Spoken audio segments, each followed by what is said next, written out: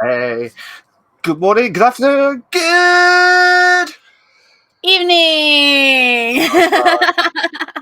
how you doing? Hi, guys. How are y'all? We're back. Can't get rid Back. of us that quickly. Oh, no. We You had a still good got. week? Yeah, I had a good week. I was busy this week, but I had a good week. I'm glad you had a good week, to be I had fair. a couple really awesome moments, and it was all exciting. I told you about at least one of them. Yes. Oh, It I'm made me waiting so for happy. the other ones as well, to be fair. Unfortunately for me, I had a bit of a bad week, to be fair. Yeah, Bad week. I know. Unfortunately, I had COVID since Monday, so and still got it. Yeah. So I'm okay. I'm okay. I don't want to get the podcast down and dusted because we've got a fantastic guest with us, Trans. To be fair, absolutely fantastic. She is absolutely amazing. She does a lot of the streams, to be fair, and I cannot wait for her to join in on episode 11 of I the podcast. know. We're over halfway. We're over halfway there. It's I know. crazy. I bet you can't believe that, can you? With that, It's kind of crazy. Like season 2's blasting by, but then we haven't had any like weeks I've had to leave. Well, yeah, that's true. To be fair, but hopefully we'll get smoothly. Like I said, she is absolutely amazing. I cannot wait for it because this is going to be amazing itself. Yeah. So we'll have to wait no longer because the lovely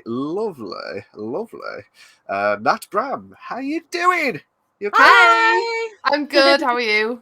I'm doing very well. Doing very well. You Good. nervous? Sorry about the Rona. Oh no, don't worry. Don't worry.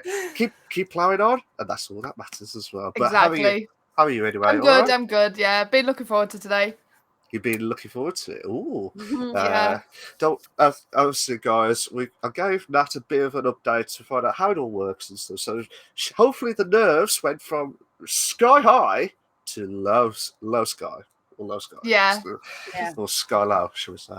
But it's all good, to be fair, because Just be a chill classic. out, be yourself, and have fun. That's all we Yeah. do. That's what we Exactly. get paid. We don't get paid. I was about to say we I get wish paid we to have did. fun. I get paid to have fun at my job, but I'm just saying. I mean, we just every week we do this and we just have fun. That's all we do. Absolutely. Absolutely, to be fair. Should be an absolute classic wherever happens. So, have you done anything much this week, Nat? Not much really. Haven't Not you? much at all, to be honest. I've had quite a chilled week. Just the usual grinding, relaxing, housework never ends, and that was about it. Fair Yeah, enough. That's Fair true. enough. I'm constantly doing housework. My days off is like aren't really days off because like on Saturdays, see, I usually only get Saturdays and Mondays off every week. Mondays because our facility is closed except for like a few people who are answering the phones or whatever. And Yeah. Saturdays because I do this and my boss knows and she lets me have the evening for that unless I need to be there.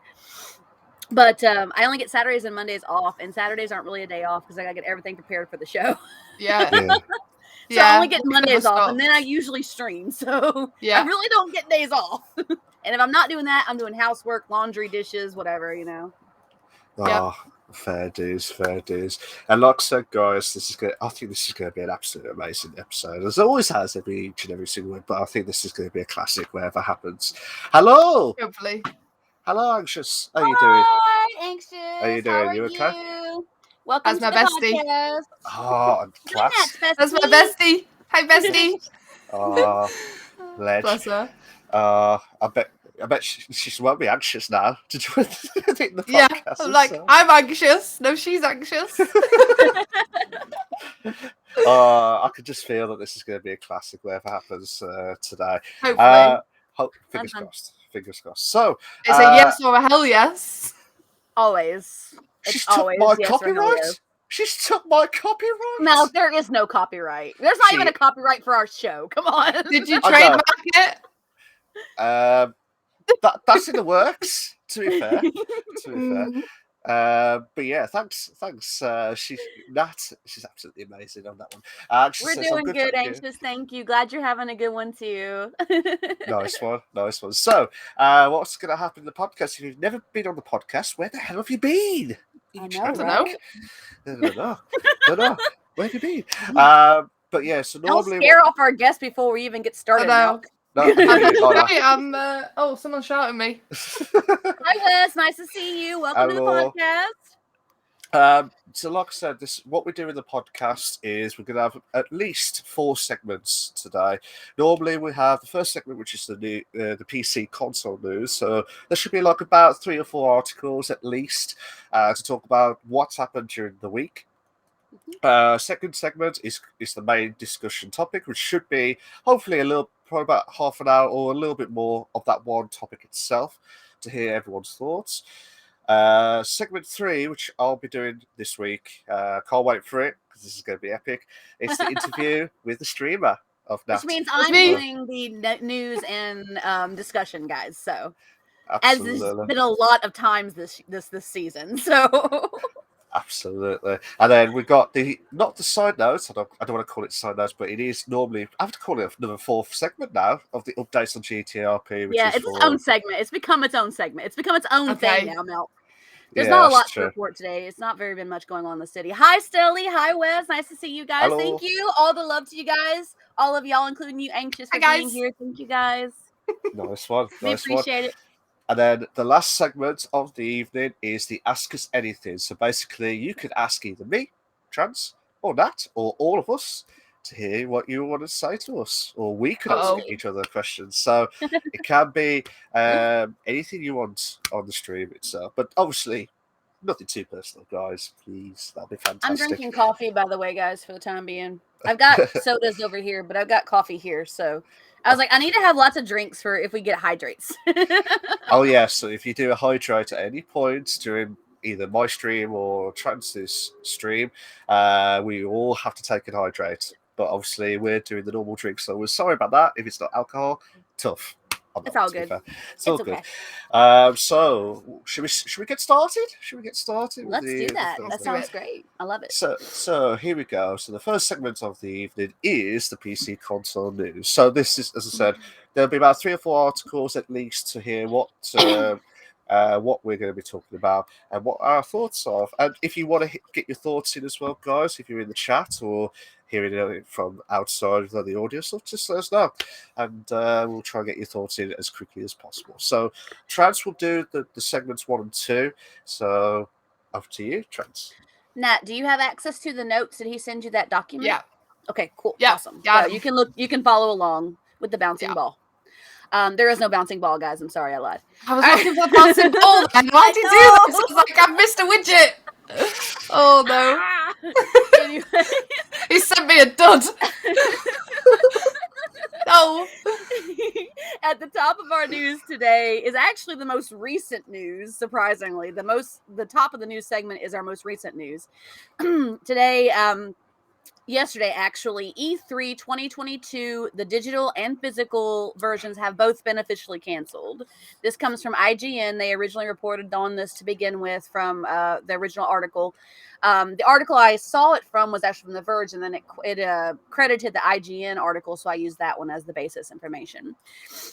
So a tweet went out earlier this week from Razer PR lead Will Powers saying that an email had been received announcing that the digital E3 event was officially canceled for 2022. The ESA initially announced an in-person event this year, which was then canceled in January, but was unable to make a statement on whether or not the digital equivalent, such as in 2021, like it did last year, was going to still happen. Sources speaking with IGN at the time said discussions about the event had been questionable throughout the year, with many third parties who were usually involved frustrated with the ESA's ongoing silence on the matter. The last part of the article was an update that they had just added like the day before. The ESA has shared an official statement with IGN confirming E3. This actually comes from the article, by the way. Quote, update, the ESA has shared an official statement with IGN confirming E3 2022's cancellation and announcing that E3 will return in 2023 with a reinvigorated showcase. We will devote all our energy and resources to delivering a revitalized physical and digital E3 experience next summer. Whether enjoyed from the show floor or your favorite devices, the 2023 showcase will bring the community, media, and industry back together in an all-new format and interactive experience. We look forward to presenting E3 to fans around the world live from Los Angeles in 2023. The ESA adds that the 2022 showcase has been canceled so the organization can focus its resources, quote, on the 2023 show. So it's canceled. They did an update saying that they're going to come back next year stronger than ever. So I was looking forward to E3 because last season when we did the first season of the podcast, our third episode was on E3. So I was like, yay, E3's coming. We can do another cover on the end. No. It's a shame though, because obviously they like to hear what the latest games or anything like that come out and stuff. Yeah. But again, I don't know why they didn't tell us the original reason at the start. Like, when they originally stopped it, and then all of a sudden they stopped it again. So they probably know something's going on and stuff. Yeah. But I mean, I'd rather it be weighted and make it the best one ever, rather than rushing it and then find out it's just a piece of garbage or a bit of shit and that type of stuff on E3. And if I'm not mistaken, EGX was canceled this year too, right? Because you were going to go, right? We talked about that on the podcast. Yeah, So it was canceled for this year. Just the Birmingham one, which is the one of them. There's one coming up in London, like later in the year. But the one I wanted to go to was in March, I think it was, or the beginning of March. Yeah. Or Feb, sorry. And it confirmed, like, last minute, they cancelled it as such. And it was because, I think it was they did tell us the reason. It was like majority of the companies weren't comfortable coming to England, like in Birmingham, with where majority of the COVID is kicking in again. They didn't want to risk it, which is understandable, because the last EGX I went to in London was it wasn't great at all. There was only like one or two stands, but they weren't like the big ones, like the PlayStation or Xbox or Nintendo. They weren't even there at all. They weren't even there at all. So it's a bit awkward itself. But I mean, from how about you, Nat? What's your thoughts of like E3 in general? Like, you wanted to see the latest games or hear the latest games for this year? Found out it's I think it's an important event, like any kind of like gaming related or computer related event. It's kind of important for this industry. If you're in the streaming or gaming industry, whether it's a hobby or a business, like, you kind of want those kind of things. I've personally never been to E3, and I wasn't too familiar with it, but obviously I'm familiar with similar ones, and it seems a little bit sus to me. I don't know why you'd cancel last minute with no explanation, you've got fans that are waiting to basically come to these events. You can't just suddenly dip out and say, oh, but we're making it better next year. Well, no. It's like, we've had COVID for 2 years. I think everybody needs those social experiences. And I think it's very important, if you do need to dip out, you have a reason why. Otherwise, you're going to lose that fan base. And then next year, going to go, well, do we really want to go to that? Or do we want to take and get tickets somewhere else that's a little bit more reliable? The likes of COVID is completely understandable, but especially in the UK now, that's pretty much non-existent now. We're getting on with our daily lives. Like, none of that could impact it. I can understand internationally other countries maybe not wanting to travel over here because they've still got restrictions and we haven't. But if that's the case, then just outline that to the people that would have been going. That's my thoughts. I wonder if the hold off has to do with what's going on with Microsoft this year, with the acquisitions they're taking on, between the Activision acquisitions and some of the other stuff, since Microsoft is the one that effectively sponsors E3 every year. It's Microsoft Bethesda's E3. So I wonder if it has something to do with that. Maybe that might have been something that they might have discussed earlier on, and with everything that's changed since they last talked about possibly having a digital but not going any further on it, maybe that might have changed things a little bit. But it's still the fan. You got to think about the fans. I agree. The fans is the ones where we're paying a lot of money for a game, or finding out if it's going to be one of the best games ever in eternity, or it's going to be one of the shittiest games ever.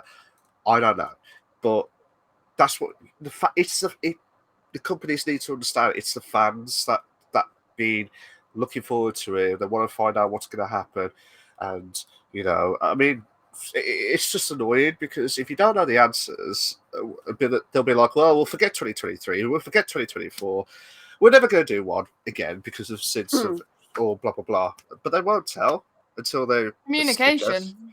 Yeah, communication's key, and I feel like all of these places are not transparent. Like, if there is something going on, they're like, again, if it is to do with Microsoft, why not just hold your hands up? It's broadcast all over the news, everything that's going on. So why not just say, do you know what? We think it's a good idea to give it a miss of everything that's going on, and we'll come back next year. Like, it's the secrecy and it's like the hiding things from fans and not being public about things that really annoys people. Like, I would rather any company that's had any kind of like scandal or anything like that, I would rather them just hold their hands up and say, do you know what?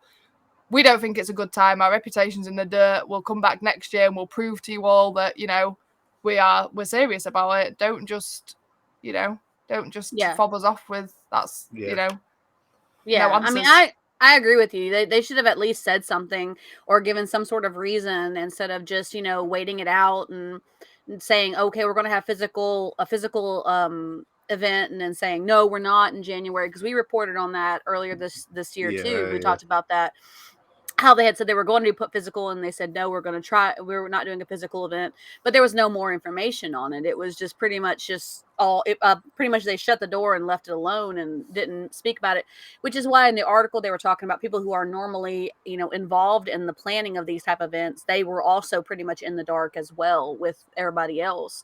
And so the Razor PR, he said, he when he posted the tweet, I read the tweet. It said he's like, I got mixed feelings about this. So, I mean, you know, with everything that's going on, I mean, if that's what it is, then at least say that's what it is. There's too much going on right now. We'll come back stronger next year.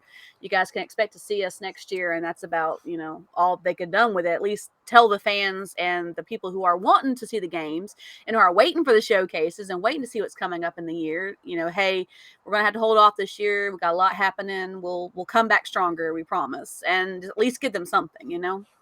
Yeah, absolutely. And I'm glad this did say we'll move it back, but at the same time, communication is just key for fans. To be fair, so I might have to change the setting on the secondary monitor. It's like bright. Oh.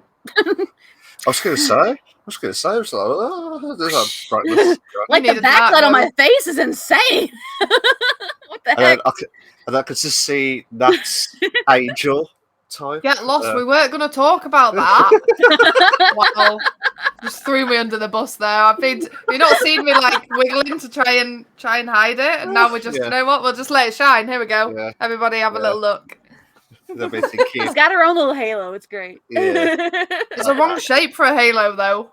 It looks more like I've got some sort of cyborg that's staring at me. Well, that'd be kind of cool too, I guess.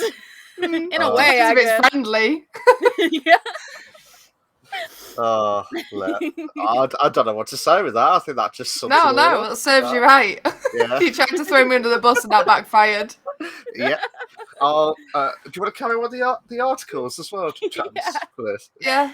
So moving from one Microsoft discussion to another, well, not necessarily Microsoft, but Activision Blizzard. Judge approves Activision Blizzard's $18 million harassment settlement, and this comes from The Verge.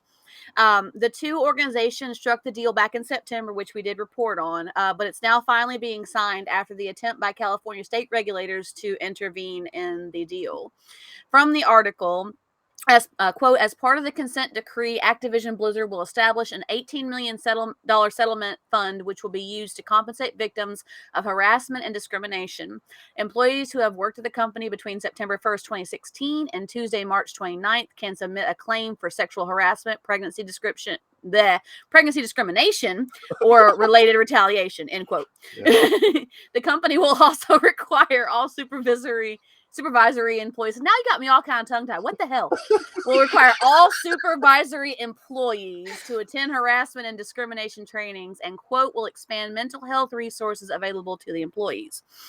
The decree remains in effect for 3 years, and the full document, if you'd like to read that type of stuff, because you might be interested in that, can be found embedded in the article that we are referring to.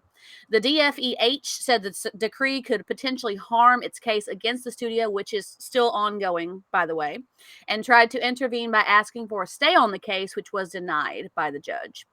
They said they plan to appeal the decree. Also, last bit from the article, quote, the agreement we reached with EEOC last year reflected our unwavering commitment to ensure a safe and equitable working environment for all employees, Activision Blizzard CEO Bobby Kotick said in a press release.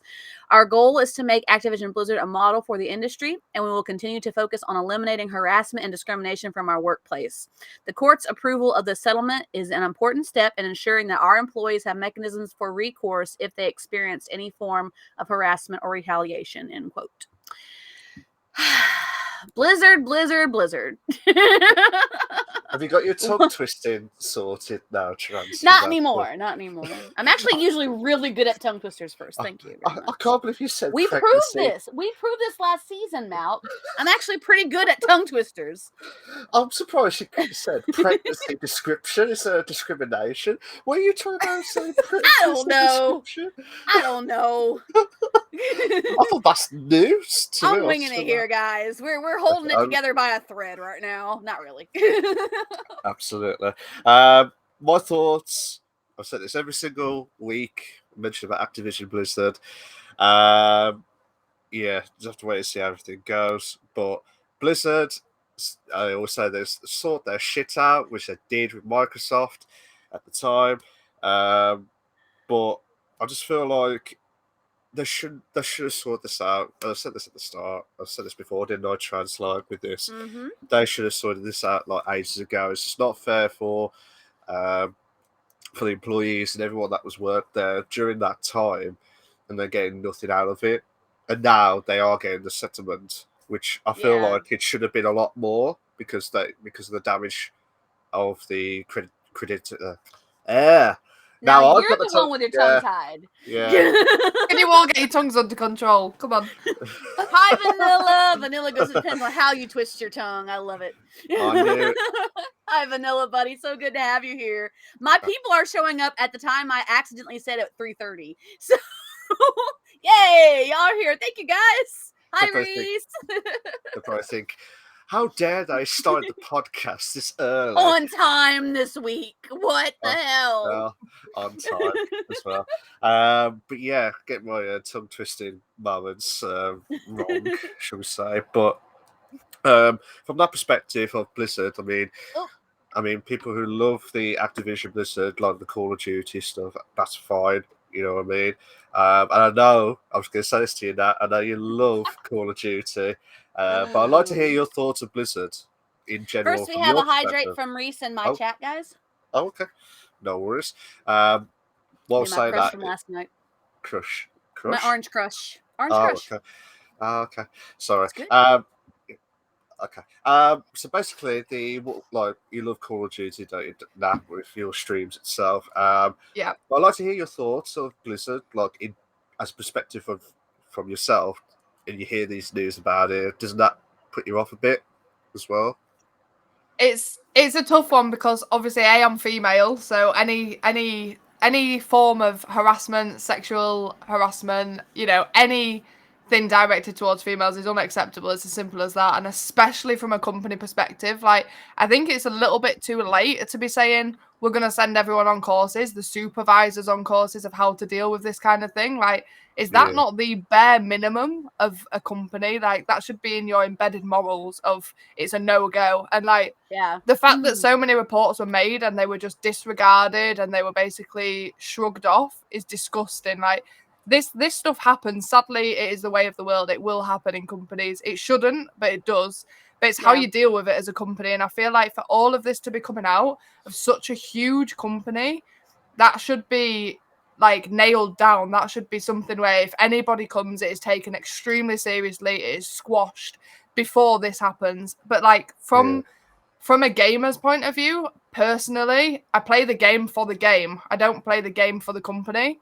So I'm not going to stop playing a game that I enjoy and that pulls me closer to my friends and my community and provides good content purely because of a scandal. However, I won't put any financial money into Activision personally because that would be lying in the pockets, whereas playing the game, it's a free game. I know it's still giving them exposure, but that's going to happen regardless. So people might cancel me for this, but one person isn't going to make a difference. So like me stopping what I'm doing, me stopping playing the game isn't going to make a difference to their pockets. It's not going to make a difference. They're not going to feel that hurt. If there was a nationwide rally together where we all boycotted the game, then yeah, I'd jump on board because it's important, and it's these kind of things really, really need to be stopped and shouldn't be happening in this world. But little old me, you know, sat there with my, 10, 12 viewers, isn't going to make a difference if I go, I'm never playing Call of Duty ever again. I'm never playing a single Activision. The only person that's going to hurt from that is me, because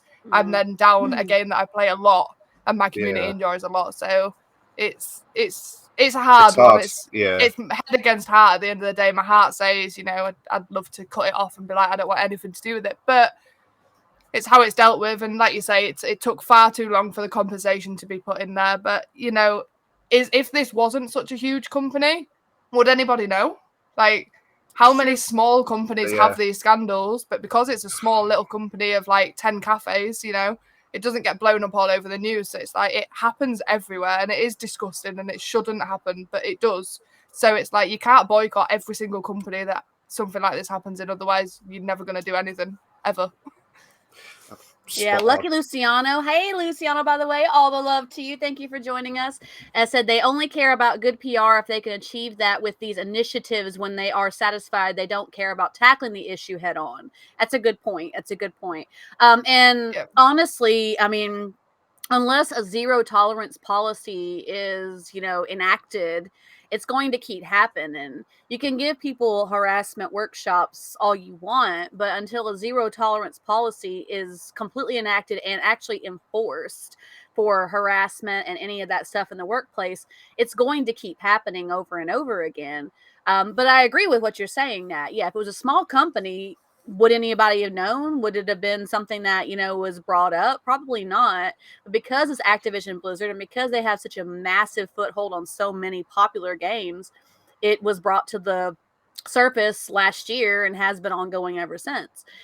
And even the articles we've went through, Malk, the countless articles on Activision over the last few months have said that, harassment, and discrimination in gaming, the workplace of gaming, is not a new issue. We talked about Rogue with this.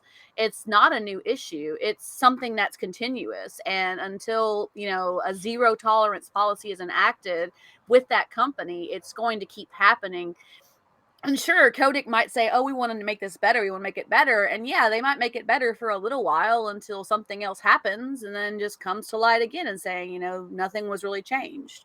So I haven't personally played Call of Duty or any Activision Blizzard games since all this happened. That's just my personal standpoint on it.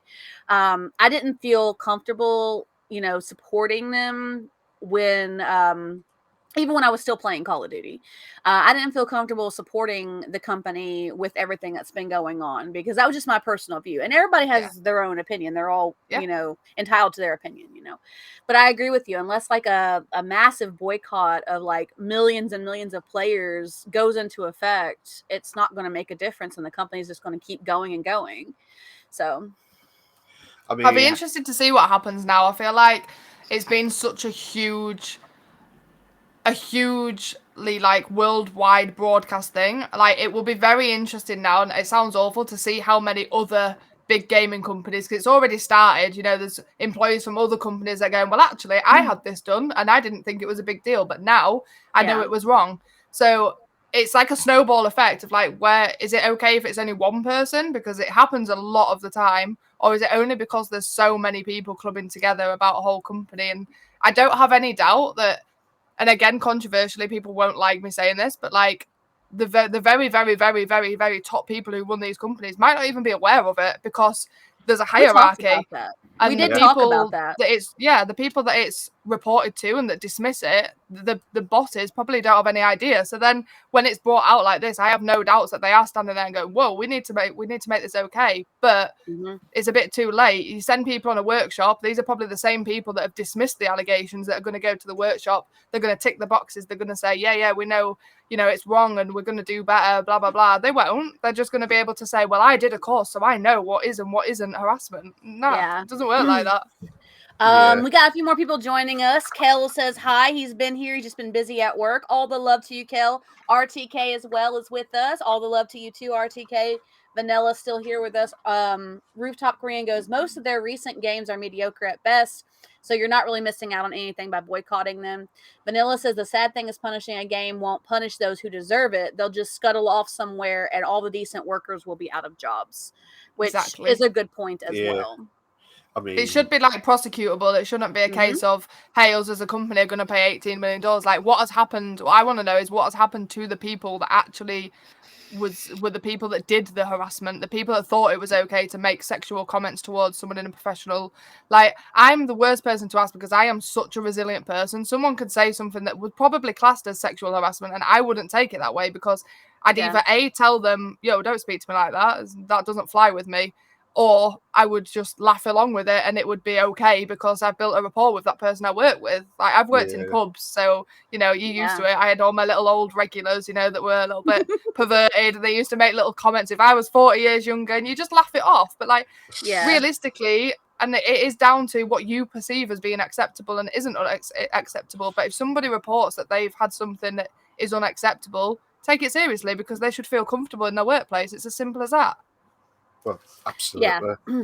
Luciano also added, it is very likely that the higher-ups know, however, because the rampant issues on the work floor don't affect them directly or affect their profits, they won't bother. That's possible, too. I mean, people can pretend that they don't know. They could play dumb, or they could actually, you know what's going on, or actually not be in the loop. But if somebody is, my take on it is this. If someone really truly is not in the loop on what's going on in your business, then they heard about it and it came to light, like even over, a minor issue that was brought up, and it came up to light, especially when it's like a court case, they would instantly be like, this is not acceptable. We need to make this change now. Like, this is something serious. We cannot have this in this workplace. We need to make these changes now.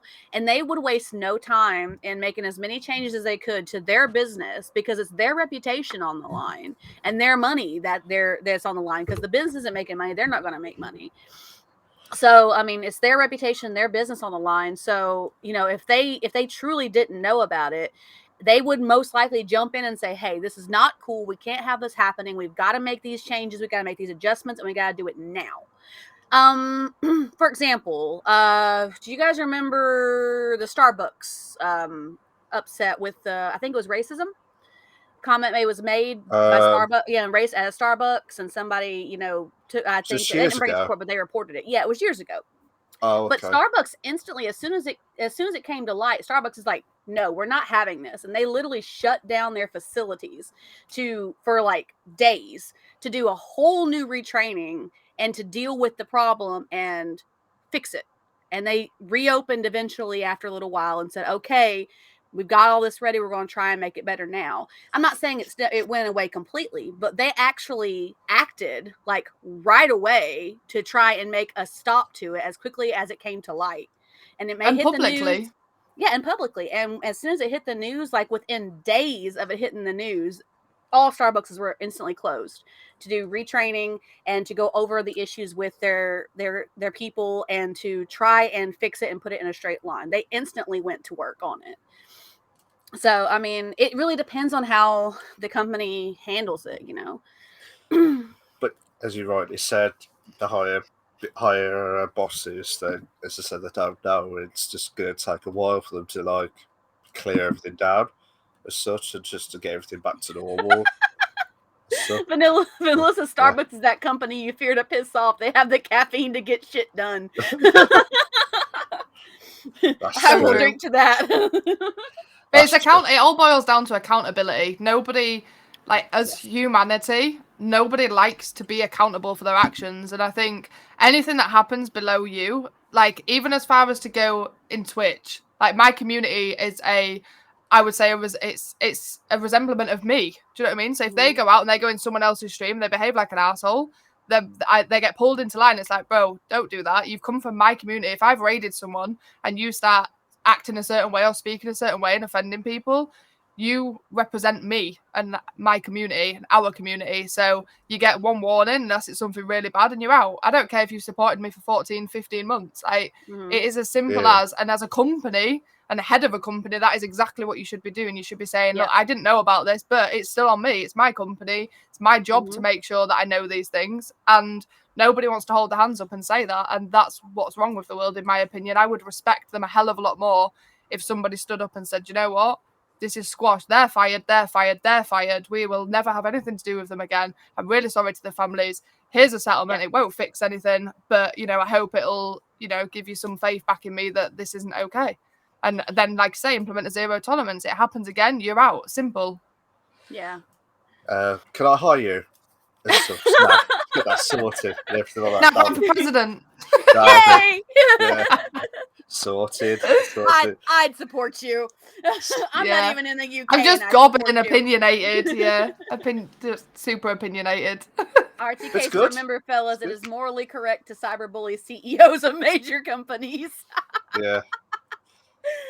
No, I mean, but yeah, it really is defending. And I have to say that I'm lucky to have a really great community as well, too. Some of these people have been with me since the beginning, RTK, one of them, and quite a few of my followers have been with me since the beginning or since the early days. Back in the day. Back in the day, I know, right?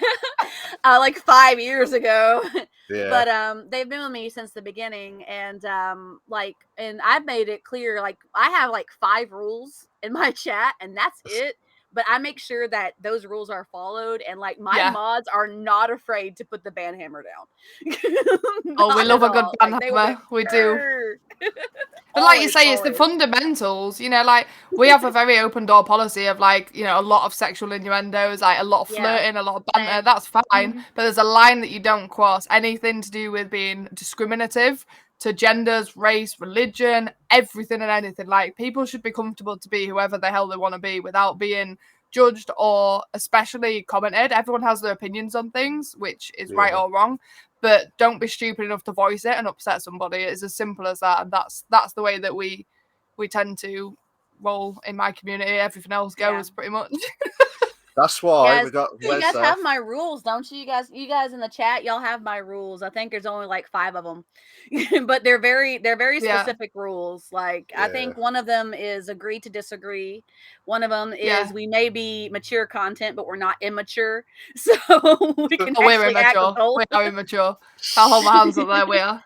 No, it's like may be mature content, but doesn't mean we have to be immature. Yeah. Don't be petty. Like yeah, exactly. So, like, I mean, one of mine is don't be an asshole. Which don't you know, be a dick. If I think you're an asshole, see you later. That comes down to personal opinion. That's why Weza has just commented saying #vote for Natalie. Get that trend going. Get that trend there you going. go. Got it. Get it on Twitter, Wes. Get it on Twitter. We'll be like, what the hell's going on here? I'm getting shit. Yeah, but you know, it's got to be vote for Natbrum because you know there'll be another Natalie trying to steal my thunder somewhere. Going, oh, that was for me. No, that was mine. I made it. Sort it out. Just tag you. It's great. Yeah. It works out. That way they know it's just you. Yeah. Absolutely. But yeah, I mean, I'm glad that Blizzard is finally get to that point now.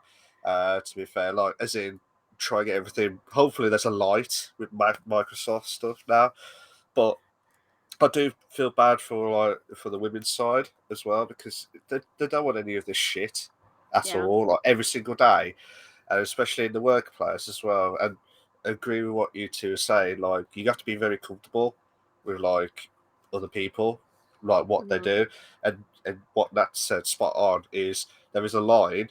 You can go up to that line, but don't cross it because Nat will kick your ass out. Basically, that's what it would be. Pretty much. It's what you deem as unacceptable. It's such a hard thing to teach because what one person thinks is unacceptable. If you've got someone who's quite, and I use this term very lightly, I don't mean to offend anyone, but quite prudish. You know, anything that is said, you know, can be deemed as unacceptable. So it's like that's where you need someone who can say, they go with a report and say, oh, he told me I was pretty today. Like, personally, I don't think that's sexual harassment, but some people would, because why do you need to comment on someone's appearance?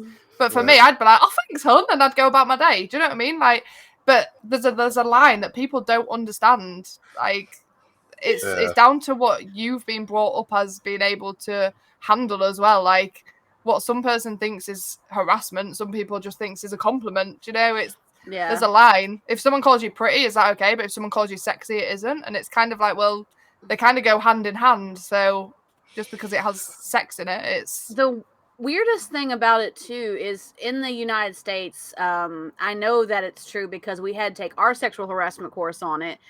In the United States, it can be deemed harassment if you feel uncomfortable with the comment, and it can be anything that could be. How does one person that's giving a comment know if it's uncomfortable or not? That's the hard bit, and that's where the line gets blurred. Like, unless you all sit in a room and say, okay, this is what I'm okay discussing and this is what I'm not okay discussing. How, if you're nervous, like, I talk a lot when I get nervous. If I start a new job, banter is my forte. Like, that's how I get to know people. And you know, there's probably people, as awful as it sounds, that I might have made feel uncomfortable. But unless someone tells you that, how are you supposed to know? And I would be devastated if someone then went, not behind my back, but if someone then didn't feel comfortable enough to talk to me and then went higher up and reported it, I'd be like, whoa, why didn't they say anything? Because I would have stopped it there and then. Which I think most of these women will have done in the moment, said, well, that's not cool, and it's carried on. But some people don't. Some people go straight from 0 to, I want to make a formal complaint, and there's no middle ground there. Yeah. Steely, shut up. That's my daughter's dad. Just ignore him.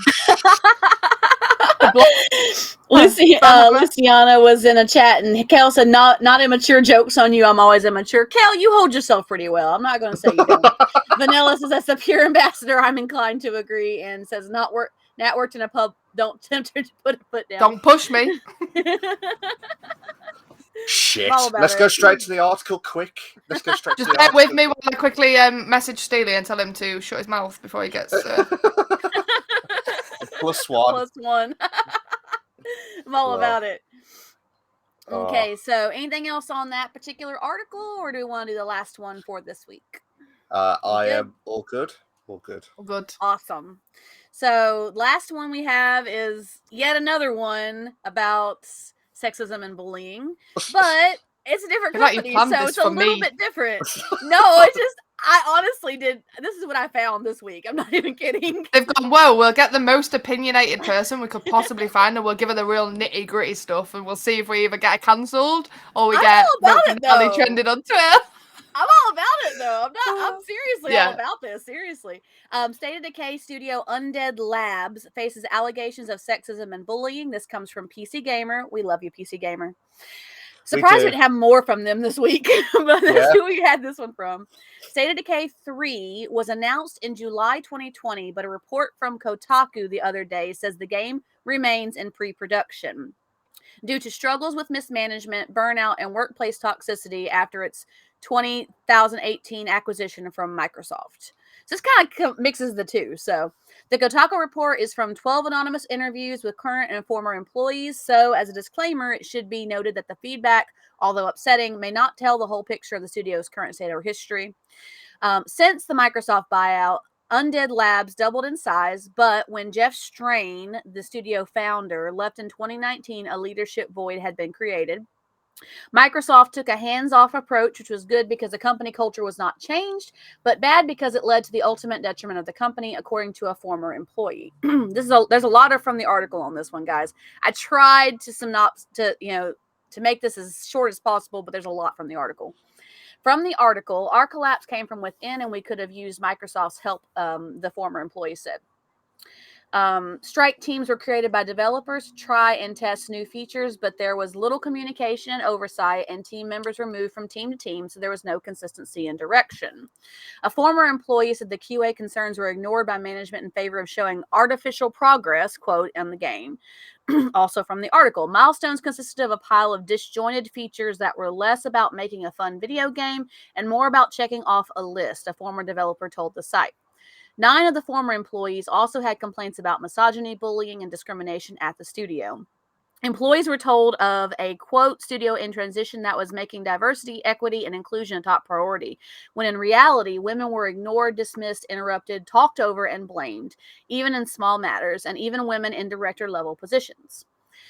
Meeting etiquette was put into effect, but that did not help. Many of the employees interviewed said that Philip Holt, Strain's replacement as head of the studio, was to blame. Also from the article, they accused him of fast-tracking friends from other studios to lead new Undead Lab offices in Florida and Illinois, and also claimed that he helped push out 2 women in high-level positions by failing to adequately support them and hiring men for higher-placed positions to absorb their roles. It was really a pattern where women were uprooted and men were protected and helped, one current employee said. Microsoft denies these claims and says that in recent years, the changes the studio has seen include an entirely new leadership team, in quotes, and new hires of 2021. Of the new hires, 42% were female or non-binary, and 29% were from a visible minority, as well as new training from managers included a sexual harassment workshop. Holt is still with the company, and many of the interviewees still see this as an issue.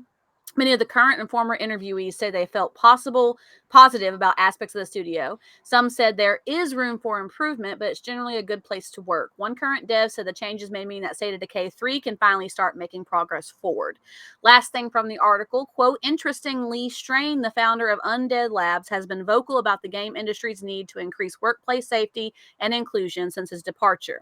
In August 2021, he called for unionization across the industry, and in October, he co-founded a new studio, Possibility Space, with a specific commitment to treating employees, quote, fairly and equally.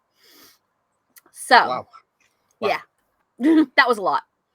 That was a longer one. So let's only have 3 articles today because we have one long one. I'm gonna say, holy shit. Mm-hmm. Jesus Christ. Again, that's just really bad concern from the studio itself. But absolutely mad, to be fair. It's just the same as what we discussed about the other one as well with Blizzard itself, and it's just not fair for the when they're getting the allegations of the sexism and the bullying as well. Mm-hmm. I just don't get it. It's just don't do it. Don't be a fucking arse. Do you know what I mean? That's a good point, Mel. 100% common sense. Will Wheaton says this. Number 1 rule: don't be a dick. That's all there is to it. Don't be a dick. Two, don't be an even more dick or a fucking bastard on that one, to be fair. It's just common fucking sense. It's just like, just be equal. Just be equal. See, that shit winds me up more than the first article. That winds me up more than Activision Blizzard, because that's like, there's a difference between people maybe misconstruing communication and crossing a line, and then there's that. There's that where it is females are not shit, they don't get jobs, they're getting pushed out, and anybody, like, it's so frustrating how they every company does this as a scandal, and then they go, but the new hire is, we've got 50% that are female and 30% that are non-binary. What? And that makes it okay? Just because you've hired that people, how are they going to be comfortable at work? All they've done there is say that they've opened the opportunities to, different sexes, different, non-binary females, etc., etc. But what are you doing to make sure that they're actually safe at work and are equal to opportunities along with everybody else? And the guy, whatever his name was, Jeff Strain, I really, really, really, really, really like State of Decay. Steely will even say that was one of the games that we played years ago. We used to smash State of Decay all the time. It's such fun games. But like, that infuriates me, because how can this Jeff Strain or whatever his name was, so he was the head of the original founder of the lab, of Undead Labs. Yeah. So how do you know that there's a problem and you up and leave? How do you know that there's an issue and you up and leave and go, well, I've done this to get a union? No, why didn't you do that in your own company? Why didn't you do that to start with, to iron it out, instead of upping ship and going, I've done it better in my new place because you can't get a grip of the one that you had? Like, it's just so frustrating. I feel like it's a very much tit for tat, like, I've left and I've done this on my own. It's like, well, you should have really thought about the people that were in the situation that you were hopping away from. Simple as that. He left in 2019, though, and State of Decay had been announced in July 2020. Yeah, but he said, there was a bit there, and it said something about being vocal about the game industry. Yeah. In August 2021, he called for unionisation. That's only 2 years after he left. So it's like he was obviously aware of something going on, which is why he left. Yeah. And I just think that this is the way of the world. And as a female, it is actually infuriating because this happens in so many companies. They don't want women because we have to have babies. We have to go on maternity, you know, and 9 times out of 10, I'm sorry to the guys, and this is going to come across a bit sexist, but women work fucking hard, damn hard. We take our work home with us. Like we're troopers. We juggle home life. We grow children while we're still working. Like I don't get how it can be such a thing of being like, oh, women are dismissive. You know, are we back in the 16th? Like, are we back in way back where we have to go way outside and, you know, we can't go to work, we can't vote? What? When is it going to change? When is it going to be an equal for everybody, regardless of gender, race, religion, sexuality? It doesn't matter. Everybody is a human being. We all bleed the same. How is this still going on? I don't get it. I think what you said, we have to get you for Miss President now. Totally. No, because I would be lining people up and shooting them. I'm sorry. I would be going, okay, you can't live in this world. Bang, there you go. See you later. Return of the firing squad. We would just be left with the only good in the world. That's it. Well, definitely. To be fair, I do agree. It's just more. As I said earlier on, it needs to be equal terms. I mean, yeah. Look, like I said, everyone should be equal. Everyone should have the same rights. No one should be like, oh, men should be higher than the women, or the women should be higher than the men. It should be equal terms, regardless of whether you've done a lot of work or less work or anything like that. As long as there's equal terms and everything like that, then that's that's the equality itself. That's all. I back the equal. I keep saying equal because it's just like a repeat record. Yeah. Maybe if you keep saying it, maybe it'll actually bring it into maybe actual, it'll happen. life. Yeah. It'll happen. It'll actually happen. By a click of a finger itself. Willing it into reality is what it's called. I'm going to manifest it tonight in my sleep. I'm going to play it on repeat and a loop. Yeah. And then I'll be getting messages like, shit, this should be sorted fucking now. On yesterday. Yeah. Surely yesterday or the day before or 20th, 19th, 18th century, whatever bollocks itself. But they need to get it sorted itself. And I do back everyone on the equalities, just be equal.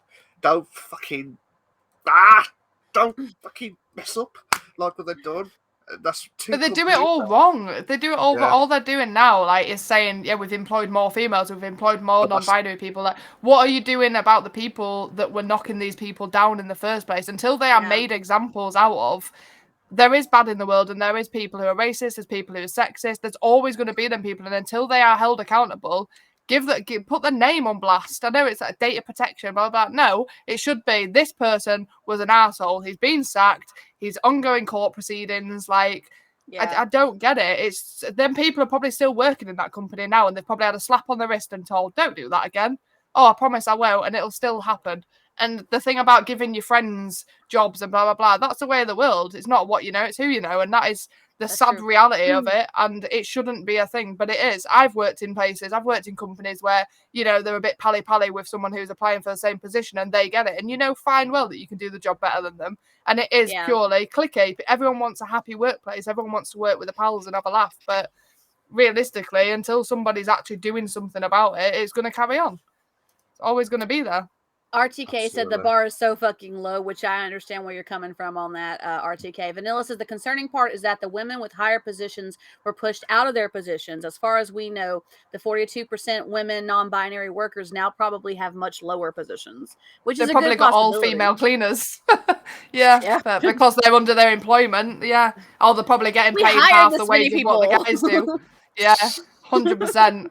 Or they're on 0-hour contracts, or they don't get as long a break. So that there'll always be something. Always. I have to say that, I mean, at least some of the current employees said that it is getting a little bit better. There's still room for improvement, and there's always room for improvement no matter what. But overall, generally, it's a good place to work. Which, as long as they're making some changes and trying to fix the issues, then I mean that at least shows some sort of attempt at progress and some sort of attempt at breaking the cycle just in general. So how much of them are probably being paid to say that? probably That's got true. a cheeky little bonus on the side, or a men, or the people that have actually been doing it who've gone, it's a really nice place to work. We get all the promotions. Dickheads. Sorry. As you can tell, this is something I get a bit passionate about because I hate That's anybody okay. feeling pushed I love out. it. Like I have non-binary friends. I have gay friends. I have, like people of color as friends. I have so many different friends from different walks of life, and I just want everybody to be comfortable in who they are. And this shit does not belong in the world. It's as simple as that. Luciana, this is becoming a political episode. It's not meant to be, I promise. No. I swear, I was we're going all through petitioning articles. for president. Okay, Telling I'm ya. going for president. I'm telling you, mark my word. 5 years time, that will be me. I'll be standing there going, "If Get you're a your racist, you will get shot." Get your Shit. signatures now from Nat, Yeah, so that you have them in the Yeah. future. Absolutely, absolutely. That's just. I think that we just put that disclaimer. This is what happened in the podcast in the political episode, which I'll probably call that. This now. is why, just for the record, this is why we don't discuss these things in my stream. I can't be trusted. I'm far too opinionated. Reject tradition, embrace progression. Luciano says. Honestly, I'm getting all hot because I'm getting all frustrated, getting all angry. You'll be okay. It's okay. Are you okay? You okay now? Yeah, I'm fine. I'm fine. That's good. I just That's get good. very passionate about these things. That's a good thing, though. I like it when our guests are passionate about something. Like some of our best episodes have been guests that are passionate about the topics we're talking about for that week. I'll watch this back and cringe.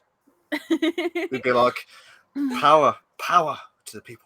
I'm like, it's all Mal's fault. Hyped me up too much. Vanilla says, at the end of the day, we're just commenting on the article. We have no idea what's factual or not. Exactly. That's very true, Vanilla, 100%. Absolutely. The media has a way of portraying what it wants us to see, as we've seen with many things over the years, and I think it makes you very, like, personally, it makes me read these things and just go, that's a nice story.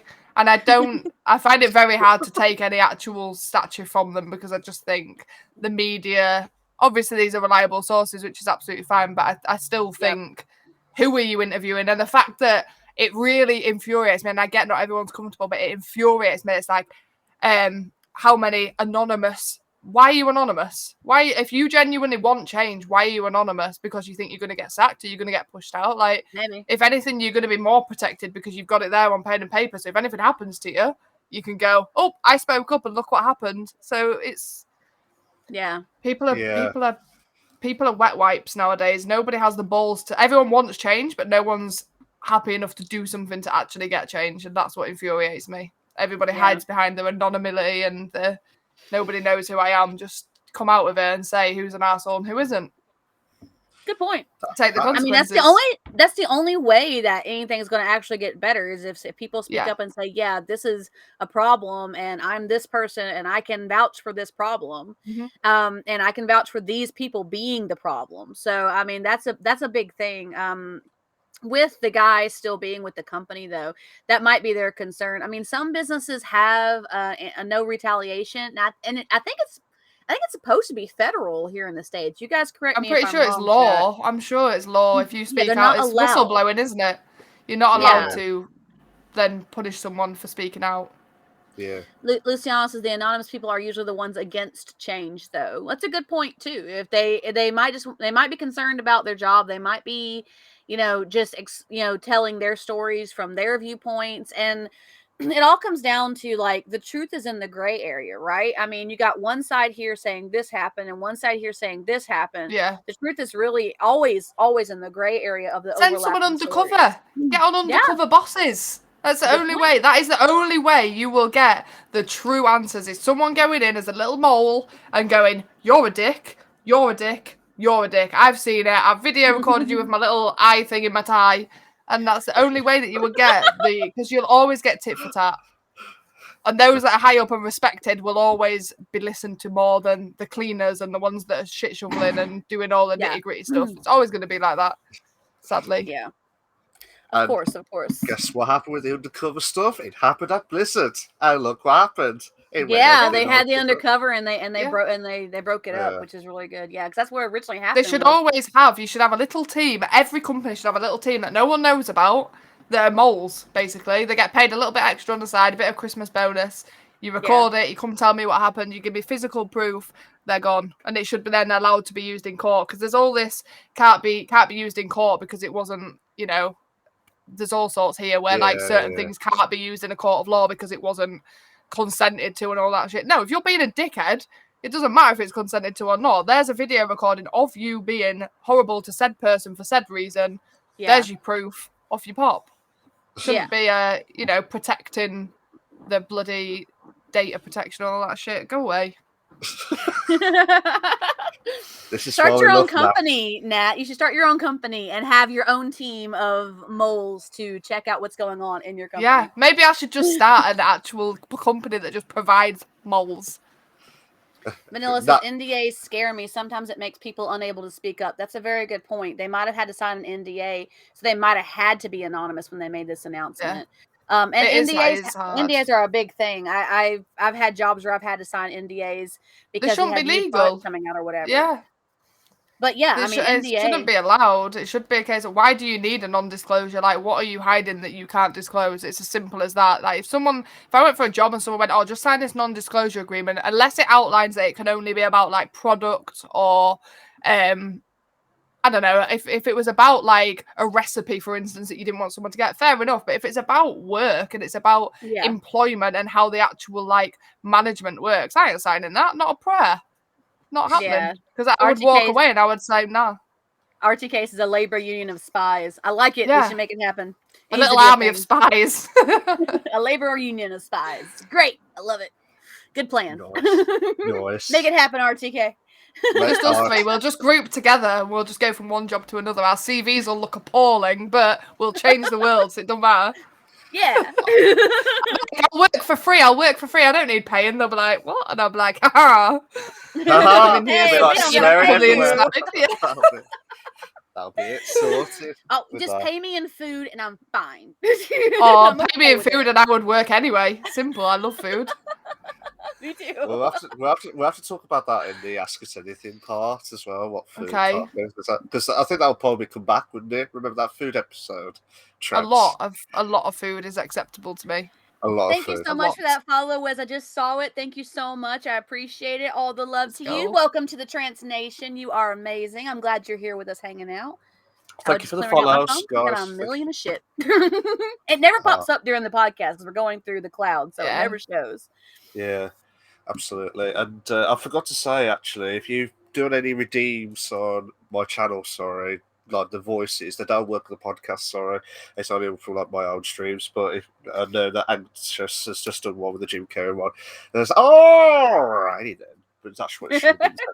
But if you got that was a very, very, very, very bad impersonation. Yeah, he usually does a better one. That was kind of half-hearted. He's usually better at it than that. It's not right. Yeah, blame the COVID. Whatever. I can vouch that it's usually way better, guys. I'm only joking. No one attack me. I'm not bullying anyone. I'm sorry. Sorry. This is unbelievable. Video proof. Video proof. Delete the mod. Delete the mod. Wipe the mod. Okay. RTK goes a reverse Pinkerton detective agency. Lol. All about it. Class. I believe, has anyone else got any more with the article itself? Last bit? Nope. Or we're good? That's all. Basically, big companies are dickheads. That's how we'll wrap it up. Big companies are dickheads. Don't go work for them. Find a nice little indie game. If you take nothing else from this podcast, take that away from this podcast. Yeah. You don't want to be up there, bro. You don't want to be up there. You want to be down here. Middle ground.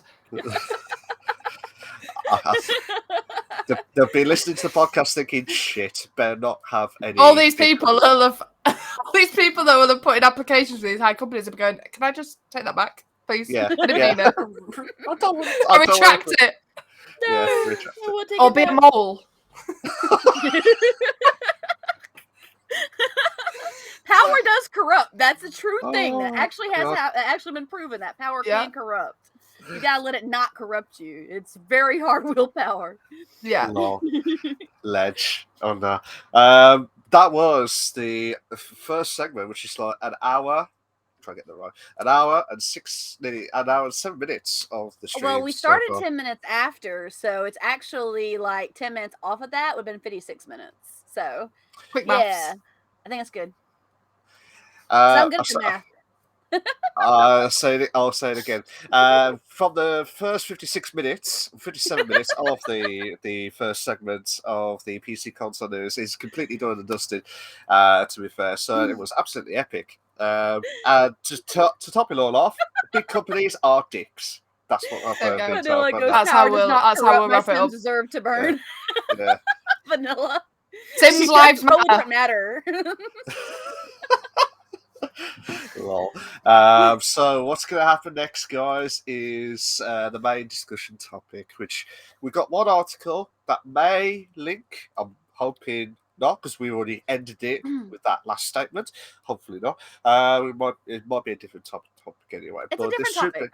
Different topic. Yeah. Did you read the notes, Milk? Yeah, it's there. It's there. Honestly, I deal with this every week, Nat. Every week. I don't know how you do it, honestly. I don't know where he'd be without me, honestly. I don't know. Honestly, we know who the organisation is behind this, don't we?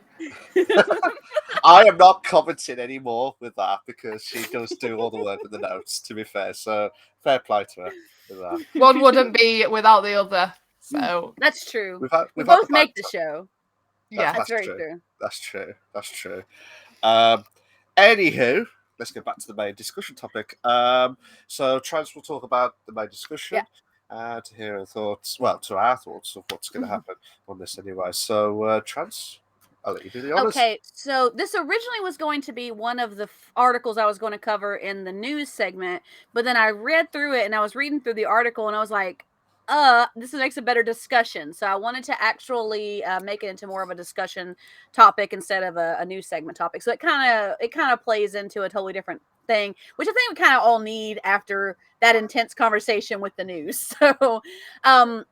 So our discussion today is about mob density in games and the reason why, how we feel about that. And the reason why is because I came across an article while I was trying to get the news together about Tiny Tina's Wonderlands players want the game's mob density to be increased. That's our reference article for this particular discussion. This comes from Game Rant. And they were talking about how there's a post on the game subreddit that reached top when it showed that a player going up against a huge wave of enemies saying that it reminded them of Borderlands 3, and other players are saying that the amount of mob density shown in the post is rare to the game. So it was actually like a post that was done by someone in the Reddit, and they were saying, this is how I remember Borderlands 3 being, please up the mobs in Tiny Tina's. The point that the player was making was that it reminded them more of how the mobs were in the game. Of course, Tiny Tina's is supposed to have that same universe and that same concept, that same feel, and how it's more satisfying to them that than the current mob density in the game, which is like little to nothing. Sometimes players will say they'll run one side of the map and kill 2 mobs. This is all in-game material, by the way.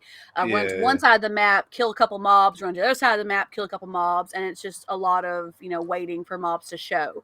To be fair, however, to Gearbox, there are some players that do like the current density, and it has been said to clear up the screen space and give a better combat clarity. But I was reading this, and I was like, well, we can discuss this, because any of us who have played games that have waves of mods, like Borderlands or Dark Souls or even Outriders, when I played that, any of us who have played any of those type of games where there's like mob waves coming, how do we feel about density? Like, do we feel like more mobs make it more satisfying, or do we feel like more mobs cause more problems for us seeing what's going on the screen? So I want to get you guys' opinion on that, and you guys in chat too, feel free to interject with your opinions as well. So I'll let you guys start off the discussion.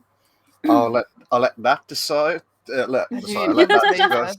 Damn.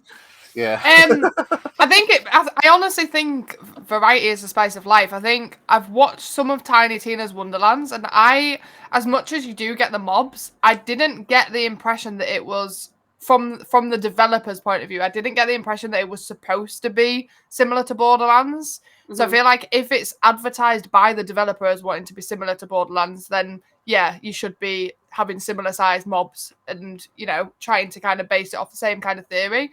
I personally don't really like massive mobs. I'd rather have something where you can be interactive. So I'd rather have like a normal anxious. Mobs, I think, is like waves of enemies, like in Borderlands, where it's like big groups, like, and you have to fight them all off at once rather than having like individual bosses as such. It's like in Borderlands, where you're kind of stuck in a corner and you've got wave after wave of like huge amounts of enemies.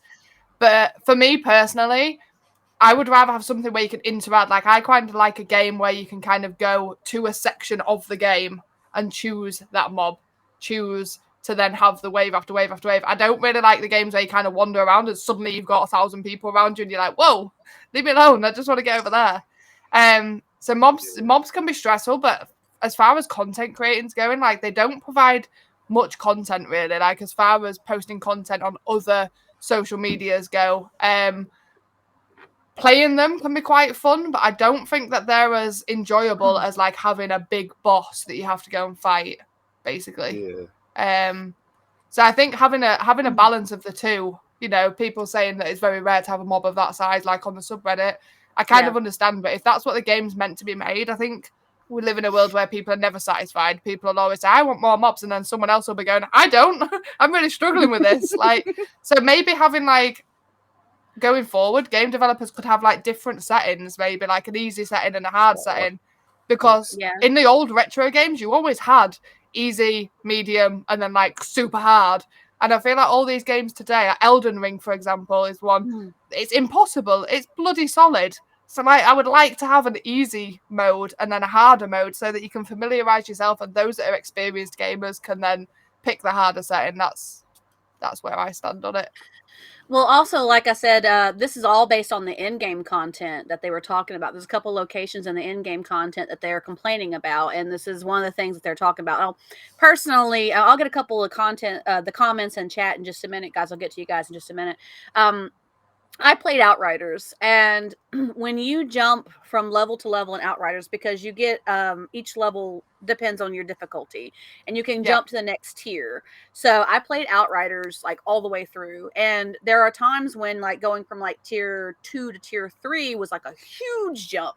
Like, I mean, as opposed to dealing with, you know, a bunch of mobs that are easily killed, you were dealing with a bunch of mobs that took a little while to go down. Yeah. So it was like an imbalance during those couple of tiers, but then you had to constantly, you know, work to get to the next tier. And some people were staying low tiers because they didn't want to actually, you know, deal with how difficult the game got the further you went along. So they had the chance to stay in there, but they couldn't get the rewards that they needed if they didn't jump up to the higher tiers. But you did get more bonuses, and you did get more XP for killing the monsters that way, and more drops and all that stuff as it went along. In game, I feel like, and this could just come from playing the massive amount of RPGs that I've played. I feel like if you're at the point of in-game content, some people enjoy the OP feeling. They like the feeling of, you know, being the most powerful thing in the world. Some people don't. So, I mean, they like to have a challenge, and if they're too strong and they can just wipe out the mobs, and there's not that many mobs coming, they're just waiting around for more mobs to come. Yeah, and games should be challenging. Yeah, they shouldn't be easy. And Tiny Tina's was when it was advertised, it was talking about like a cross between D&D and Borderlands type thing. It's in the same universe of Borderlands, same company that makes it. The gameplay is a little bit different, but they kind of crossed it with D&D. And even in D&D, like when you're doing tabletop D&D, like there's times you're going to have like a shit ton of undead coming at you, and you got to take these guys out. Now, of course, obviously it's up to the DM's discretion as to whether or not they want those massive amounts of undead to be easily killable or not as easily killable. Balance between how many come at you and how easily the team takes them out. Also, when it comes to the bosses, same thing. But I mean, personally, I don't like the feeling of being overwhelmed. I like being able to see the screen, and there are times even in Outriders where like it got chaotic even for me, and I had like AoE that I could do and take out people quickly, you know, with massive amounts of damage. But when I got to those higher tiers, like I didn't like the fact that I was like so clustered, and I wanted to feel challenged, but there was a couple points where I just died over and over and over and over again, and I had to keep doing that same mission over and over and over again until a friend actually helped me, and we did co-op, and we finally cleared the mission. But I was like, I think I played that one mission like 10, 12 times before I got help with my friend at least. So personally, since I don't ascribe to the OP-ness. I don't like being OP at all. I like to have a challenge, but I don't want it to be overwhelming either. Yeah. So it's kind of like striking a balance, and Middle that's ground. a very delicate balance. Yeah. So Luciano says if the entire game has the same NPC spawn rate, it's a problem, which seems to be the case here. So if they do tackle this problem, they should up the spawn rate in certain areas where it's suitable, and that makes sense. I agree with you on that, Luciano. Vanilla says, hard to say. I like a bit of balance. Sometimes I got to be double teamed, or other times I had to be handled by a dense crowd. And we know where Vanilla's mind is with that comment. Kel says, I like more mobs, while killing a large group at once with a single spell or clip of armor. That's just satisfying to see all the currency and XP flow in. I feel like it's, like I said, striking a delicate balance in the game, like you kind of like we were talking about, Nat. It's striking a delicate balance because there's a point where it's too easy, and there's a point where it's too hard, and you got to find that middle ground, that central point where the balance is just right, where you feel challenged and you feel like, okay, I feel accomplished in this mission, but also at the same time, you don't feel like you're going to die a million times to like swarms and swarms and swarms of bad guys coming at you.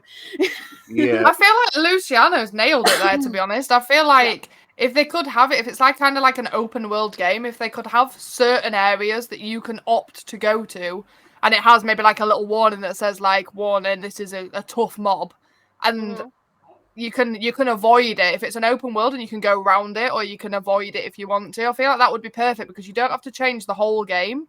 You've just then got little sections for those people who, maybe are just narcissists and just love having the shit beat out of them all the time.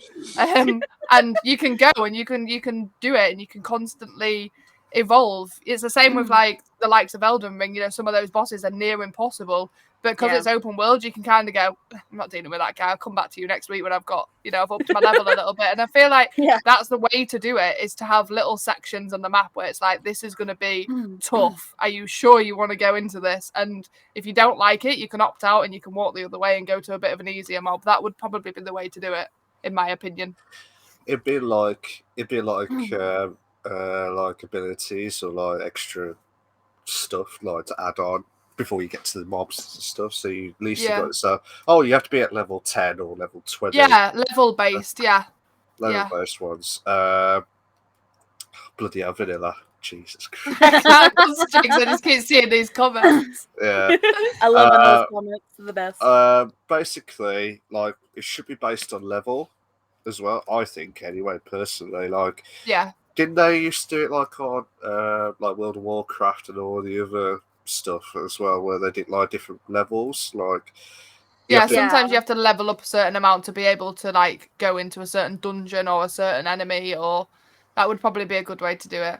And at one point in the World of Warcraft map, and Kel can agree with me on this one, at one point it had like the regions that you would look at when you look at the world map, the regions would show what level you need to be for that area, what level the mobs were in that area. And so you knew what the difficulty was going to be before you actually set foot into that space. But that's what it should be, to make it easier for to know, like, oh, sorry, it's been too much for me. I'll come back until I upgrade my gear and all the other shit and stuff. But Luciano says, no, I don't agree. Games should not be difficult. A lot of people only have little time to play. They want to relax, not bump into a wall every 10 minutes because the game is so hard. That being said, games should have the option to make it hard ASF, but should not be the standard, at least not in the entire industry. Soulsborne games are popular in their own niche of folks who want a challenge, and that's not everyone, and that's fine. 100%. I'm with you on that too. Yeah. That's why there's different categories of gaming, though. I feel like you wouldn't go and play something like Elden Ring if you want a nice, relaxed, like easy to play game for an hour. Do you know what I mean? It's that's subject to category, but as a standard, a game shouldn't be easy. You shouldn't be able to complete a game you paid £60 for in 4 hours. It's just not feasible. You're not getting your value for money there. That's why games are so long. If they're easy or they're easier, they're normally a bit longer. There's more of a story. There's a lot more prologues to drag it out for that reason. It shouldn't be impossible. But I feel like there needs to be some sort of universal like leveling system for the difficulty, because I got Elden Ring and I know Souls games are very difficult. But it was my first Souls game and I've probably played 2 hours of it because I just don't I can't do anything. I'm literally just getting aped by every single enemy that I come across. And that's fine. It's not for me. But I kind of wish... I mean, people told me how hard it would be before I got it. So that was my fault, because I kind of went, don't be stupid. It's a game. And I was like, oh, okay, this is near impossible. But it would be nice to have some sort of like lighting system, like an red, amber, green light of like how easy a game is overall. So if you do want something major laid back, you can go for a green. And if you want something that's really challenging, you go for a red. And it would be nice to have, you know, they give a brief description, but it never really like indicates how long or how hard the game is. You have to then search the internet for like Tiny Tina's Wonderland average completion time. You know, you have to kind of look for that yourself. And that's based on how good you are at gaming, really, and that niche of games. Kel says, yep, and now WoW includes instant leveling, so now mobs and areas will level up with you as you quest in those areas, so you can complete quest lines if you want, instead of leaving an area unfinished if you're not ready to move on yet. And even in Stardew, like, there's times when you're in the mines and you're fighting the monsters in the mines, there's times when you'll get a notification at the top saying this area is dense with monsters. So it's like, hey, just so you know, you're going to have a fight on your hands. Do you want to continue?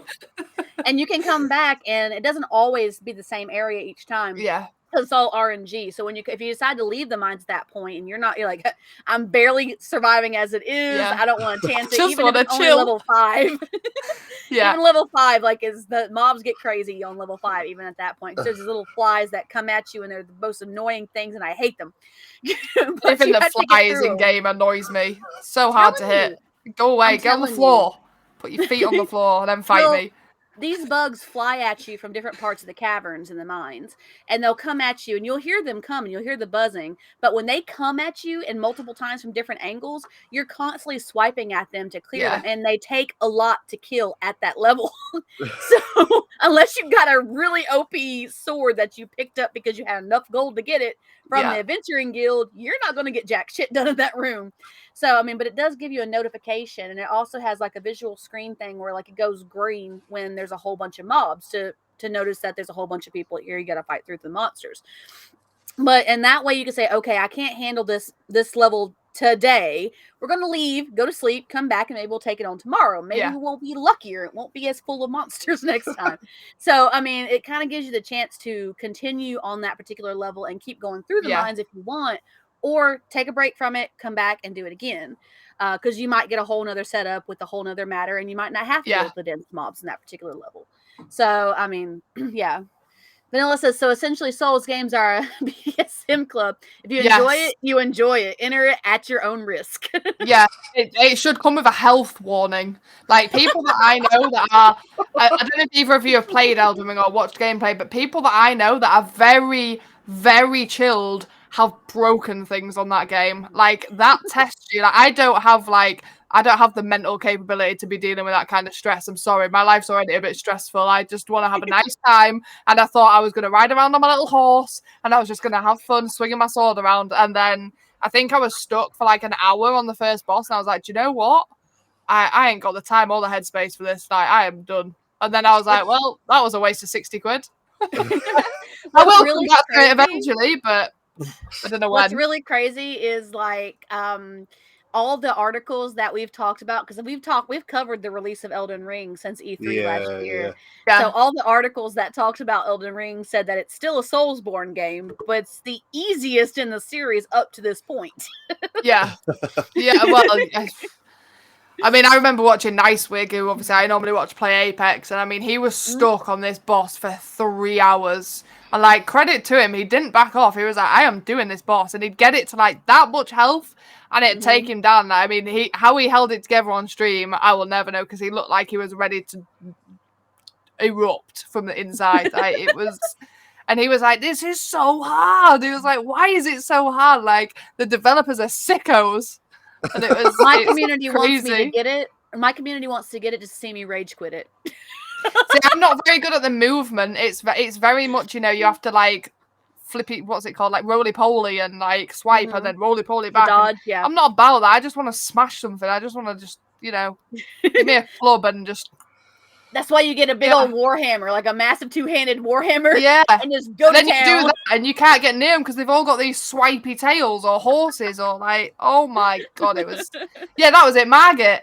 Margit was impossible. Horrible. Crazy. But it's like one of the first bosses, so you're meant to be like higher level, like you say, but it's there straight away, so you assume, oh, I'm ready to fight this, and then, you know, the game quickly says, no, you ain't. You want to come back in a few hours when you've leveled up a bit. Well, it's even like in Skyrim, right? Like, even in Skyrim, like, there were the wandering giants, and you had to watch out for the wandering giants, because if you were These leveling are everywhere yourself in up, Elden Ring. Everywhere. you were like, oh my god, I can't run into this giant or I'm going to die. Yeah. And there's no pause button either. I learned. I paused to talk to chat, and the next minute I had these like weird looking monster bats trying to attack me, and I was like, bro, I'm paused. And it was like, yeah, there is no pause in this game. I was like, oh, okay. Best find a campfire then to sit down and rest. Yeah, honestly. Skyrim was like that too. Like, you didn't have a pause. Like, you get it in your bags, and they would keep attacking you. It didn't matter. You're like, I need to get this potion, like, now, I'm gonna die. And then they just keep attacking you, and you die anyway.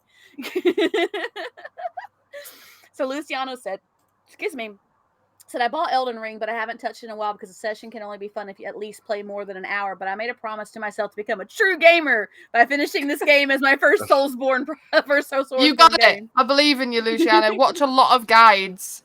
A lot of guides. That helped. And you made the comment about Margit. And Vanilla said, I admit I love watching gamers deal with my favorite infuriating bosses. Hi. You're a bad person.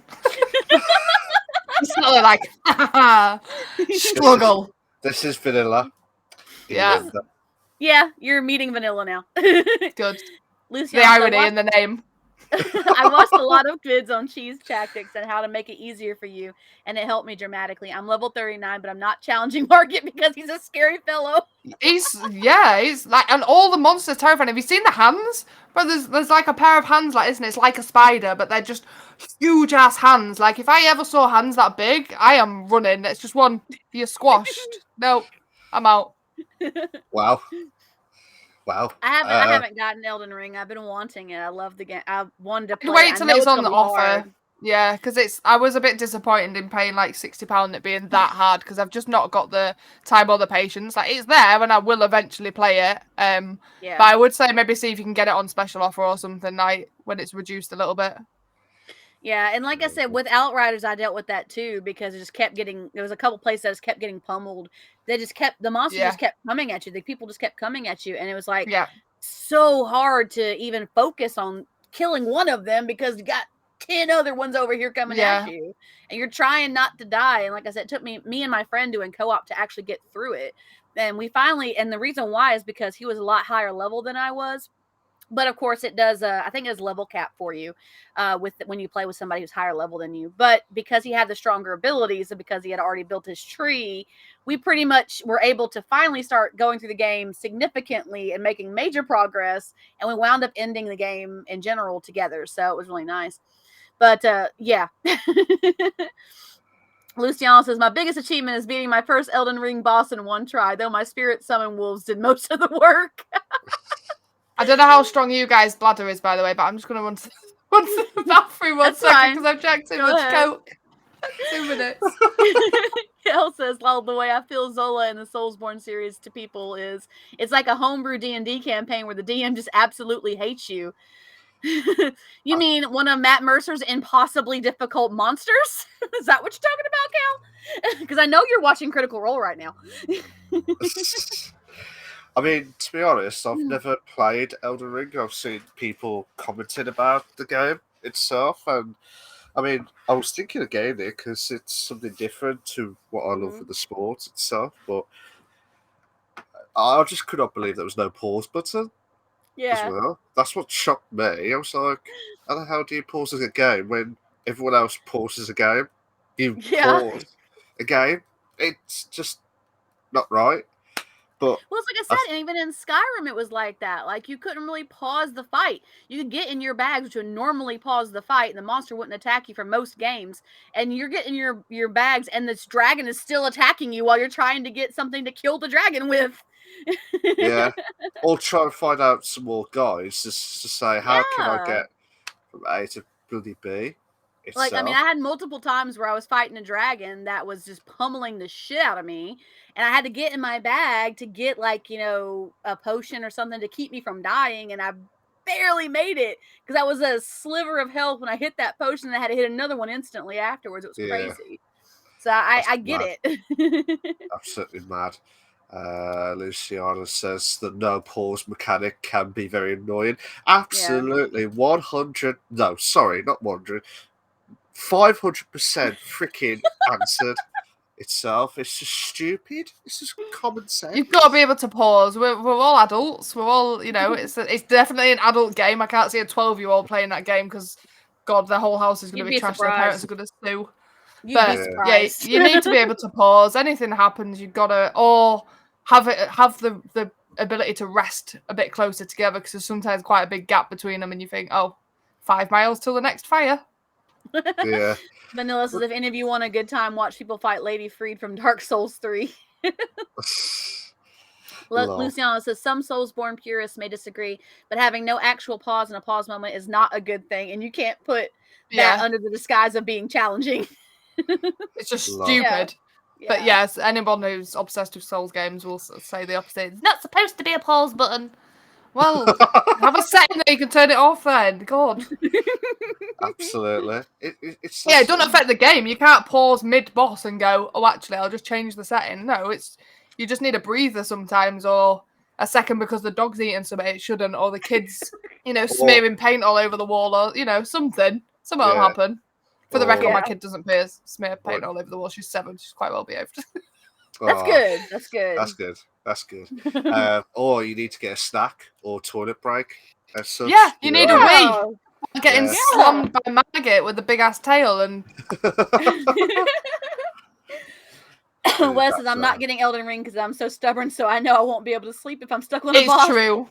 Wes will not sleep or eat for 3 weeks if he's stuck on a boss. No, honestly, I've never known anyone as stubborn as that guy, and I'm stubborn, but no.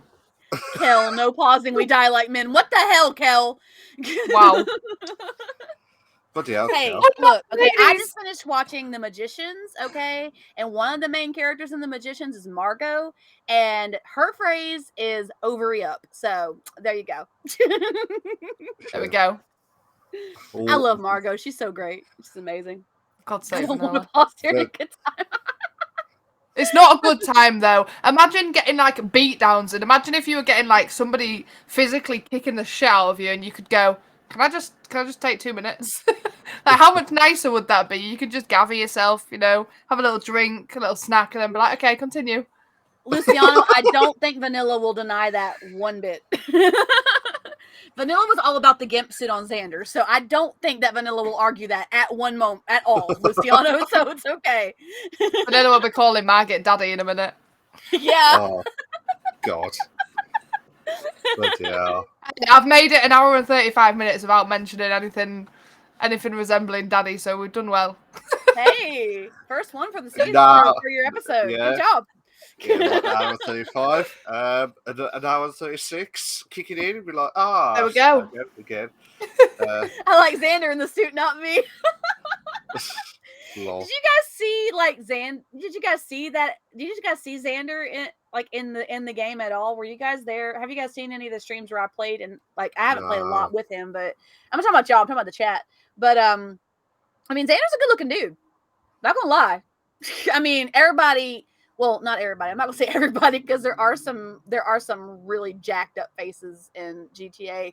But Jacked I mean, faces. Most people will go with the attractive people in the game, just in general. Like Olivia is. I look like a prostitute. My gal is walking about with her bum out and everything.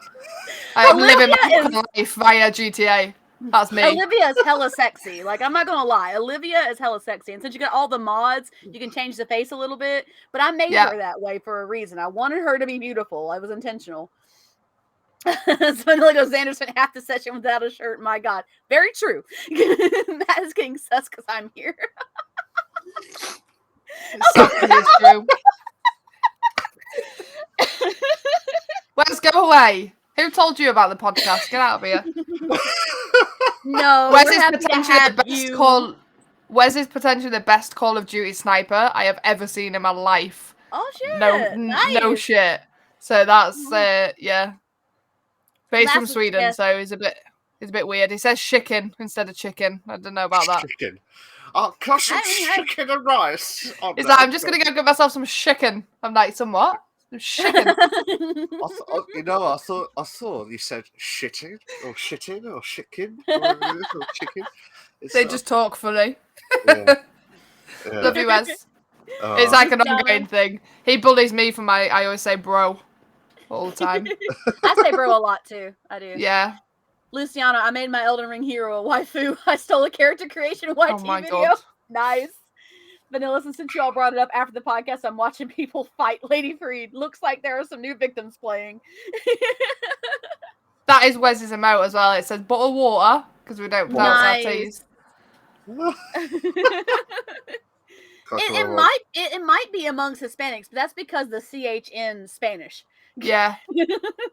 I think it's just accent, isn't it? But like when you're good friends with someone, I feel like you kind of find that again level of boundaries. And like one thing we take the piss out of each other is our vocabulary. And like sometimes we'll be talking and they'll be like, hang on, let me just Google translate what I'm trying to say. Because it's some words are so different. And you're like, how do you call that? And it's like, it's one of the things that blows my mind is like, whoever looked at a car and said, you know what? That is called a car. Like, who does that? Who made the names for everything? Anyway, we won't get into that because I'll be here all night and I won't sleep. I mean, honestly though, Nat, I've thought about that multiple times. Something is called something because someone said that's what that is. Yeah, I get inventors. The person who invented the car named it. But what about like a carrot? Someone was just walking around through the woods one day and went, "Oh, what's this sharp orange thing? Crunch. Oh, it's nice. We'll call it a carrot." Like, who does that? I don't get it.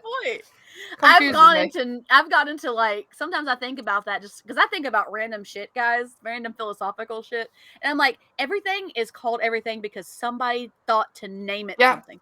Yeah, you should.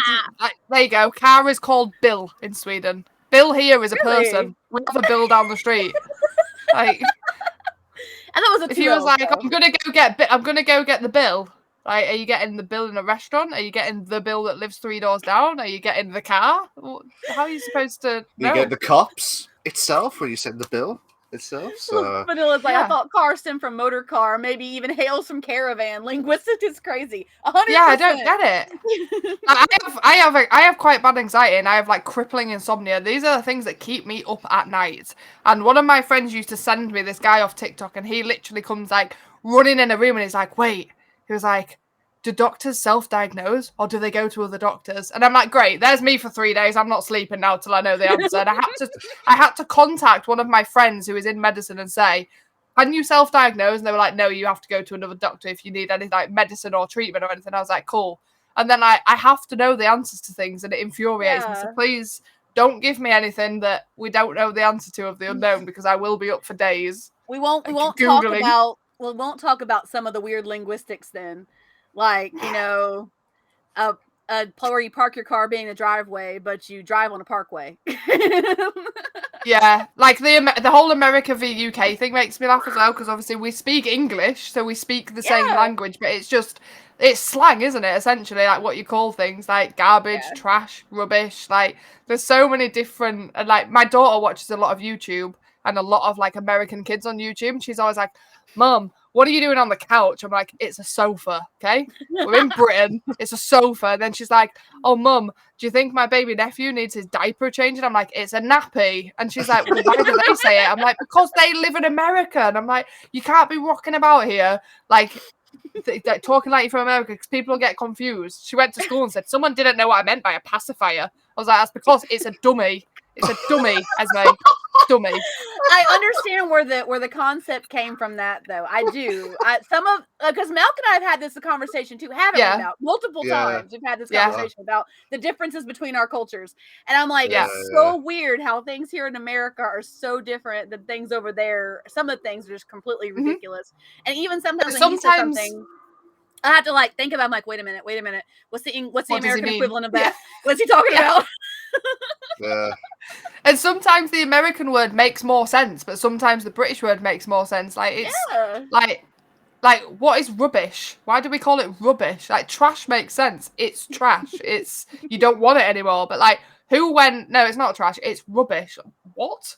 What even is a word? Like it blows my mind, honestly. auto in Dutch, but technically it's English. It's automobile, but we call them we call them cars. Yeah. We're usually more than often not. Automobile hasn't been around since like the 70s, I don't think.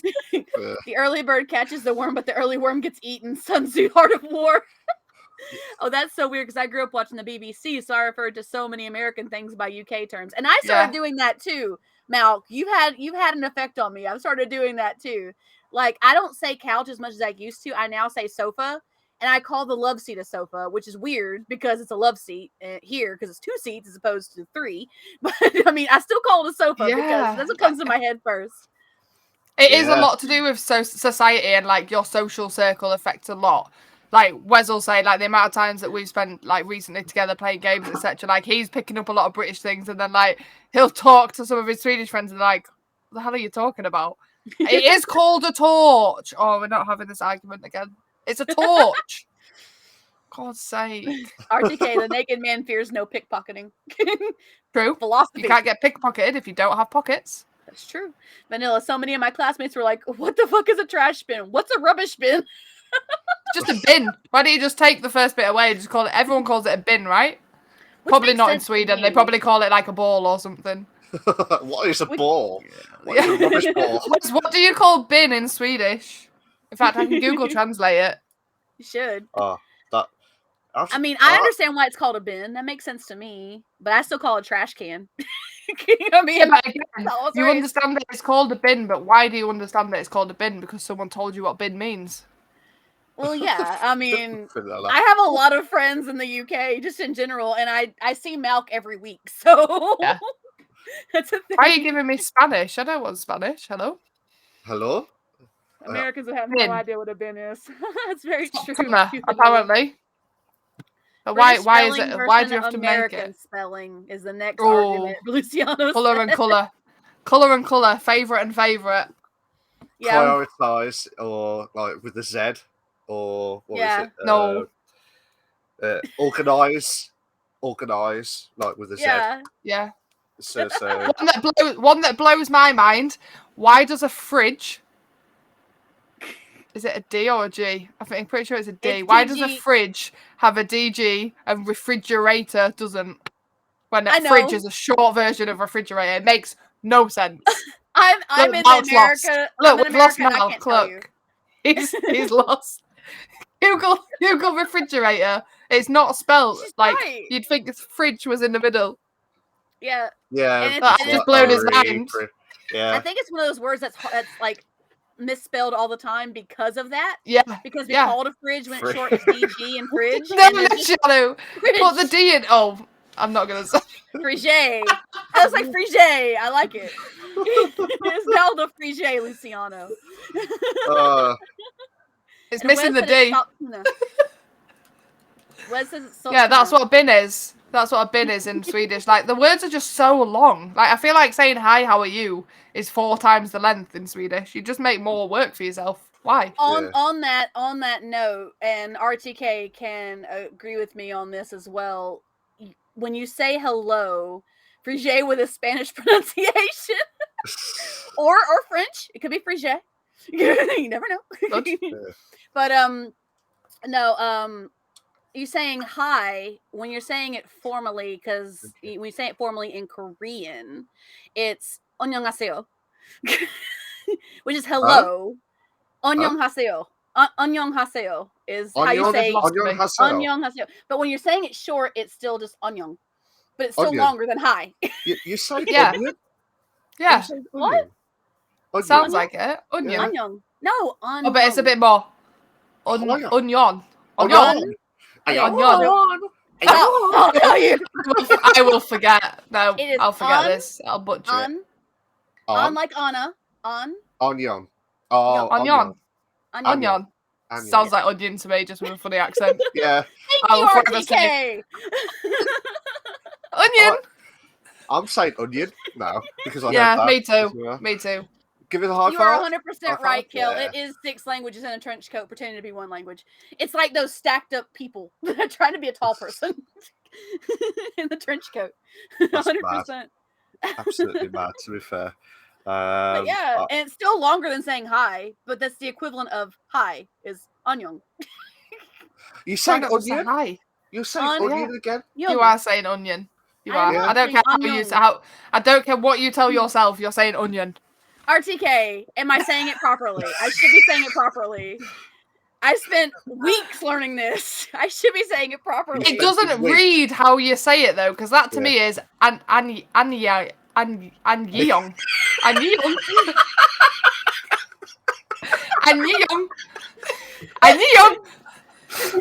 They probably said something really offensive there. I probably just called someone a dickhead. Sorry. Yes, you're right, RTK. It's very weird. Luciana, when you get invaded by Romans, Germans, Vikings, and French. That's not how you spell onion, that's union. Onion's got an onion, not an onion. I will say that I do say union. I say union. Like I make the U definitive. Like you hear the U in what? In what? I'm so confused. Yeah, but he's trying to say onion, he just doesn't know how to spell it. That's how you say it. No, it's not. No, it's onion, actually. But we say onion because we're British and we don't say it properly, but it's onion, technically. Onion, yeah. Which sounds very weird.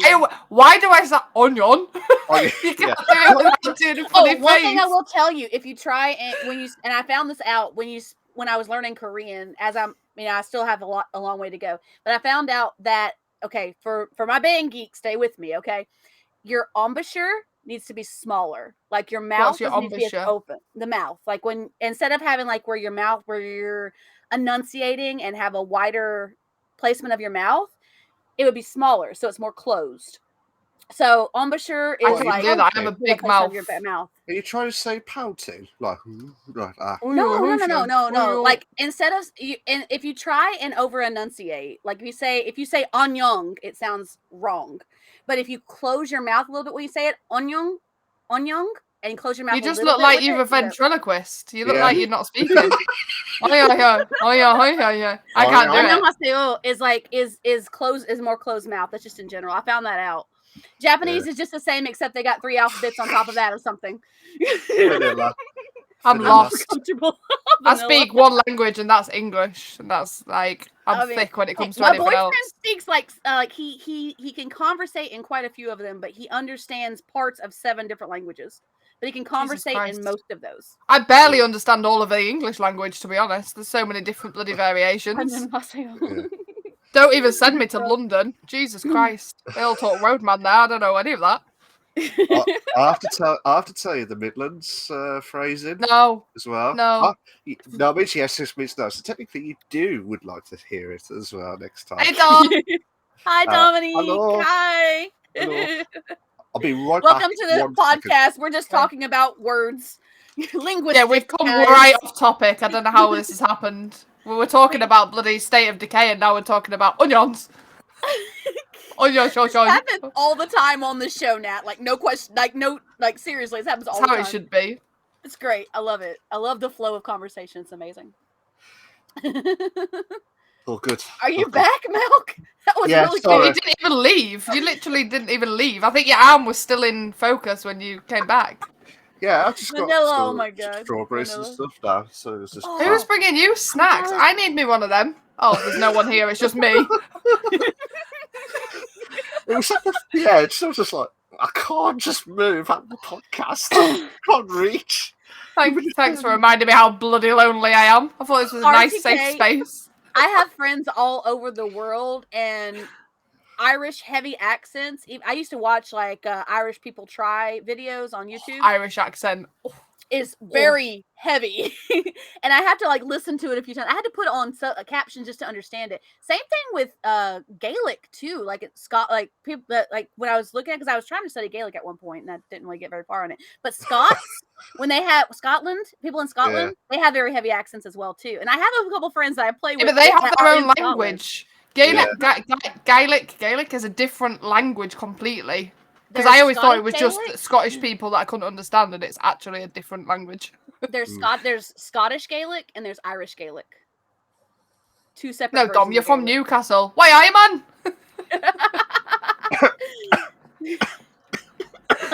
Vanilla. That's the only accent you'll get out of me. Oh my got told I God. sound Irish, Scottish. Yeah, I love the Irish accent. For me personally, that is such a beautiful accent. But I can't understand a word they're saying, but I don't need to because I'll just stare and be like, Yeah, okay, sure. cool. Yeah, the only things Thanks. I hear from What'd the you say? Irish is just the Guinness. That's all I heard, and that's all I. Heard Guinness. Not only We're that, good. yeah. The It just Guinness. makes me I know think what of that Snap. is. That's all Yeah. that comes to mind of Irish. Snatch. Yeah. Oh, Vanilla. Irish What a accents film. are my weakness. Yeah, I agree, There you Vanilla. I go. feel like me and Vanilla should be friends. Welsh Welsh, beats. Gaelic, and Irish. Really? No, I can't stand the Welsh accent. I just find it irritating. Ooh. Yeah, no offense to anyone who has a Welsh accent. Everyone has like accents that they tolerate more than others, and it can't be helped. Yeah. But there's some that just rub me up the wrong way. Yeah, there's a few accents that I'm like, like when my boyfriend uses them because he's lived in a few different places. But when he speaks with a Scottish accent, because if he's okay, we've been watching a lot of Outlander. Okay, so now he's gotten to the point where like certain parts when he's telling me about what's going on in the show, they've already seen the whole thing, by the way. Certain parts he's telling me he kind of slips into a slightly Scottish accent. And I'm like, huh. Oh, okay. Because I like it when he does that, but I also like his Australian accent too. We went Good to job it's after Outback 9 o'clock. Jeez. We went to Outback once, and like we went to Outback once, and he started talking with an Australian accent just in general because of the atmosphere of the place, and I was just like, yeah, sure, that sounds great. I will agree to anything you say. Whatever you say right now. Seriously. I'm like, I feel like it's a God. female thing more than a male thing as well. I don't think men really give a shit what accent you have as long as you're speaking. They have certain accents that they're weak for too. I don't think not as much as women though. I think women are so soppy for accents. We're pathetic, really, aren't we? Let's be honest. A lot of my UK male friends like my accent. I don't know why. See, I have a lot of American guys that gush over the UK accent, and I'm like, I'm not a UK accent. I'm Yorkshire. I'm proper like off to shop, eh? Like, like, and I'm like, how's that attractive? I sound like a man. Luciana goes, you don't like the sound of rambling? And Welsh flag the best, No. RTK says. For whatever reason, my brain confuses Australian and English accents unless they're yelling or arguing. I don't know why I can discern every other accent normal, but those two just short circuit my brain. Listening to an English accent, Malk, every week. Hi. And other people I've had from the UK, listening to their accent and comparing it to an Australian accent, it's different. Like the Australian has a different feel. They have more accentuation on the words. Yeah. And sometimes their words are more extended as well. Like you guys speak like I guess more clipped. Does that make sense? More clipped words sometimes. When I hear you guys talk, and like stern, like shorter and faster, and it's different. And so like it's a little different for me to hear somebody because I can tell the differences between the two because especially if I hear them back to back, I'm like, okay, I can get this difference. I get this difference. Yeah. So. But yeah, Australian accent is a little, like you said, it's more accentuation, and like sometimes their words are more drawn out in ways. So it's that's how you tell a difference. That's seriously how you tell a difference, Vanilla. RTK goes, it's deemed attractive for a woman to have an Eastern European accent, but when a guy does, it's not. You like when I say chicken? Chicken. No. As a proper lad, I would say staccato. You're right, Luciano, staccato, but I didn't want to use that term. South African English accent. Don't get me started. I have a friend who's from South Africa, and he does have a very nice accent. I'm not gonna lie. I do have. I feel like South African's quite short as well. It's quite similar to like the British accent. I feel like it's quite to the point. Like I feel like in the UK, especially obviously England, like we just use as less words as possible. We're lazy. If we can cut a word out of a sentence and it makes sense, bro, we're doing it. Especially in Yorkshire, like we don't say I am going to the shop. It's off to shop. That's it. Off to shop, and you just string it together, and you know what it means. Yeah. I mean, it makes sense to me. I mean, yeah. Well, it does because it makes sense. You're just missing a word out. You just sound like you've just skipped you're like buffering through a sentence. Which is why it's one of the cool things I learned about when I was studying Korean. I haven't done it recently, but as I was, like in Korean, and I read this in one of the books that I have. You can organize the phrase however you wish, as long as the words are there. It can be understood. Like you can say I'm going to the store, or say store I am going to, or store going to I am. It doesn't matter how you phrase it, as long as the words are there. That's it. And you're good. Yeah, you kind of you fill in the gaps, don't you? You kind of you know what should be there, so it's easy to kind of string along with. Try to understand a Baltimore accent. Oh my God, Luciano, you are 100% correct. I've heard people in Baltimore talk. They don't have R's in their language. Like, and they agree with you on this. I've had people from Baltimore tell me, yeah, you're right. They they don't say car, they say ka. Yeah, we don't have There's T's. no R. Yorkshire doesn't have T's. Unless I'm talking proper, like if I'm on the phone and like talking to like a doctor or like someone quite to do, then I can put it on and I can be like, you have a duty of care. Whereas like when I'm talking to my friends, I'm like, duty of care. There's no tea, bottle, water. It's just Vanilla just hits me differently as someone who hunts ASMR accents. Chef's kiss. I get it. Argue with a guy who has a New York accent, then kiss afterwards. I get it. New York accent's hot though, because I feel like it's associated with the gangster. That's why I think it's so hot, because it's associated with that like bravado, like, me man, I'll shoot someone in the head for you. Like, okay. Southern accents linked with British accents? What do you mean? I mean, I was saying a lot of my male friends in the UK like my accent just in general. Oh, rude RTK. Hey, I'm walking here. Yeah, that's pretty Yorkshire. Yeah.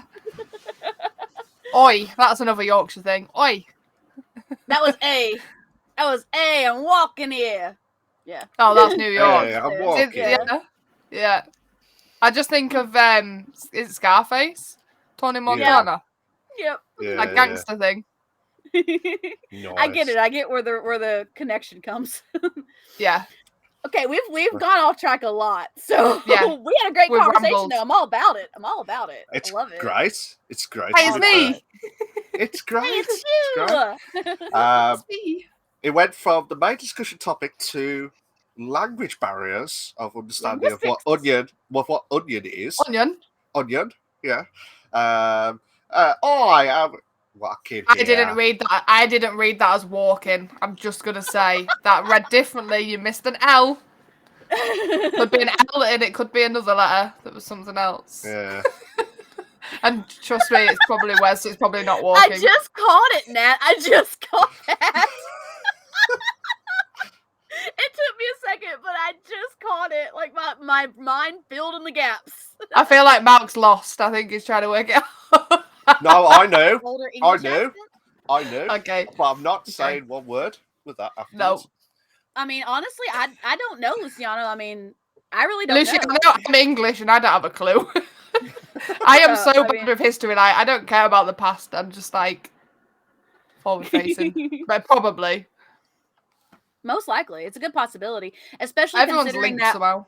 Especially considering that in the history with so much British occupation in the southern states and stuff like that during the wars, that's a good possibility that it could be. With and wars, I feel like everyone crosses. We're all a mismatch of each other. 100%. Absolutely. This is mad. It went from the main discussion topic to language barriers and understanding how the barriers of like the onion and all the different wordings and stuff. It's not onion. Oh my god. It's onion. No, it's not. You're 2v1. You're 2v1. It's onion. It's onion. I'm just throwing my hands up on this one. I can't win. I can't win, guys. You can't win. To be fair, I'm not going to do it. He says I just want to hear it with a Brooklyn accent. I get it. I get it. Right. This is the best part of it all. We've just done the first two segments, which is like the PC console news and the main discussion topic. The third segment is the interview with the streamer, the lovely Nat. Yes. I did pre-warn her that, it's nothing. I will say this on the stream every time on the podcast. I say this every time. These questions are streamer-related questions, and these are not, and I will say this again, these are not personal Data Protection Act, those type of questions itself. Because It's it's more to do with the streamer and how they got to where they are now and what they achieved, what their goals, etc. If those questions come up, we're not asking, "Oh, can we have your number?" or "Where do you live?" That type of stuff as well, and it's nothing like that. So we did pre-warn a couple of times, didn't we, Nat? You're not going to ask me for like my national insurance number or my address or my phone number. Nope, absolutely not. During this podcast, That's like, damn it. Luciano, you're right. Going off topic is better content than staying on topic. You're right, 100%. OnlyFans? RTK. Crazy, man. We do apologise for any technical difficulties from the chat itself, mainly from Trance's chats. They're so stuck on the discussion about the accent, so I'm okay with it. It's fine by me.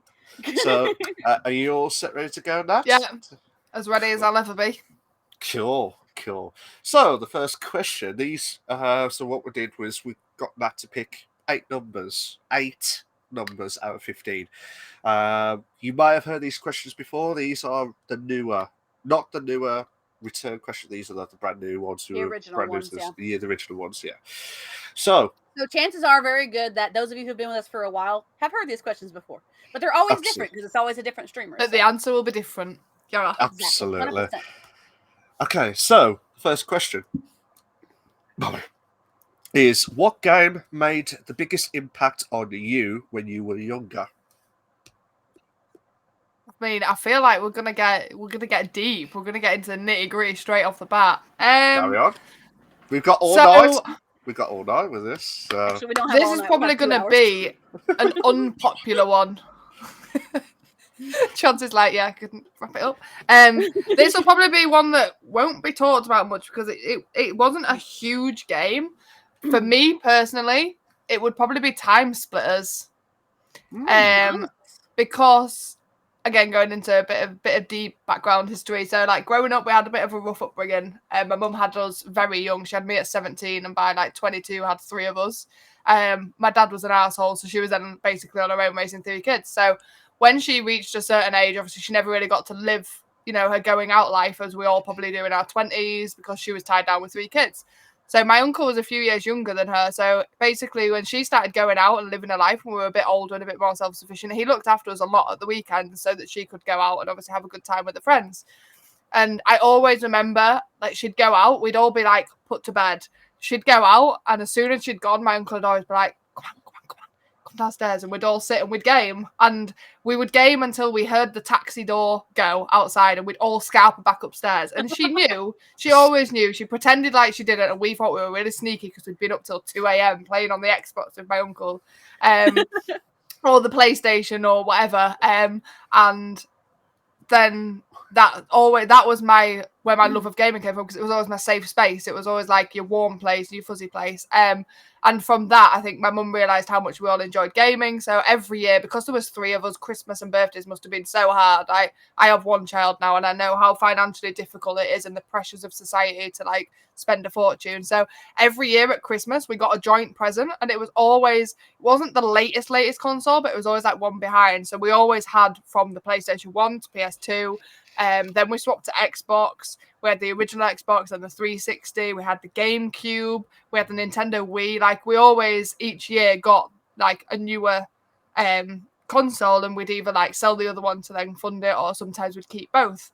And that was how we made do. So Time Splitters for me was my happy place when I was a kid, because we used to play that most weekends. Oh, I love that story. That's amazing. All the love. That's amazing. Absolutely. There you go. The love on that one to me. All the hearts. I'm trying to get it blushed on the stream if I can. Damn it. It takes a lot for him to blush, to get me blushed, but he knows a couple things to get me blushed, but he always tries to blush someone. I'm glad it's not me right now. I've tried my job. That's all I'm trying to do. Don't even test it, okay? I'm not saying one word, to be fair. The next question, if I can finish this. The next question is, how long have you been streaming for? What are some memorable milestones along the way? So I've actually been streaming quite a while. I'm coming up to my 2-year Twitch anniversary, which is a week today. So a week today on the 9th of April, I will have been streaming 2 years properly. I did do about 6 months before that, but it wasn't streaming. It was more like just so my friends could watch or whatever. I wasn't bothered about streaming per se. It was just a way to show my friend a new game I was playing or whatever. And it was very like hit and miss. I'd do one stream for 2 hours and nothing for a month. So I count it from when I actually started quite consistently, maybe like once a week streaming. And then since October, I went full time. So I obviously used to work in the pub. The place where I worked, it was just after COVID and everything, it was absolutely draining my mental health. Like I was coming home, I was depressed, I was crying, I was agitated with my daughter. Like I'm a single parent household, it's just me and my daughter here. And I just got to the point, like obviously we're very lucky in the UK where we have a support system financially for people on low incomes, where I just said enough is enough. I can't do this anymore. It's actually going to break me. So like I handed my notice in and I went to the job centre that we have here, obviously, and I put my case forward and I said, look, I've been streaming, I've been making a little bit here and there. I really think if I put my mind to it, I can grow this, you know, I can actually go somewhere with this. Like I can't go to that workplace anymore. I've had to have a notice. And they were really supportive and said, you know, you've got basically up to 12 months to get this off the ground. If it's not bringing in what you would working part-time, because I'm only expected to work part-time around my daughter while she's at school, she's still young. If that isn't a situation, then obviously you are going to have to go back to work or, you know, drop back to doing this part-time. So at the moment I can do this full-time around my daughter being at school, evenings, weekends, etc. when she goes to her dad's. And I would say I've had a few different amazing things for me, but I think one of the biggest milestones so far for me was hitting 1,000 followers on Twitch. That was something I never ever saw. Anxious, don't you dare try and make me cry. It's something that I never saw happening, like until like, and bearing in mind back in October I probably had, I don't know, maybe 500. So like in a short space of time we really like have busted our balls to get to where we are. And I've actually just hit 1.5k. So, but the 1k for me was a solid part. So yeah, I'd say that was probably my highlight, but obviously going to be soppy and like really cliche. But I would say like the biggest part of it for me is obviously the amazing people I've met. Like I have a community, and I always say like streamers are not your friends. Like you build a friendship. You don't come in someone's chat and you hang around for an hour and I'm your best friend. It doesn't work like that. I'm here to entertain and I'm here to, you know, basically be here. But, you know, friendship is earned. And I will say that there is probably over a handful, maybe 2 handfuls of people that I am closer to that I have never physically met than people in my real life. And the connections that you make, not just through streaming, but through gaming in itself, is undeniable. Like, undeniable. And I don't think that that's something that you'll find in the real world because you don't have society implemented in it. It's just you, them, the game you're playing, and that's it. That's it. That was perfect. I don't know why it gave my that one here. I'll do it this way. I was going to say, Trans. That's what's so going to weird. happen? Give me a second. Give me a second, guys. Thanks, Anxious. Thanks, Wes. Appreciate you. Oh. I mean, it's good to have like the how you like from where you were to like now, and then hitting those milestones and the achievements that you've been doing, especially. And I will say this on stream. The struggles that you've had in the past, and to get to where you are now, and I just think that's freaking amazing. And I'll say this: you gotta be resilient. Have to be resilient. Absolutely. I don't know what's going on with the shout out, guys, but that should be her channel there, so you should be able to get from the link. I don't know if it's 1 underscore, 2 underscores. I'm not sure. No, it's just 1 underscore. Just 1 underscore. I've only done the one. There's only 1 Nat Bram on Twitch, I think. There is an inactive account. That's why I had to put the bloody underscore. One day when I make power, I'm gonna be like, yo, get that inactive account. Give me that name. Drop the underscore. Lol. That was like me when I did Trans Gamer Girl. I really wanted to do Trans Gamer, but it was already taken. So yeah, and they're always active accounts. Like this person isn't even there in the search bar, but it's taken. I'm like, hello. Yeah.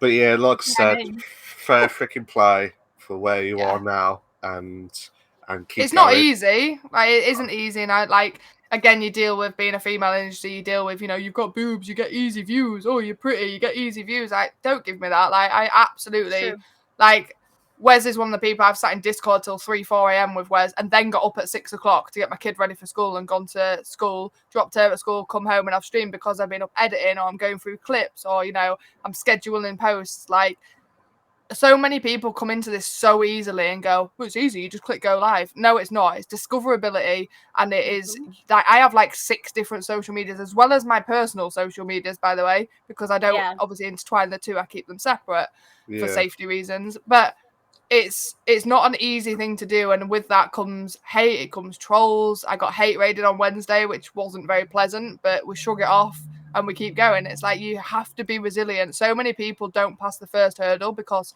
they're not strong enough or they don't have the resilience to be able to realize that some idiot on the internet behind a keyboard that you're never going to cross paths with, it doesn't matter what they think of you. The people that are close to you are important.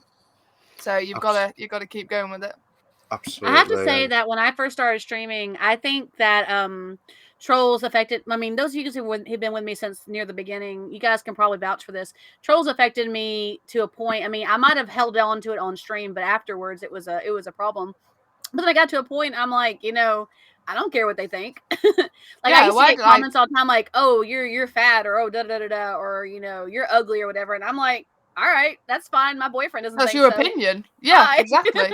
Exactly. And that's the funniest thing is that the people behind these screens that are doing these things, 9 times out of 10, they don't even believe what they're saying. They don't even believe it. They just want to get a rise out of you. And I'm very much like, it's not a case of me saying, like, if you're not strong, you can't make it in streaming. You can, but you have to be able to hold it together on that screen. What happens when you turn that screen off is fine. We're all human. I had dealing with Wednesday. The trolls that came in probably didn't even know that it affected me. I just kind of shrugged it off. I laughed about it.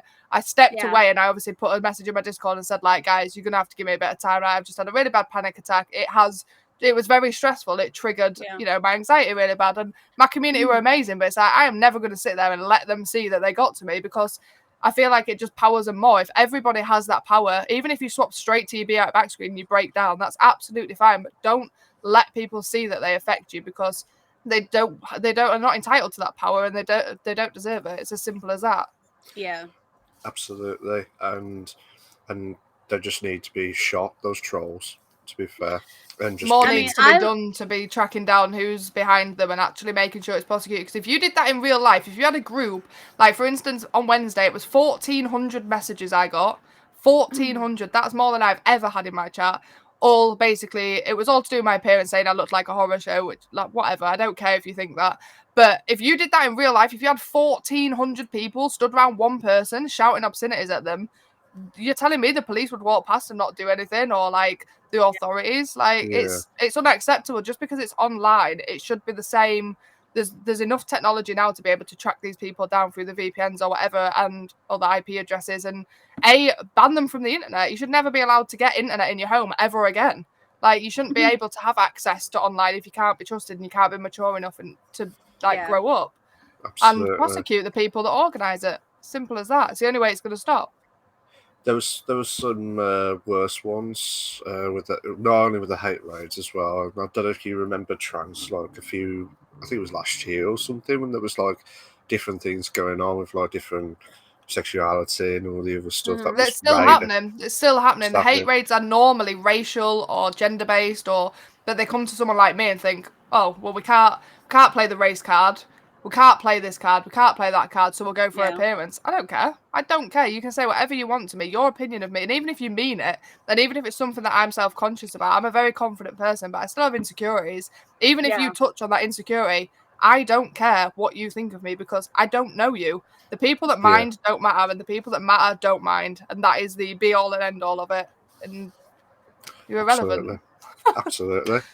No, what you said, spot on, and I do agree. I think Twitch, everything really needs to be sorted as soon as, but it's just like they're just never going to get it sorted. It's just been going for like, it's not just the last couple of years. It's been probably years. It's been going on as long as Twitch is around, really. It's just getting worse. But it circles back around to that feeling safe at work. This is my job. This is my livelihood. I'm trying to build a steady income to support my family. And it just cycles right back around. It might not be a physical workplace, but this is still your line of work. So you should be entitled to feel safe. And there's so many different steps that they need to be doing, I think, to make it better.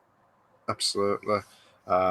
Whenever that will be, we never know. To be honest, but we would like to see that. I think it's best to accept that it's probably never, and anything else is a bonus, and then you're not disappointed. That's true. This is why we love Nat on the podcast. Straight to the point, no messing about. Awesome. Well. I'm all about it. And I can't believe that was the second question as well out of the 8. So the next one is: who are some of your biggest influences in gaming / streaming? I'd say the main one for me personally, and you probably hear it from every female streamer that you speak to, is Sweet Tails. 100%. She is incredible. I watch her a lot when I'm not streaming myself. Normally just on lurk. I don't chat a lot, but she's absolutely insane. She is the advocate of females being themselves, not adhering to society. You know, she'll stream with no makeup on. I mean, she sits there on stream to thousands upon thousands of people and pulls the ugliest faces she can. She shows a double chin all the time. Like, she normalizes. Like, she's a bunny girl and she's obviously not got a bloody ounce of fat on her, but she's normalizing it. She's like, look, I'm thin, I've got rolls, you know, like, I'm a person, I'm a human being. And she's just so loud, she's overbearing, but she's absolutely incredible. And I just love the way she deals with everything. She's definitely the inspiration of being yourself, not having to put on an act, because a lot of streamers have like it's like an alter ego. You come on and you're acting, you know, you're not showing people the real you, and that's not my vibe. I've gone with the vibe of Sweet Tail, of being myself. You take it or you leave it. Not everybody will love it, but I'll always be true to who I am, and that's be all and end all. If you meet me in real life, this is what you will get. It's exactly the same. I hang on to that too, you know, because any streamer that I had watched in the past that I watched regularly, they were just themselves. And that was the best thing about it. And they were genuine, and and my community knows it. Like I said all the time, I said, you guys, this is me. I mean, if you get along with me here, we get along in real life. But I mean, I'm not going to be anything, like, no point, because if you do, you're going to eventually slip up. Exactly. So my bio is hilarious, and like it says, like, I'm a girl, I'm a dork, I'm a gamer. And so, like, I'm straight up like, you know, I'm a dork, I say and do the dorkiest things, but, you know, I'm me. So that's how like, if you don't like the C word, I am not for you, because I drop that like a hot potato. I have the mouth of a sailor. That's the mouth of a sailor. Ledge. That's what I'm going to say. Ledge. With that. I think quite well behaved tonight. I thought fair freaking play, to be fair. Mad seeds. Okay, so the next one is there a game that is releasing soon that you're super hyped to play, and why? Inner nerd in me, Harry Potter. I'm so excited for Harry Potter. I'm so excited. But also highly disappointed that it isn't multiplayer. I really, really, really hoped and thought that it would be multiplayer. So I hope they implement something, but that for me is just, it's one of those games. I think Harry Potter, like, I'm not a huge Harry Potter fan. Like, I do love the Harry Potter films and I've watched them multiple times, but I'm not like, you know, I don't have all like the merch and everything. Right. Yeah, I'm not a super fan, but there's something that lights the inner child of me, of the magic with Harry Potter, and I feel like I can't wait to be waving my wand around and doing the Expelliarmus, whatever it's called, and yeah, I'm excited for that. Very excited. RTK's like, I just have my pronouns in my bio. That's okay, RTK, ain't nothing wrong with that. And Vanilla's comment, contrary-wise, I have a mouse sailors like. For God's sake, Vanilla. There you go. Typical. Oh dear. I lost what I was going to say now. Oh yeah, Quidditch. They're not implementing Quidditch on the new Harry Potter, from what I've heard. I don't think it's needed. I feel like you just want the magic, like. Yeah. I don't know. I think the whole aspect for them, I think, is the whole like open. I don't know if it's going to be open world. I think it is. Yeah. I think it's open world, so it's very much just exploring. And yeah, I'm excited. because I thought they were going to put a bit of the Quidditch, like, because it's still like open world of the whole arena, because it was part of it. It's how it all like the story of it itself, but they know more than what we know anyway. So what they showed I'm not sure. I watched the gameplay. I watched the gameplay trailer, and I still didn't get enough from it that I wanted. I still was left a bit like, is it going to be the story? Is it going to follow like the films, or is it just like we know who Harry Potter is, blah blah blah, and it's just like a whole new adventure? You know, it was very. It didn't make it too clear to me. The story, well, the mention about was you're a brand new character which you can be customized, so you like to whoever. Yeah, so it's not like Harry Potter story, is it? It's more like the Harry Potter world. Yeah, so I think if you're joining when you're in year 5, I think, at the story. I think that's what they said, Year 5 of the story. I don't know how many years you would be there as such. Do you know what I mean? But it might be that you attend classes, you attend like the halls itself to like level up, etc. Yeah, so it's just more like the wizardry type it's stuff. Like you're a student in the Harry Potter world rather than you are Harry Potter or any of the other characters, I think. Very much. I much prefer this way than the Harry Potter way. Because I more personal. Absolutely. You'd be like, oh, I'll be like one of those kids that just like use the magic wand. You can imagine yourself. Yeah. Be like, ledge. Make your childhood dreams come true. Because that's what you watch it for, right? You watch Harry Potter, you're not watching it going like, oh, Harry, we love Harry. It's like, oh, how cool would that be to be able to like turn someone into a frog when they're horrible to you? And maybe that's just me, but it was it was very much like, how cool would it be to have those abilities and be that person, not locked in the cupboard under the stairs? Because Luciano, what do you mean by that? Do you have an issue with the author or something else on that comment? Kel says, from what I heard, the game takes place before the Harry Potter books, or at least before Harry attended Hogwarts. Okay. Yeah, because I think it's just before how everything all began for Harry Potter. Yeah. But, okay, that'd be kind of cool then. Yeah.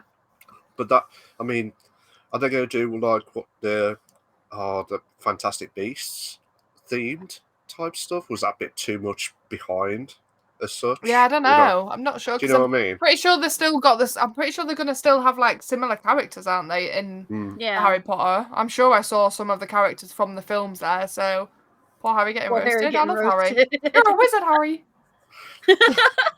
Hagrid was my favourite though. Hagrid was my favourite. He was pretty awesome. I liked Hagrid. Yeah. Harry. Oh my god, that's not what I meant. God's sake. Jesus. Art from the artist, there's a line that can be crossed. That okay, fair enough, Luciano. That's fair enough. Understandable. Fair play. I got you. Is she actually involved in the game though? She might be executive producer. She might be. I haven't seen anything about that. For those who don't know, I'm going to give you a little film student knowledge. Okay, guys. So if somebody is credited as an executive producer, it could be as simple as they were a consultant for a movie or a game, just for the record. So she might be somebody they consulted about the world. Maybe she might not be actually involved per se. She might be credited as executive producer of the game just because that's a title they give out, like candy. But they surely have to have got some sort of consent from her to even use anything remotely obsessed with Harry Potter. But you can buy the rights, can't you, I guess? Yeah, I mean, you can, but they wouldn't have bought it off of her. But they probably could have gotten, use of the rights at least to say, hey, can we use your copyrighted story for our game? Is that okay? Yeah. And explain to her what the concept was and maybe got her input on some of the world stuff. So, yeah. Be interesting to see. It might be, I was going to say, it might be interesting to see how it's not being mentioned. Yeah. It's a good point. You'd think. Yeah, definitely.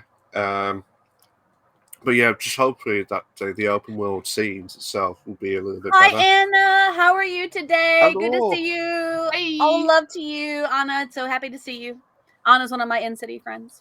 Hello. Hello. Welcome to the chat. Well, onion. God.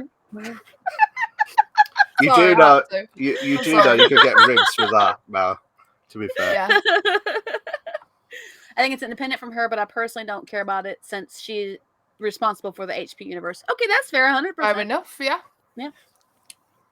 Okay, so the next one is there a particular? I think you mentioned this, but I don't know whether it's a different one that you're going to talk about. But is there a particular game you grew up playing on console or PC that you would love to see remade at all? There was a talk of Time Splitters being remade. I'm sure there was. Yeah, there was. What happened with it, I don't know. I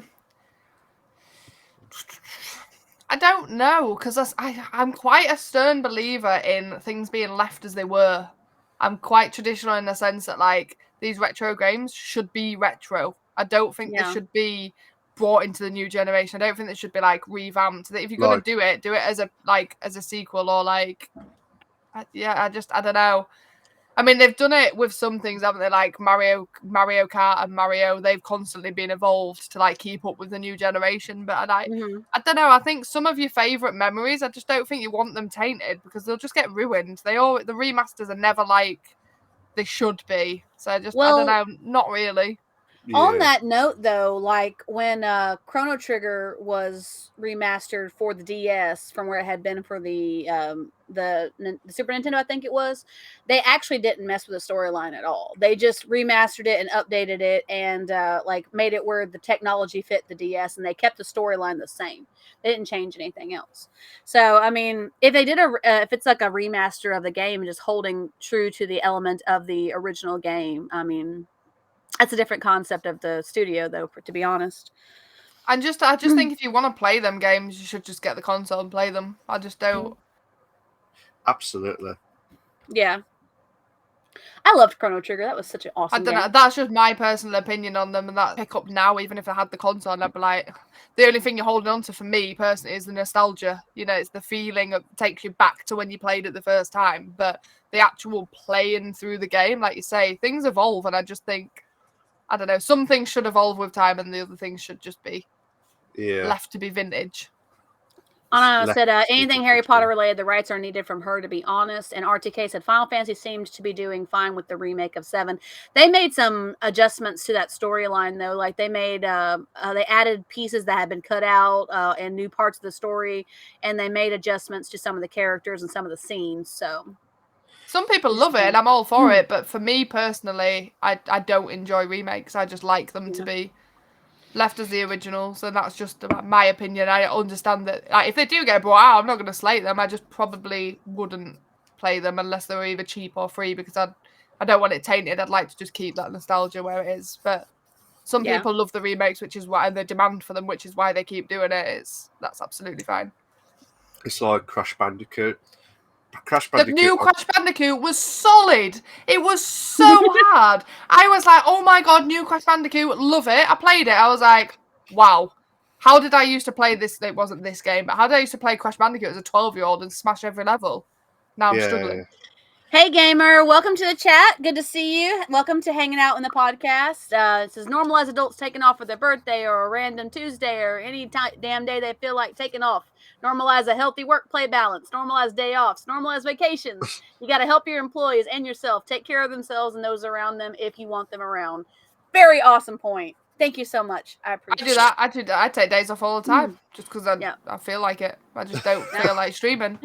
A lot of companies nowadays are normalising it. A lot of companies are trying to implement mental health days, which if you've given enough notice, you know, or like to be able to cover it, you know, you can say, I'm not feeling great, and I think that's great. I think that should be like a nationwide thing. You shouldn't be able to take the piss with it, because if you are mentally unwell, you know, you should be able to go and get signed off for a long period. One day sometimes isn't enough. But I think being able to say, look, I'm really not feeling great today. I don't want to adult. I want to stay in bed. Like, I feel like that's important. Maybe not that often, because obviously you've got a business, but it's nice I usually don't care about remakes because I'm quite young, so I don't have nostalgia for games that are 20 years old, but I think remakes are good if they're executed well. For example, Pokemon Alpha, Sapphire, Omega, Ruby, or the COD 4 and MW2 remasters. Very good point. COD 4, perfect. Absolutely amazing. Modern Warfare 2, dog shit. The story mode. Sorry. But did that come out loud? Did you... Sorry. That was my first foray into Call of Duty. Was Modern Warfare 2. Modern Warfare. That's Yeah, something like, should just be left. like COD 4 was great, and then Modern Warfare 2, the remake one about them, they brought it out. They only did the story mode. They only did the story mode. They didn't do the multiplayer. I'm like, what the frick? Yeah. They had some great multiplayer maps. COD 4 had great maps, and they still got them. They have pulled some, I believe. Yeah. I think they've pulled some into something else. Good night, Anxious. Thank you for being here. I appreciate you. I'll speak to you tomorrow. With the hot takes, our KK says, Anxious, have a good rest of your night. Have a great rest of your evening. All the love to you. Glad you can make it. Thank you. Thank you.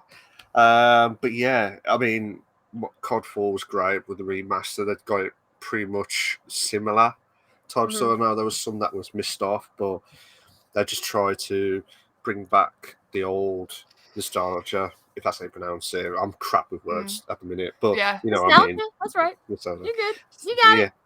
Thanks. I haven't played the new Pokemon, but it looks good. Absolutely. I like it when they redid a couple of the other games. That was pretty awesome. Yeah.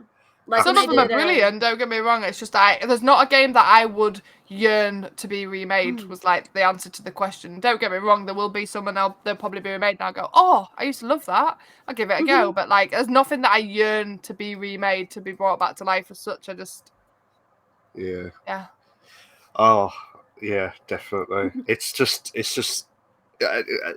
just depends on different personality and understanding about different. Like for me, I would love the games that I see like on the PlayStation and like the Xbox, just to get like old like Crash Bandicoot at the time was great. They brought the remastered, great, and then they brought out a brand new game. And it was great. Yeah, it was. GTA 5 remake. Oh my god.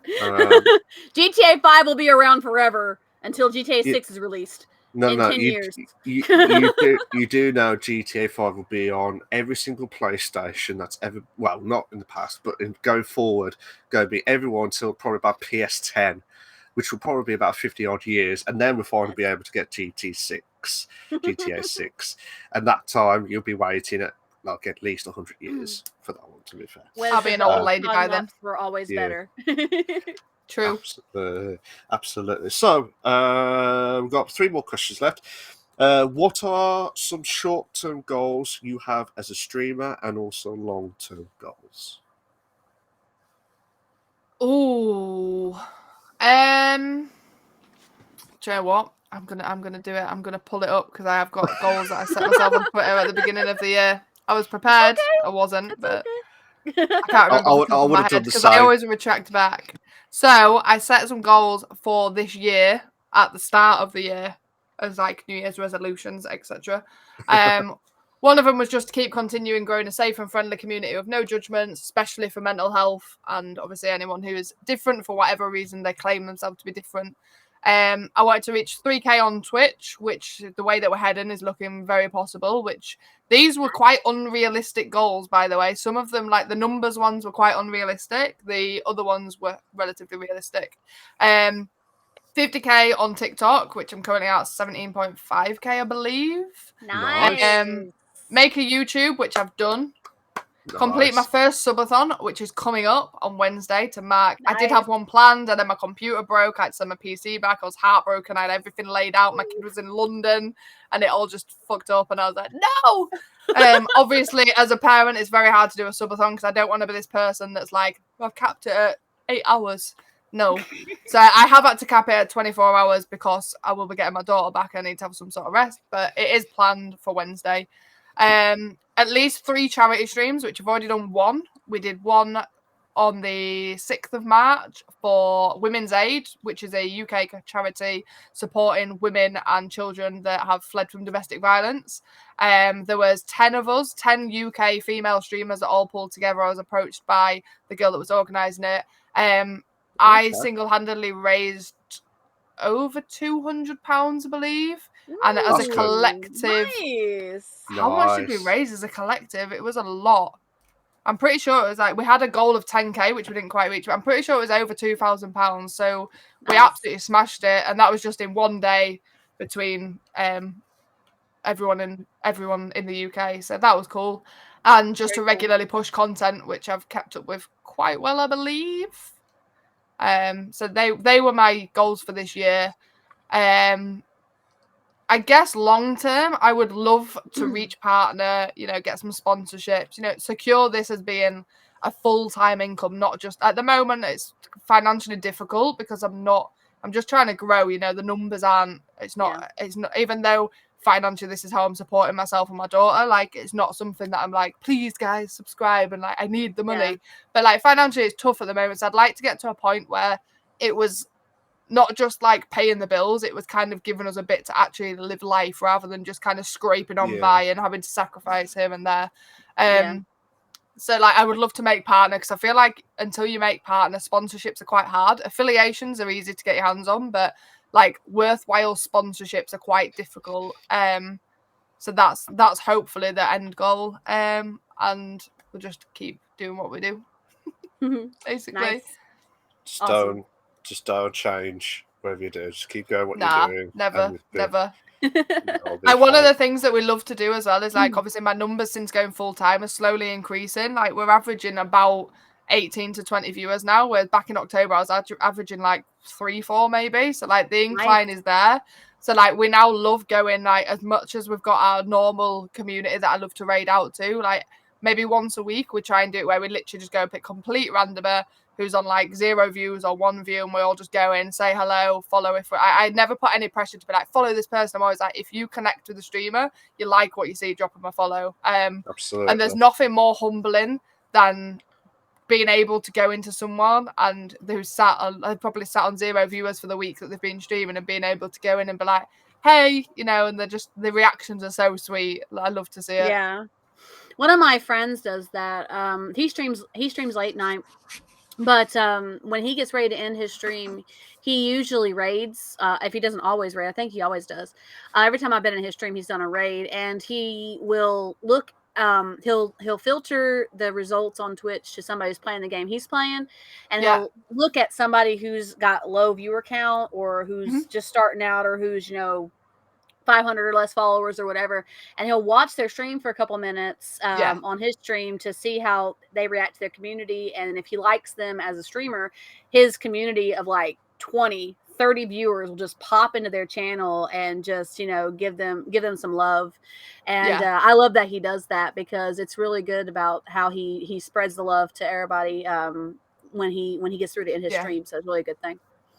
It's one thing I'm super passionate about. Like anyone who's a content creator, like, or streamer who's watching now, like, always raid every single stream. There's no reason not to raid. It costs you nothing, and like it infuriates me when I see people who are sat on like 20 viewers and they don't raid out. And pure and simply, I'm gonna be blunt, you're gatekeeping. That's all you're doing. The reason why you're not raiding out is because you're scared that your community is going to go and enjoy someone more than they're going to enjoy you. If I lose people from my community because they connect with someone else better, or it's embarrassment because you don't have the numbers, I react the same way to someone who comes in with a 1 viewer raid as I do someone who comes in with a 40 viewer raid. And I've had some big raids in the community, and it takes 2 seconds of your time, and it's just such a heartwarming thing. You then leave that person hosted on your channel. It helps the algorithms on Twitch. It boosts you on the recommended.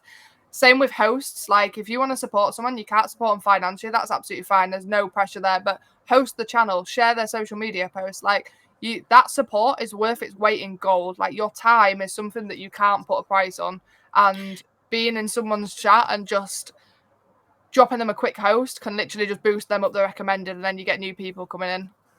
That's something I need to work on more. I need to do some more raids. Guys, when you're in my chat, in my streams on the normal ones I do on Mondays, help me remember to do raids, because I tend to forget. So once you get in the habit, honestly, it'll come second nature now. And if I know that I'm dropping like 9 times out of 10 during the week, I'm finishing my raid and I'm finishing my stream and I'm going to pick my daughter from school, so I can't stop and chat. So they're the times that I don't like to raid someone new, because I don't want them to feel like, oh, she's raided and she's gone. So like I have a select people in the community that I know I can raid them, and I can say, yo, I've got to go get my kid from school, I'll be back in half an hour. And I know that they're like, yeah, no worries. And it's the same thing. Like, as a streamer, anybody who's established in streaming understands that you're burnt out. Sometimes I've finished a 15-hour stream, which I do quite regularly on a Wednesday, and I'm just knackered. I need to step away from the screens. I need to go get a drink or some food. And I like to know that I can raid out and I can say, hey, just finished a bad boy stream. Like, I just need to go and recuperate. If you're still here in half an hour, I'll be back. And like, there's no pressure. Don't feel like you can't raid because you can't stick around. Don't feel like you can't raid because you've not got the numbers. Like, the thought's there and you'll make a new friend. And who's to say in 10 years time, when you're on 100 viewers, you know, you'll be like, oh my God, I remember that guy. I raided him when I had 10 viewers and he stuck around. Like, it's just a wholesome thing to do. And honestly, it'll make you feel lovely, especially if you've got a few viewers. Try and raid people that are similar communities to you so that you can kind of intertwine and you get to know each other. And yeah, it takes 2 seconds, but it's honestly, it's worth doing 100%. Absolutely. I mean, when I do the streams as well, I was in the same boat. I was just like, when I'm at the end, I'm like, goodbye, and then they're like, shit. I think about it afterwards. I do. I think about it afterwards. I'm like, oh shit, I should have raided somebody. It's like, it's just a nice thing. But once you start doing it, if you do a week where every day you stream and you raid out, it'll just become second nature. Like, I honestly, unless my internet dies or like there's something technical that ends my stream and I can't pick it back up, I always raid, even if I'm sat on 2 viewers, which happens sometimes. I don't have my viewer count on, so I don't know how many of us. That's another thing I would say. Like, turn your viewer count off. Like, you don't know how many people you're taking to a raid. There's been times when my chat's been very quiet because I have a lot of lurkers, and there's times when I've gone to raid out and I'm like, holy shit, there's 27 of us in here. How? Hello? And it's like, even if they're just lurkers that you're taking over, if someone's pushing for affiliate, it counts. If someone's trying to get their average up, it counts. Like, and 9 times out of 10, I will go over and I'll be like, I'll have a couple of people who are active, and then I'm like, hey, I have got a lot of lurkers. Hope that's cool. Like, have an amazing stream. I'll be back in half an hour. And it's just that peace of mind. So, like, as a new streamer, I remember getting raided and everyone would be quiet and you'd be thinking, what have I done wrong? Like, what have I done? No one's talking. Like, so I feel like it's nice just to say, like, I'm here with a few lurkers, so they know that they're not doing anything wrong. Those people are just going to sit with a tab open for you, and that's absolutely fine. Yeah. Absolutely. Definitely. Lurkers keep the stream alive. They're the best. We love our lurkers. Top notch. Top notch, as always. 2 more questions. What kinds of characters do you relate to the most? Like, game characters that relate to you the most? That's hard because recently I've been smashing Call of Duty and they're just operators. They don't really, unless you're playing story mode, have personalities. So I'm going to take it back to Apex, which is the game that I probably started on a lot. And I feel like I have different traits from different characters. So obviously Loba's super sassy and confident, and like, I feel like I've got that like sassiness from her and that kind of like almost sexuality, that kind of like really like, I don't know how else to word it really, like that femininity side. And then I feel like I've got a bit of Wraith because she's super paranoid. I feel like her mental health's screwed, and I relate to that. She's always like, someone's looking at me. And then probably a little bit of Bangalore as well, because she's really like cold-hearted and stern and like together and defensive. So like, they're probably the little bits that I'd take from some of them. But I don't think I've ever really seen like a person in a character that resembles me. One of my community members always says someone from Resident Evil, which I'm not a massive Resident Evil fan, so I don't really pay attention. But yeah, I don't think there's anyone that I'm kind of like, that is me. That's me. I'm like a little funky mix.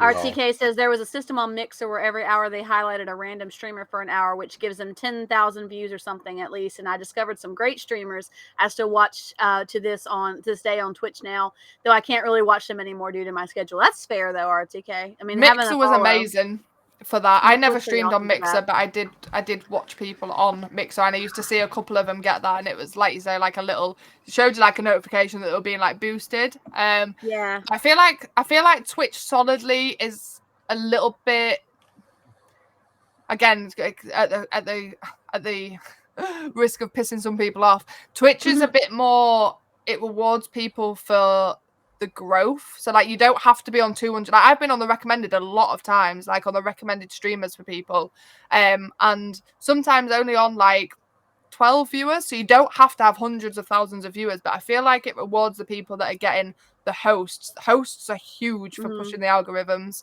It costs you nothing, So I always say to my community, as soon as everyone's in here, like, you drop an alert, that's amazing. If you can host, please host. Like, if you're already hosting someone else, that's absolutely fine, or you're unable to, that's cool. But if you can, they're the kind of things that bump you up, and it doesn't have to be monetary. So that's where your community comes in to kind of helping push you up. And I feel like they're trying to reward the people with communities rather than the people that come on to just try and make a few quid and don't care about the communities as much.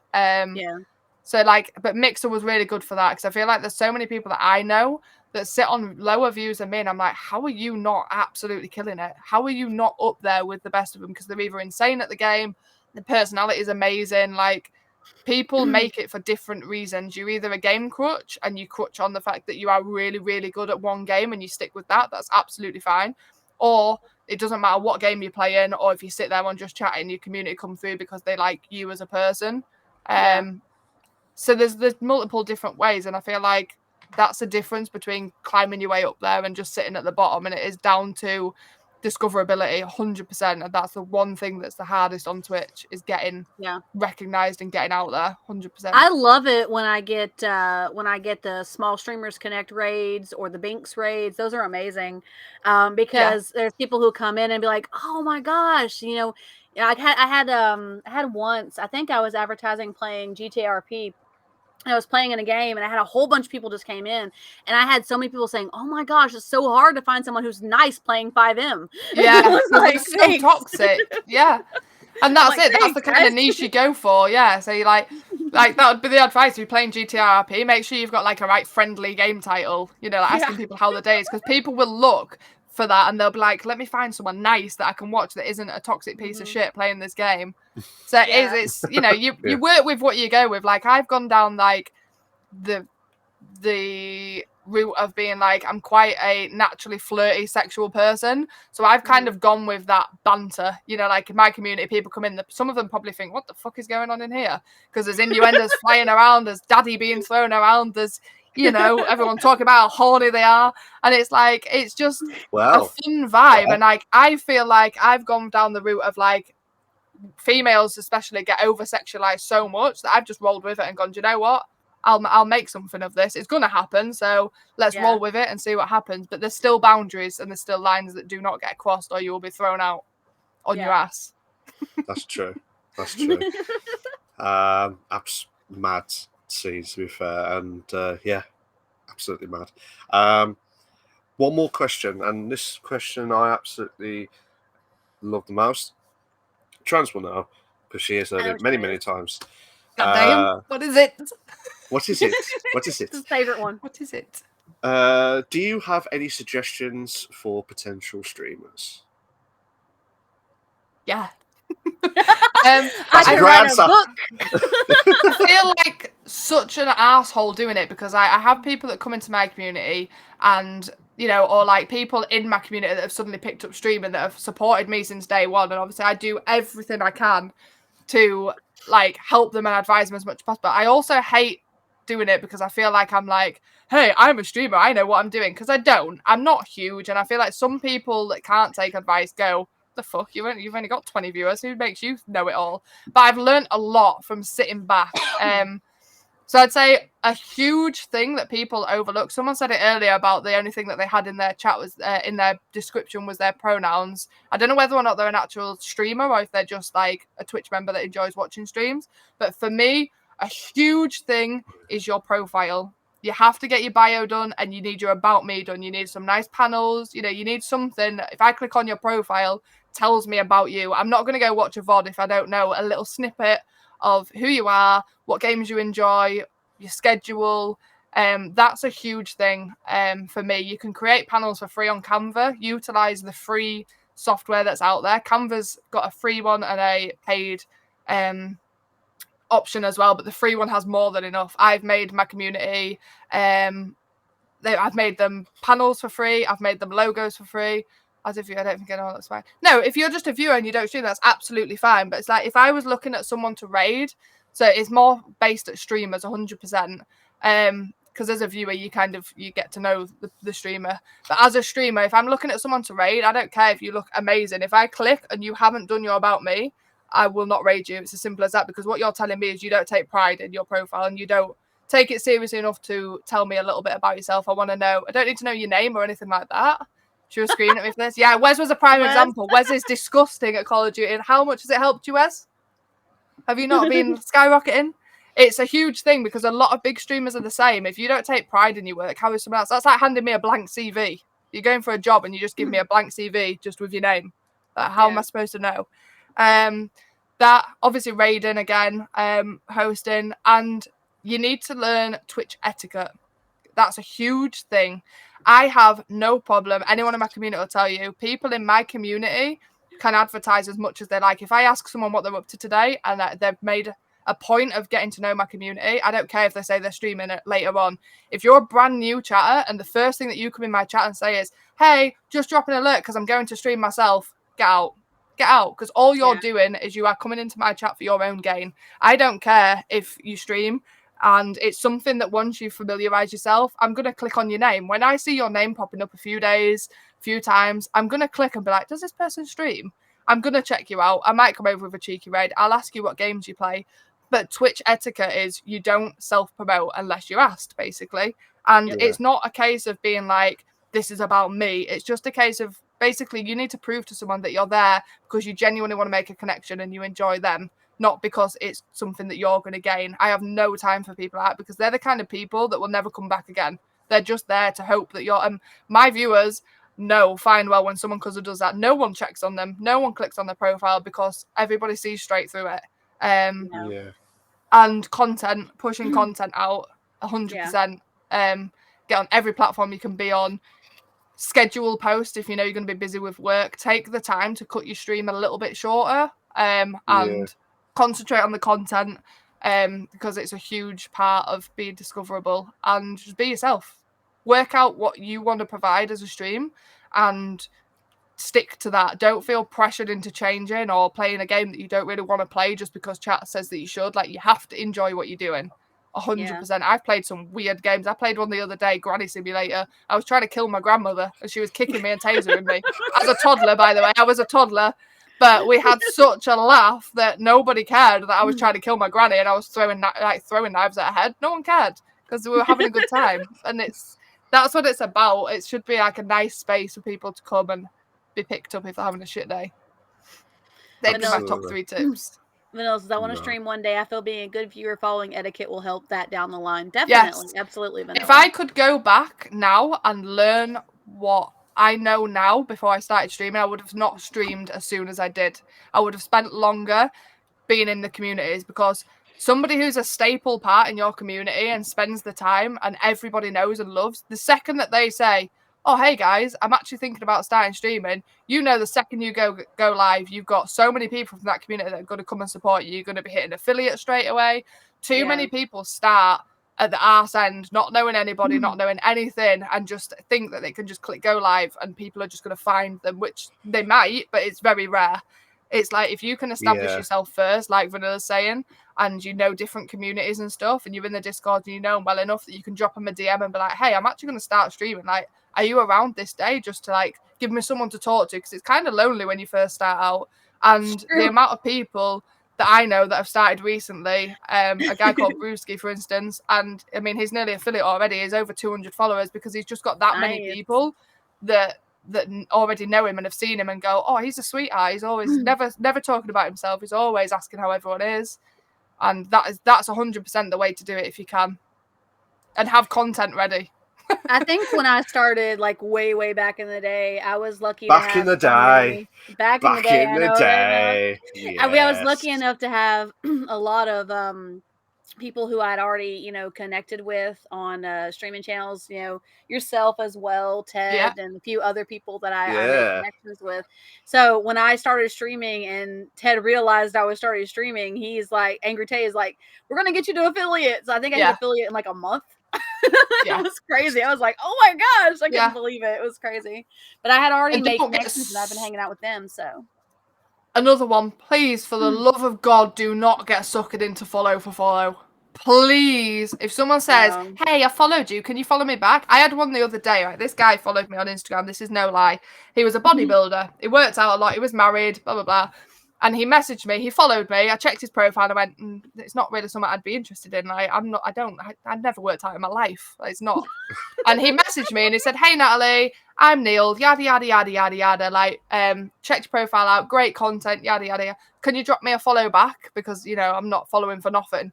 And I straight up replied and I said, with all due respect, I wish you all the best and feel free to unfollow me, but I won't be following you back because it's not the kind of content I want to see on my Instagram.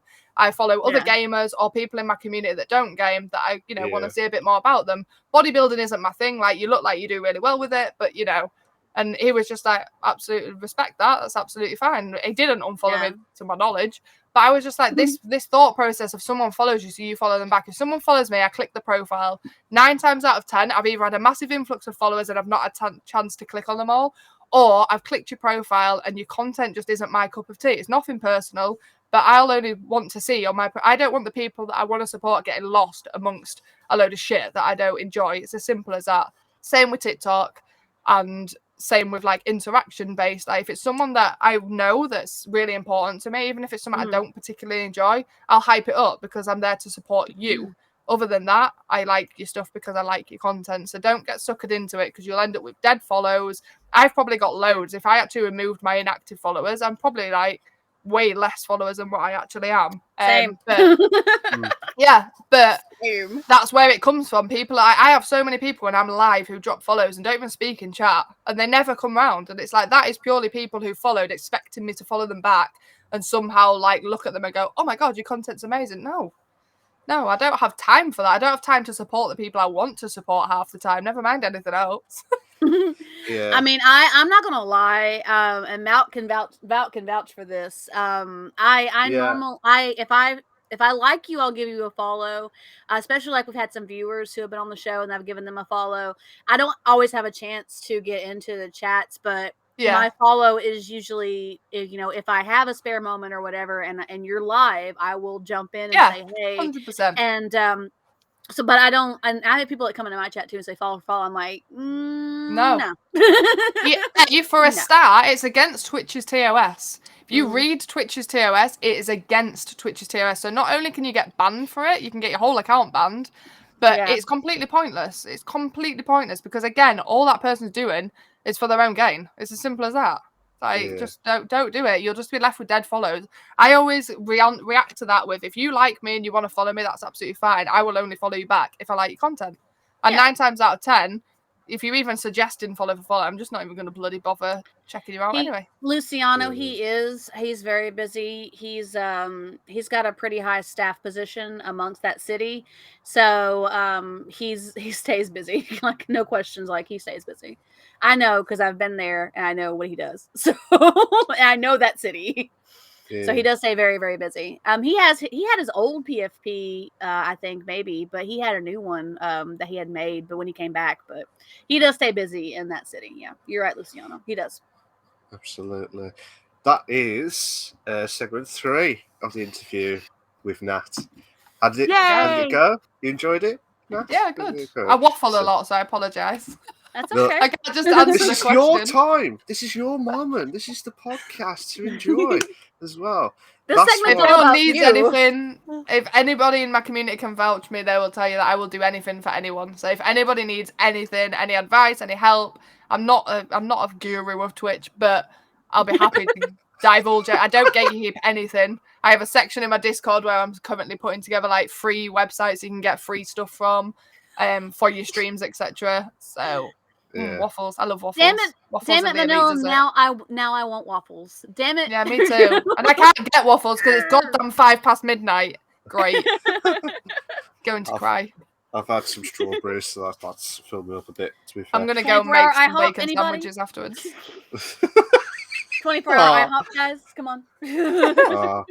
Bless. So that was segment 3, which is the interview with the streamer. We're going to have a bit of update from the GTRP side.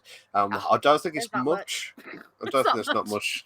So we'll do that. And then segment 4, which is the best part for everyone to try and aim as long as possible with the stream, is the Ask Us Anything part. So we'll go and do the GTA RP. So, Trans, I'll let you do the honors to carry on with your side of things. Thank you. So there's not really much to report, guys. I will say that the confrontation, you guys who are in my community, you know that I did not stream on Monday because there was an issue that I told you guys on Discord that I probably would have to mute some of the parts of it.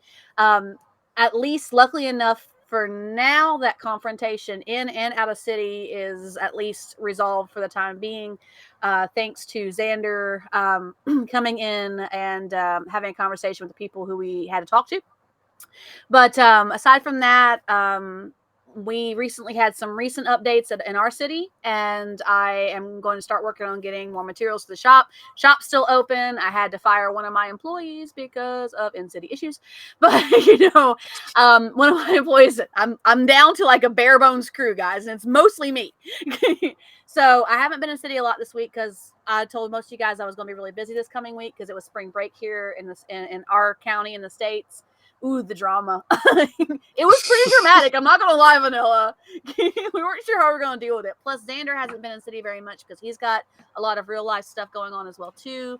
So I haven't been in city much, but pretty much sat down with our organization, laid down some plans for what we want to do and what we need to focus on right now.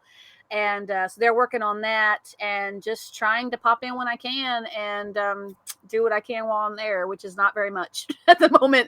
At the moment, it's just getting business for the shop. I don't know if I told you guys or not, but Olivia bought her fancy house.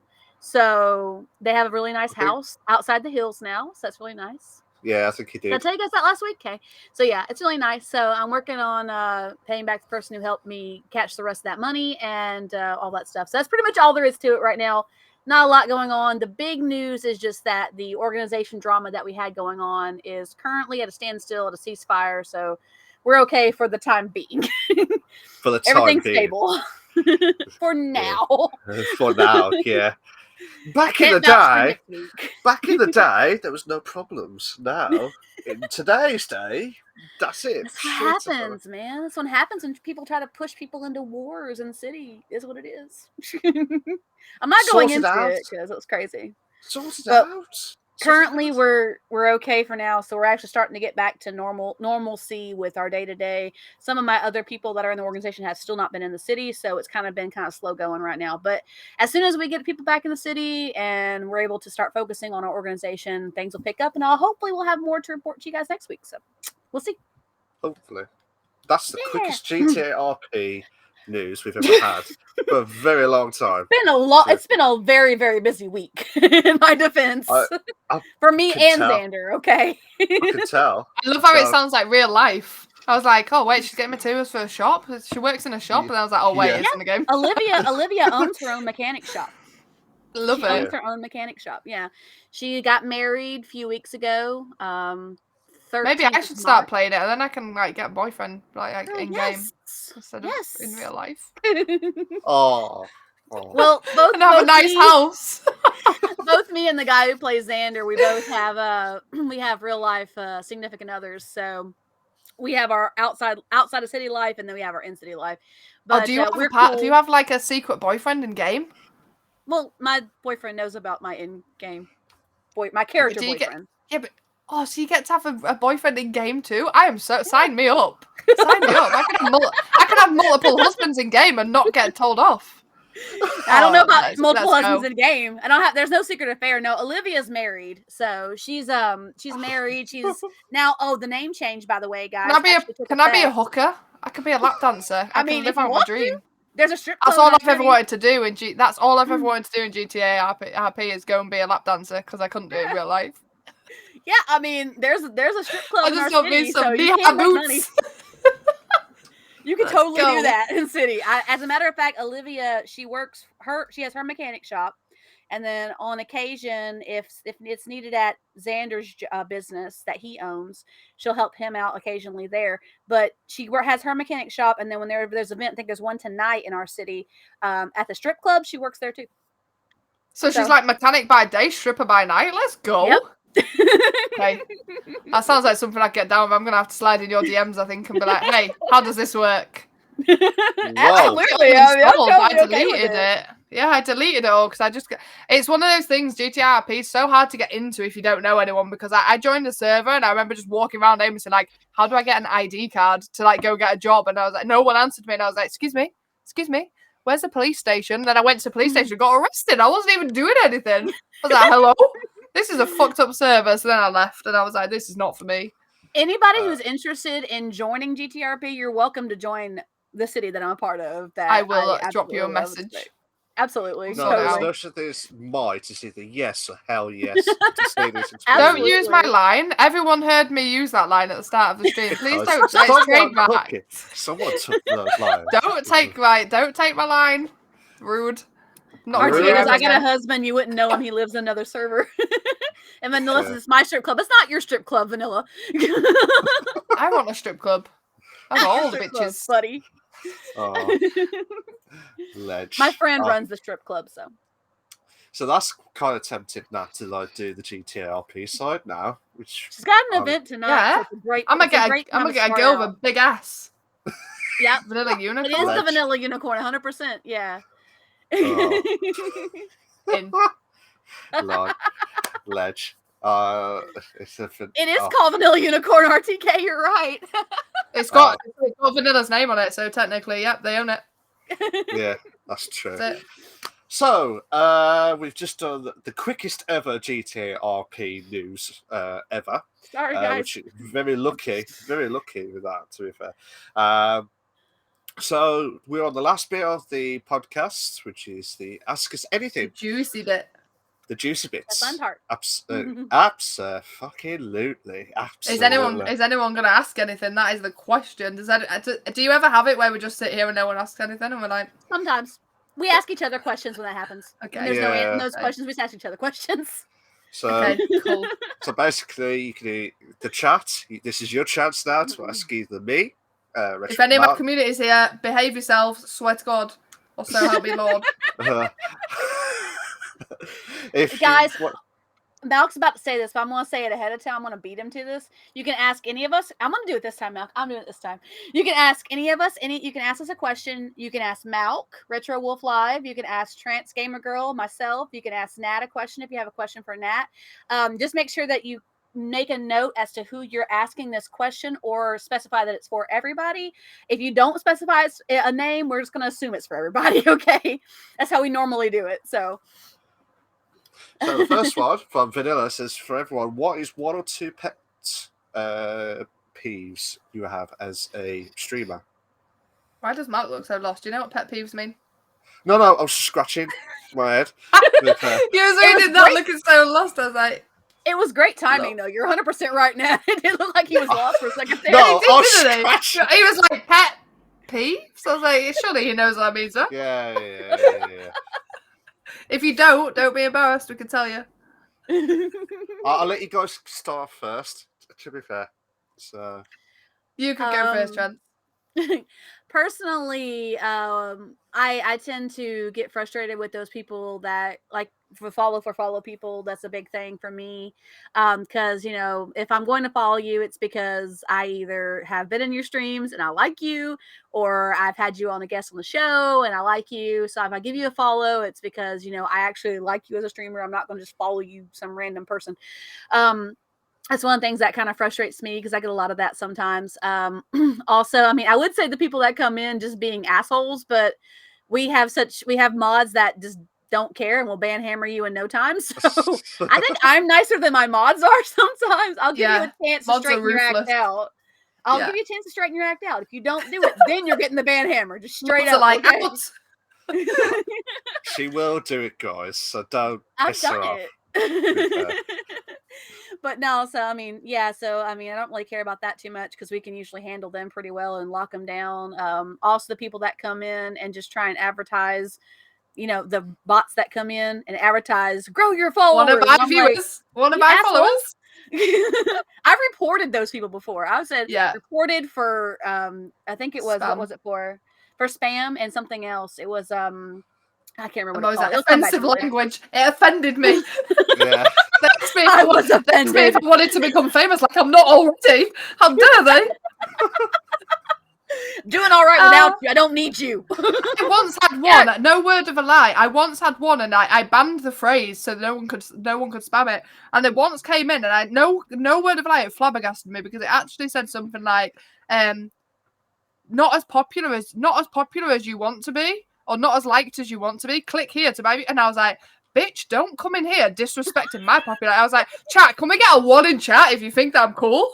I was so offended. I was like, bro, you shoot your shot, but don't come in here making out like people don't like me. Yeah, no, right? But Ledge. yes, those are my biggest things that bug me more than anything. How about you, Nat? How about you? I've probably got 2. One of which is people who don't. As a streamer, okay. As a streamer, it would be people who are self-entitled because they're a viewer, and like that. I'm talking like those kind of people that sub to you, or like they'll throw a Prime sub or something, which like nobody has to subscribe, no one has to donate, no one has to contribute financially. But if you do, that streamer doesn't owe you anything. You've done that because you're saying you like that content, you want to support that person. I hate nothing more than people like, but I subbed. Right? Just because you subscribe, that doesn't mean you can be a dickhead and get away with it. Like, people are so entitled, and even just viewers that have spent a lot of watch time, like, they think that they can get away with pushing the boundaries because they're a regular viewer. Like, you're not entitled. That streamer doesn't owe you anything as a viewer. Like, you're there because you enjoy the content, you enjoy the person. Like, don't push your luck because everybody has their breaking points, and it doesn't matter how important you are. It's if you cross the line, you have to be held responsible. I can't remember what the other one was. I had another one that was on my brain, and it's gone, I think. It'll come back to leave you. It with that one. Yeah, we'll leave it at that one. You leave it at that one. Yeah.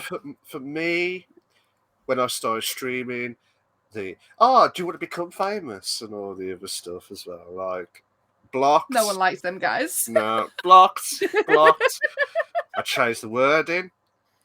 Blocked, and they're still coming in with different bloody hate raids.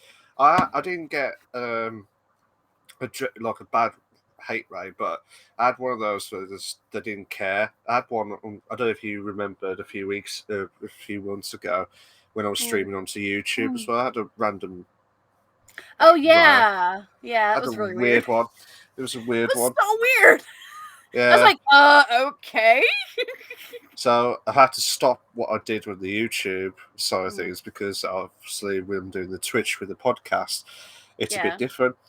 But it's the follow for follow pisses me off as well because it's like they don't want to know you.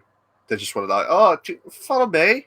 I'll follow you. And then about 30 seconds later, as soon as they follow you, they unfollow you straight after, and you're like, well, you just asked me to follow you, and you unfollowed me.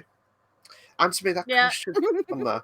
To be fair, but it's that and famous. Well, not so famous. Want to become famous?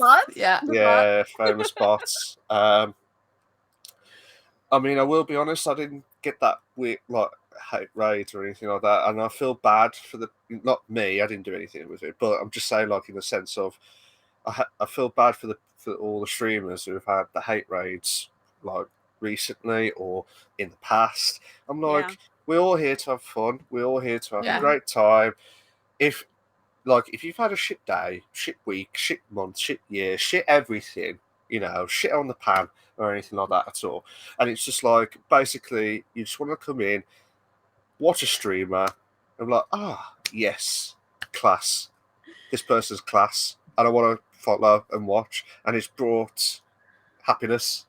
Do you know what I mean? It's just something to get your mind off it after you've had a bit bad time as such. But I mean, I've made a comment, and my community can back me up on this. I think RTK has been around for a few of these comments. Either we're not at a place where we don't get a lot of trouble with that, or we've sent enough messages to Twitch that people don't come to our channel that much anymore. So I'm lucky enough to not have as many trolls as I used to have. You get the occasional one every now and again, like that once in a blue moon or whatever. But I mean, we don't have to deal with as much trouble as we used to. And RTK can vouch me on this because RTK is one of my mods actually. But we used to be like, every time somebody came in, it was like banhammer, banhammer, banhammer. And it was like, we got to the point, I was like, I think we made enough points. People aren't coming in here, which is a good thing that they're not coming in and causing problems, you know. But yeah, I think I made a joke about that not too long ago. I will say don't fuck with this streamer. I will say one thing, it will come. And I know that's horrible. Yeah. It will come. I was the same. I feel like there's a middle ground there where you don't really get touched. So like when you're a relatively very new streamer and you're on small numbers and stuff, you're deemed as an easy target because they think they can get to you and they can bully you enough that you'll give in before you get there. Then you get to your middle ground where you've got a nice community, like people will come in ready to troll and think, oh, I'm just going to get banned straight away because there's people in chat, there's a nice atmosphere. Then you get to the point where you start growing. That's when they start coming again, because I had the same thing. I had a few right at the start, and as a female, it's always like, you're ugly, blah, blah, blah, blah, blah. Yeah. Sure, bro. And then middle ground, I didn't have any for ages, and I was like, oh, this is great. Like, we've sorted it out. And I'd say in the last few weeks, especially like when I've hit over 1,000 followers, that's when they've started coming in. It's because I'm on the recommended. So, like, I'm an easy, like, oh, her, she'll do. And then obviously the hate raid on Wednesday. And I feel like as you grow, it then goes from being a bullying tactic of trying to get you to stop streaming to then being like, hey, this person's growing, let's try and knock them down a peg or two, or like there's enough people to rile them up and get a reaction out of you. So always be prepared for it. And I would say if you haven't already get Seribot, you do it through Twitch, you go into search bar, just type in Seribot, SERY bot, and it'll always be live and it'll talk you through how to get it. You activate it as a mod in your channel, and that banned all of the people that were affiliated that Twitch knew were a part of a hate raid, the accounts that they haven't removed that have been banned for hate raids. Straight away it was blocking them. My alerts went mental because it just would block, ban. And Commander Route is another one that you go on and you can remove any bots that are any followers that are known bots. So always have Seribot active because it's helpful. If you do get a proper hate raid, obviously there's a difference between the odd troll and a proper hate raid. When you get a full hate raid, you get multiple messages spammed. There's hundreds upon thousands of bots accounts. You get follow botted, and you also get a multiple of raids of one viewer. If that happens, your main things, if anybody does want to take note on this, is your first things first, turn your alerts off if you've got alerts on, if it's easy to access them, because they'll go absolutely mental. Put your chat on either remote only or sub only. I would recommend sub only so that it can't be spammed with remotes. Unfortunately, people that are in your channel that aren't subbed won't be able to talk during that time, but nobody can then spam any comments. It just gets it under control for a minute. I now have a scene made on OBS for hate raids that I can flick to, which is like a Be Right Back scene, but it will say, sorry for the sub only chat. We're dealing with a hate raid. Please bear with us. They're the main three things, and they will disappear pretty quickly. And then I was just manually going through and making sure the ones that Seribot had missed were getting blocked. And normally with the hate raids, they come over, and I've actually seen them done live. Someone actually caught the person who was instigating them live, one of the people, and they actually were disappointed when it was locked down so quickly that they very quickly disappear. They move on to the next person, which is awful. But if you can get your sub-only mode on, get your alerts turned off, they've got nothing to stay for. They'll very quickly disappear. And once I'd sorted all that out and I came back, they were gone, and put it back on normal chat mode, and the amount of community that were there was like, oh my God, what the hell? Like, I've been waiting to talk for ages. It's people will stick around, and if not, then it's just one of them things. Try not to let it get to you and just move on. Absolutely. And I just hope that the Twitch will get it sorted, like as they discussed in the past, but whenever that was a bit that I was meant to say in the advice bit, my bad. I helped you out. Everyone knows. If I didn't know that from like people that I know in the community that have had racial hate raids and sexist hate raids, if I didn't already know that, honestly, Wednesday would have been horrible. It was still horrible. It was still very stressful. But to be able to know what to implement was a hell of a lot easier to be able to like shut them down. Absolutely. And turn raids. You can go into your Twitch settings and turn raids to friends or followers only, so people you follow back, so that you can't get random raids. Okay. Nice. Sorry. Sure. No. The more info, the more that helps us, not only to us, but to everyone that's watching the stream, and hopefully give it a little bit of a boost, shall we say, to avoid these pillocks, as I call them, or idiots, as I call them, as well. RTK, on that comment, it's okay if you can only be here on the weekends, it's fine. I want to pick up my streams. Right now I'm only doing the Saturdays and Mondays if I'm able to do Monday at all, which I haven't been a lot lately. But I usually, during the Monday stream, since it's midday and, it's a Monday, there's usually not that many people coming through unless they're from a different time zone or a different continent. So I try and keep a tab on that myself. So, but that's okay. I appreciate it either way, because when you are here, you're excellent, RTK. All the love to you. So nice one. Some reason why I made you a mod in the first place. Ledge. And funny enough, RTK did ask a question, I believe it's to all of us. You get $1 billion or £1 billion. That will be epic. But if you accept, there will be an invincible snail following you your entire life and will kill you if it manages to touch you. So would you take this deal? No. Are you stupid? Do you sleep? It's going to touch you when you sleep and you're dead. You won't even get to spend a penny of that before you sleep. You dumb? No. What a silly question. If it doesn't move, if you have to crush it and it kills you, then I'm in. I don't particularly like life anyway, but...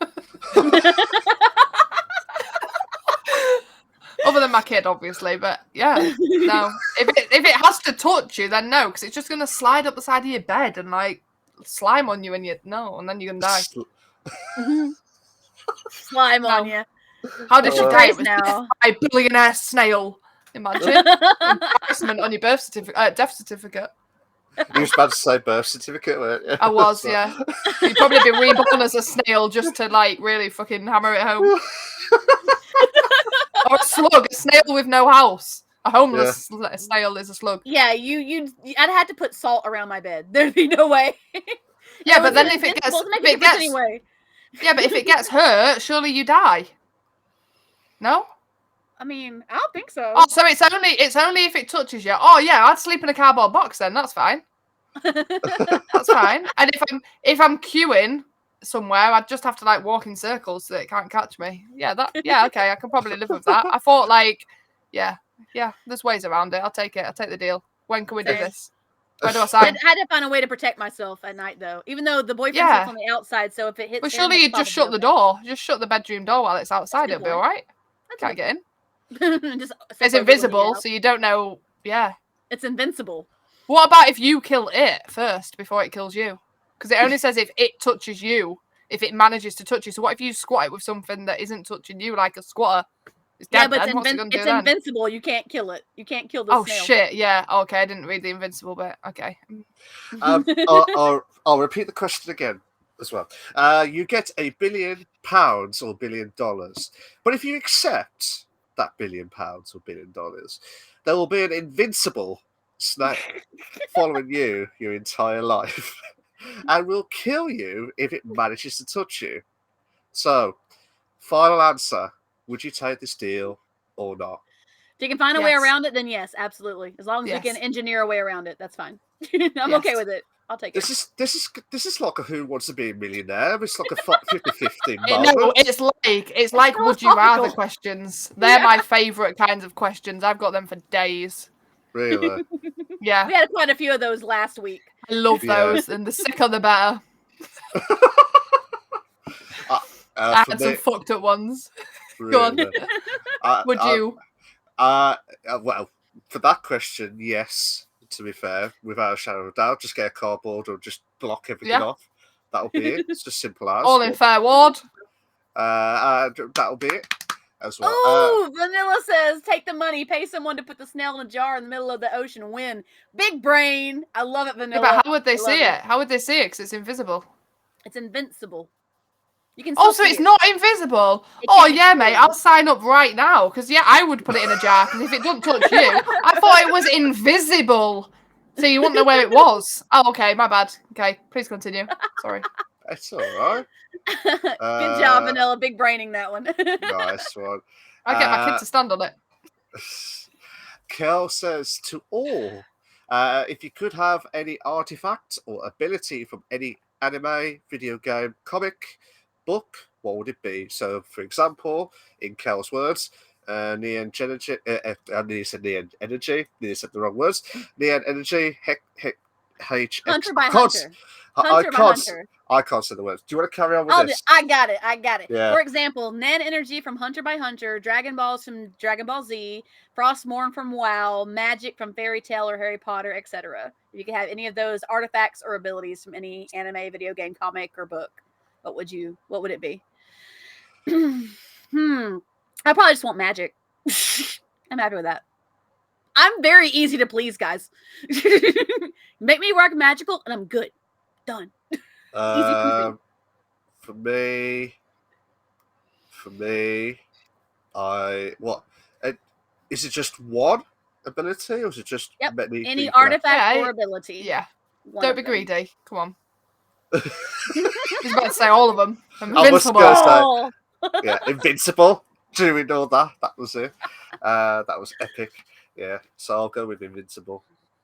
Invincible, nice. Okay, mine would be the Infinity Gauntlet. Nice. Jack of all trades. I could just click my fingers. I can warp time. I can go invisible. I can do it all, bro. Just give me the glove. Just give you the glove. You all missed a trick there. It's got magic. It's got invincibility. It's got time travel. Shit. I will be Thanos.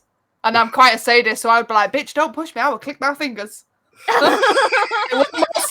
You're gone. I could just imagine the Avengers. That would be me. That Avengers Endgame, and it was Nat, not Thanos. Would be like, don't mess with me, bitch. Don't mess with that. I would be that sadist person that stood there going, if you die, you die. I'm sorry. Sorry, not sorry, moment. Sorry, not sorry. But if you didn't like the outcome and like all the people that you cared about died, you could just rewind time and do it again. Good point. Good point. And rewind and rewind. I'm like, oh shit. Sorry, Esme, that's my child. Sorry, just let me get you back from dust. Keep going until only the people you dislike go. RTK said on the snail question, I'm getting my friends to put it in a box and keep it in dry and warm box full of salt.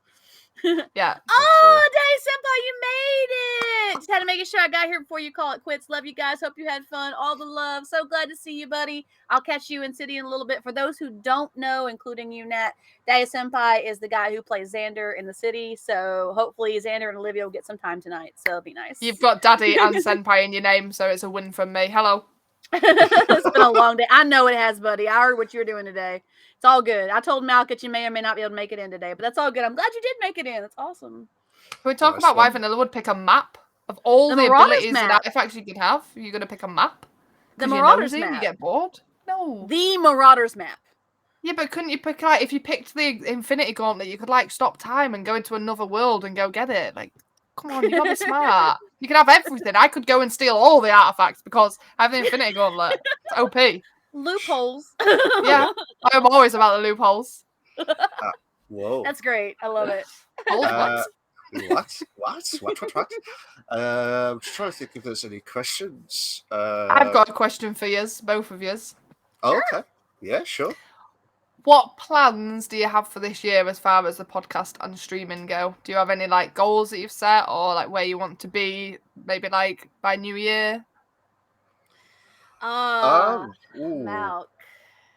We How does it feel? We haven't discussed this yet, have we? Well, one thing I know that or individually. One thing I know that we're going to do and that we've talked about as well already earlier this year was after this season's ended, because we do 20 episodes per season. So after the season is ended, we'll do like we did last time, take a couple months break or whatever and restart it again and carry on with the show after that. We might have to see where that ends us up for the year though, Malk. I'm not sure how it's going to end because I've got a couple more mandatory things I'm going to miss again this year. Effectively the same things. But But yeah, so we have we know that we do want to do a season 3 and keep us going. I mean, honestly, Malk, I mean, the growth that we've had even this season has been insane, hasn't it? It's been pretty crazy. I mean, I can't believe like I will be honest, I don't know if you've ever like seen the podcast in the past or anything like that before, Nat, but from our perspective, it was Trance who started everything all off with this podcast. Yeah, to be fair, so I thank her more because she does she does the notes. She's the brains behind the operation. She did actually. To be fair, right. I will say some of the story mode, what happened, but Trans will say it in more depth. We play GTA Racing. See, when you get GTA RP and racing, R is there, the little R. It's the R. I get it. GTA Racing. Before she kills me, GTA Racing. We was playing a bit, and then I was doing, because I do commentary, like for league racing, like F1 league racing and stuff on my spare time. Not with my Retro Wolf Live, just my own personal stuff as well. And Trans was like, "Oh, you're a very good, you're a very good commentator. You like a good show, like show host and stuff." And then she was out of the blue. It was racing. And she said, "Mark, you got a great voice for a host. We should do a podcast." I'm like, yeah, let's do it. Let's do it. To be fair, well, at that point, it was just kind of like a joke between us. I was like, "Oh, you got a really good hosting voice. We should do a podcast." Kind of like a joke. I was like, "We should do a podcast." He's like, "Yeah, let's do it." We're like, "All right, cool."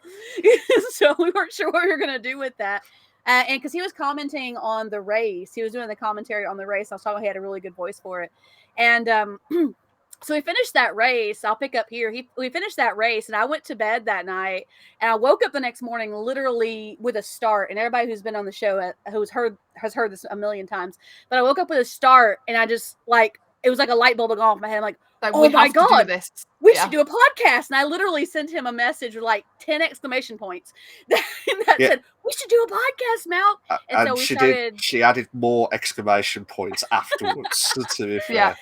And I was like, I said, this would be great. It would be amazing. It'd be great. We had great, we're friends. We have great, banter when we're playing games together. Yeah. We have great communication with each other.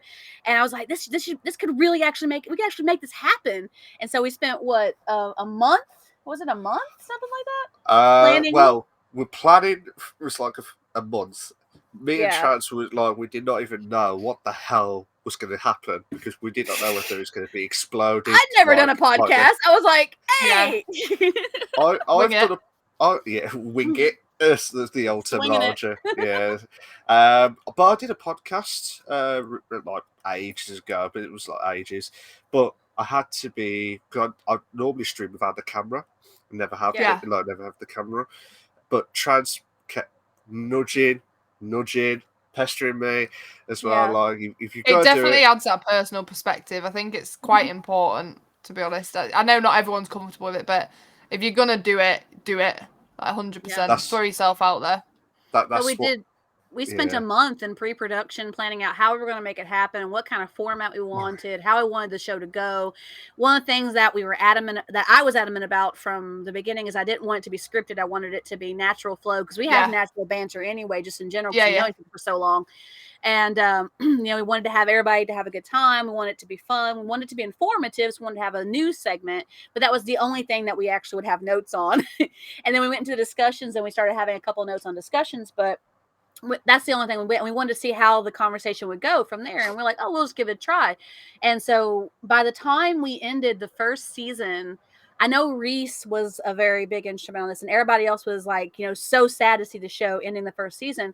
And we came to about the middle of the first season. We're like, we can do a second season of this. Let's give us a couple months break during the holidays. We can have some time, some downtime, come back after the beginning of the year, come back stronger, do a season 2, and we can just give ourselves some time between and just do it a season at a time. And so by the time we got to the end of the season, we had already had some growth, and all of our episodes are available on most of the listening channels as well, like Spotify, iTunes podcast. That was Malk's doing, so I gotta give him credit for that. He does a lot of the other stuff, and making sure that our stuff was out there. And we had so many people retired after that. We had so many people just waiting for us to come back. I mean, Reese was on the edge of his seat. He was crying at the end of the first season. It was. He's like, why do you guys gotta be off season for 2 months? Oh, was like, "Going back, Reese, it's okay." And so like he Love kept waiting and that. waiting. So yeah, every time I did a stream, he'd be like, "I'm just waiting for the first episode of Bish Bash Boss season 2." I'm like, "Okay." You guys, to be fair, you guys are smashing it. This has been a lot more comfortable than I thought it would be. Even though I stream a lot, like, and I'm on like multiple different platforms, I feel like this was nerve-wracking for me just purely because like talking off the bat can be hard. Yeah. It was more, Yeah. it wasn't necessarily even like the questions, it was more the dynamic. I was kind of like, am I gonna feel comfortable chatting with you? Is it going to be like free flowing? And you both definitely got the personality for it, and it has been easy. It's just flown so nicely. So thank you for having me. Thank you. It's something that thank you. It's something that I wanted to like touch on because I don't want a podcast, but I've always said to the community I'd love to do. I said to Malk, I'd love to do some sort of like chatting with someone, like co-stream kind of thing. It's just working out what. I said to Malk I had like this wild idea to have like almost like a talk show, not a podcast, because you guys have nailed it with like the subject, keeping it gaming related. Like I feel like you've really organized it and got it planned out, and having like the pre-brief on the notes was really helpful. Just like I wasn't familiar with like E3. I kind of knew it was an event, but I didn't know much about it. So it gave me a chance to actually look into it and familiarize myself with what we were going to be talking about. So I wasn't just like, cool. So yeah, I will 100% be catching the podcast. I didn't really know about them. I obviously followed retro for a while, but when you reached out to me was when I was kind of like, okay, before I agreed to this, and I even said that to you, didn't I? Like, I'll go back, I'll check out what you're all about. And as soon as I watched, I think it was the one with Kirsty Kryptonite, and I was just like, yeah, this looks cool. It looks very chilled, no pressure. So yeah, be nice. It was like saying, I've seen this every week. It's like contract signed, just to pester, just to say, go on, just nudge, just do it, just do it. Yeah. We've had so many people that have come on, even last season. They're like, I've never been a podcast before. I've never done a podcast. I'm like, no, me neither. Just be yourself, have a good time. That's all we're about. We're having a good time talking about games and just seeing where the conversation goes. We really don't care. It's probably one of the most laid back atmospheres that we could possibly offer. And we wanted that. We didn't want people to feel uptight.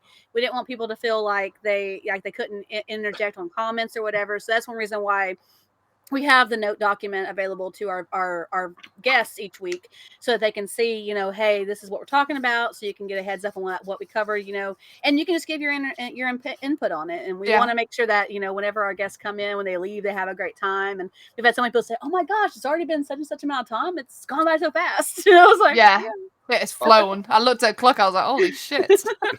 But it doesn't, it feels like I'm just chatting with two friends. It's really nice. It's homely.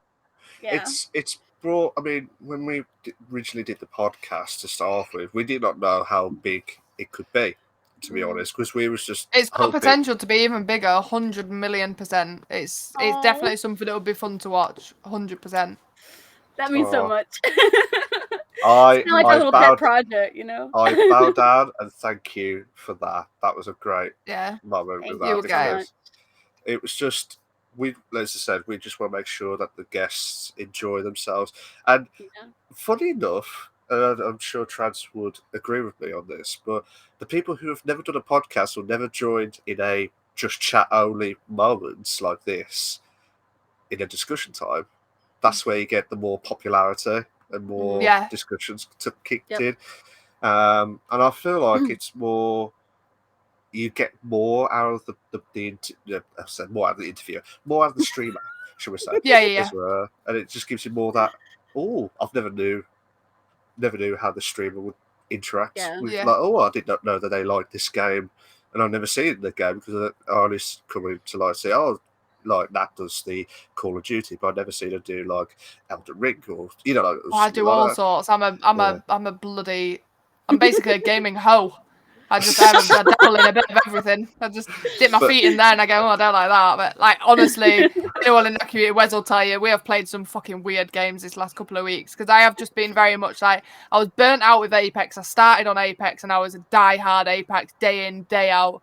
And I was just like, this just isn't fun anymore. I'm sick to death of sweats getting me. Then I went to Warzone. I love Warzone, but I can't play it day in, day out because it just gets too much. So I was like, I need some kind of fun little games. What would I play if I wasn't streaming? It was like, I love simulators. I love survival games. 100%.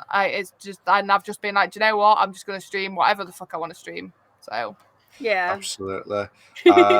Thank you, Wes, for that comment. We appreciate it. We're glad you were able to be here and hang out with us. It was good. No, and that's one of the things we wanted. We wanted it to be laid back. We wanted it to be fun. We wanted it to be enjoyable for the streamer as well as the viewers. We wanted the viewers to have a say in what was going on.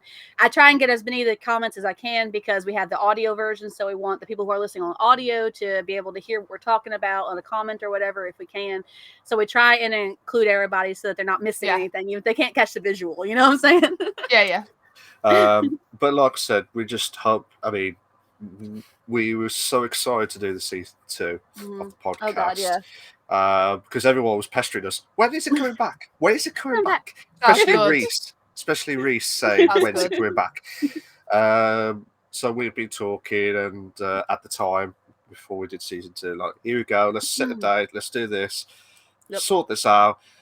See what's going to be planned, etc. We had to do something a little bit different on some of the episodes, didn't we? Transfer like the free episode modes and stuff, and some that we could not get the guests at the time. Yeah, or we just did that must be the hard bit. Yeah.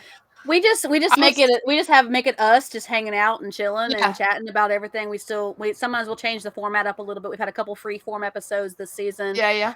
And that's all actually, honestly, for the viewers, it's all actually y'all's suggestions that we tried to incorporate this season, that we wanted to include something different, because y'all were saying, hey, why don't you try this? Why don't you try this? And we're like, hey, let's include that. Let's make it fun, and get something that you guys have an input and have a stake in as well, so you guys can enjoy and look forward to seeing us do that content.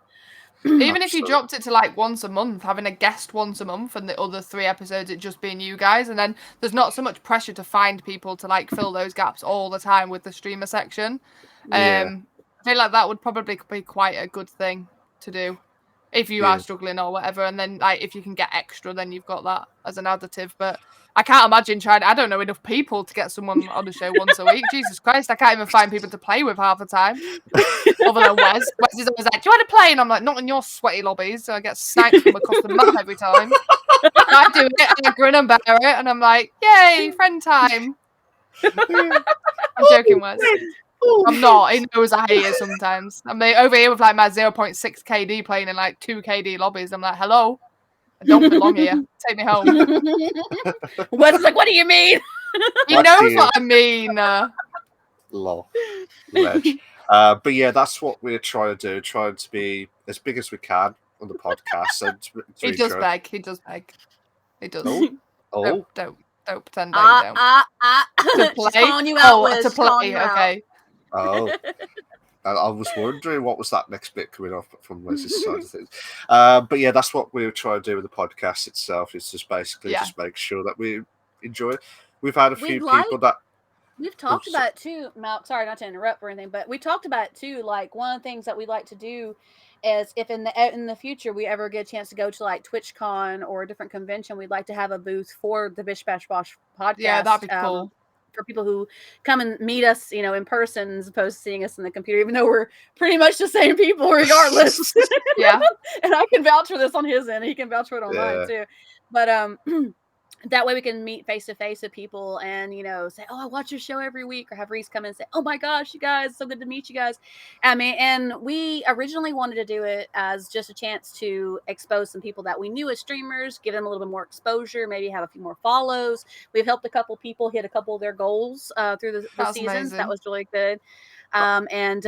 We really wanted to, make it where it was a win-win for us to meet other people's communities, as well as a win-win for the streamer who's guessing. It's like multiple exposure, isn't it? Back and forth. Exactly. Yeah, totally. And people who like my channel, who like, oh, I never heard of this person. This person's cool, and they'll give you a follow or whatever. That's why they were asking about the follow link in the chat, because they want to, if they like you, they want to follow you and give you the support. So thanks, guys. As what following on for what Trans said, it's like we've had a few that hit affiliate after the normal checks. We had a few that have hit their goals, like 100 follows or 200 follows, and all the other stuff.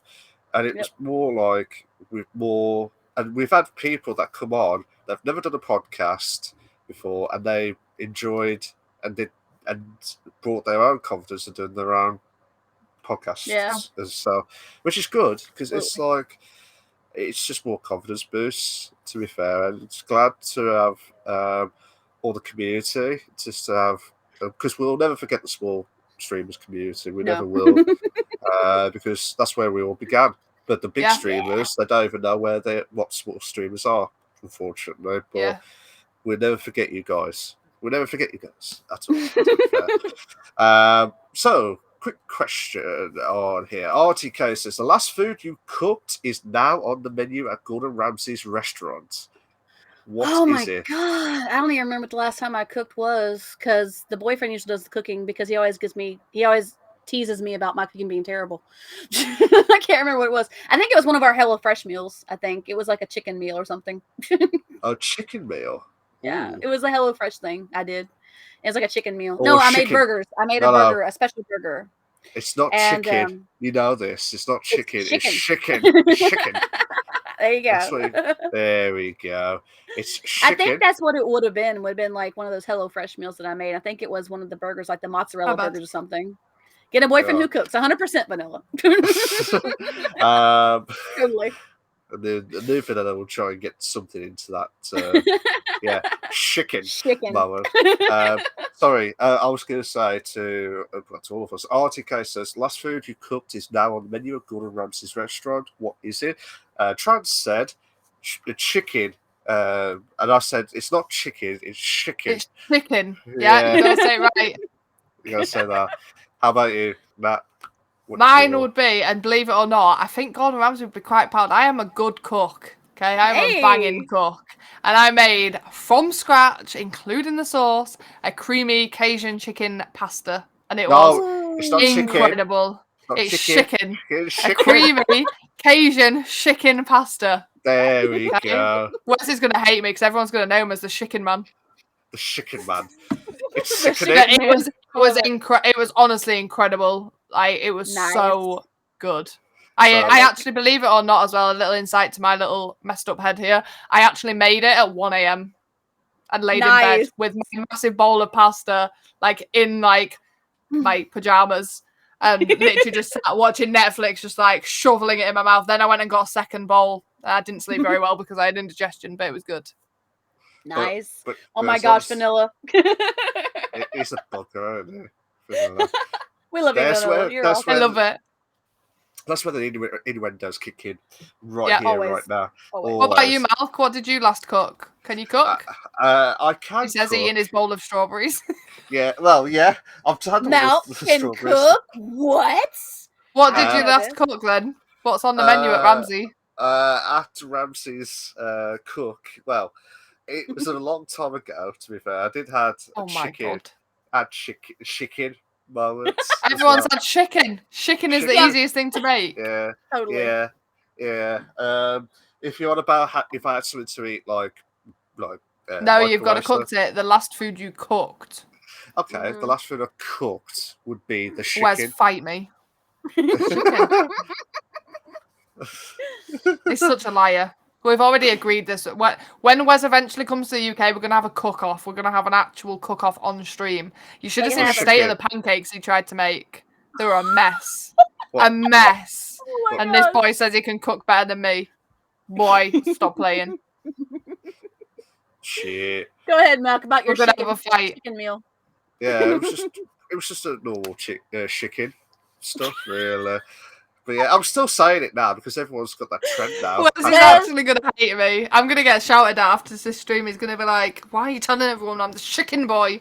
Wes, honestly, feel special, Wes. You have now effectively added to our collection of running jokes on the show. So there you go. And vocabulary. We all have a new vocabulary. Totally. Absolutely. Do it quick before the chicken guy or the chicken bloke is just going to kill us all, to be fair. So, Vanilla says, for everyone, if plants could speak with Brooklyn accents, would you want to have a garden? No. Can you imagine how you're trying to go to sleep and them talking to each other? Like, psst, do you think she's asleep yet? I'd be like, shut the fuck up, I'm trying to sleep. And being loud at that as well. Yeah. Like trying to holler at each other across the garden. No. Yeah. No. Sorry. No way. And what happens when a bee comes round? Like, are they all going to be like, get him, quick, get him, help, look, dive? No. I think that was a straight Easy answer answer. of no, and absolutely. Are you going to say yes, Malk? No. Okay. No. Thank God for Anonymous. that. No. It's a unanimous decision of no. Yeah, it's a hard no. Hard Yeah. no. Absolutely. No, Vanilla. No. I'm not going to have my plants talking back to me. I'm sorry. Absolutely not. I'm trying to think of some questions. I've got a question for okay. everyone, including Go the for chat. If you're on death row, you know, you get your death row meal, you get your last meal, it can be anything. If you're on death row, they say, what do you want as your last meal? And they bring you it, don't matter what it is. So if you're on death row, what would be your final meal? It can be a main or a dessert. Hey, Maxter. yeah. Good to see you. All the love to you, buddy. Thank you so It much can be for popping home in. cooked, or it can be like from a restaurant. Just remember that I'm number one sniper in Sweden. You don't have a sniper, you idiot. I have these. I think I've answered this question before, actually. I think I have. Have you? I think mine. I think somebody else. I think Ted might have asked it to us last season or something. God damn it. I want to say, oh, that's okay. It's been a while. I just remember what I said. Though. I can't remember my haven't answer. heard it. So go. I think it was. I think mine was like a big sirloin with a baked potato. Yes. Oh and no. like some. No. Who dreams of a steak with a jacket potato and steamed broccoli? Oh, honey. I'm just saying. Honey, no. I mean, it's the part of it is because of the fact that I don't get steak that often. So for me, like steak's like a special occasion. So yeah, steak I would is go with a steak, but who dribbles over a jacket potato and green vegetables with it? Like, if you have a steak, you've got to have some big dirty chips and nice creamy sauce and Sus things? Okay. What are you talking about, Wes? Guys, we're all angels here. I don't know what you're talking about. Just ignore him. I don't know who he is. I've never seen Wes in my life. For me, I would have said steak. Anyway. Yeah. Are we all just going because it's so expensive and we're just assholes and we're like, bring me the expensive shit before I die? Well, yeah. I'm taking the expensive. Well, I mean, you can always say lobster thermidor, so I mean, hey. That's true. You could have steak, you could have surf and turf, you could have the steak with Hey, that's true. Yeah. Wes says I would have Nat, in my opinion. Okay, fair. I mean, you can't actually eat me because I don't want chunks missing. You're dying, not me. I would like to walk out of there in a whole piece. Just saying. As much as you can be, you know. I'm not really that vanilla, to be fair, because I know your innuendos kicking in. I would probably have a giant cheesy calzone stuffed with pepperoni and rich, thick marinara dripping sauce. I mean, he's made it sound sexy, but yeah. That's pretty good, actually. That's a pretty good one. I actually don't know. I would probably go steak as well, to be fair. Like steak, chips. Like I like creamy mushroom sauce, but I'd probably have like a side of cheesy garlic bread, maybe a bit of mac and cheese. Yeah, I'd have to go like a full. What about peppercorn? Peppercorn flavours? I'm not a big fan of peppercorn sauce. I'm a creamy mushroom girl. I like peppercorn if it's done right. Yeah. Like I like peppercorn as like a seasoning on the steak if it's done right. Yeah. Like yeah. But it can't be too much. Like it can be overwhelming. Living rent free, and Malcolm said, "Yes, you are vanilla, 100% apparently." Your dream has come true, Vanilla. God help me with this.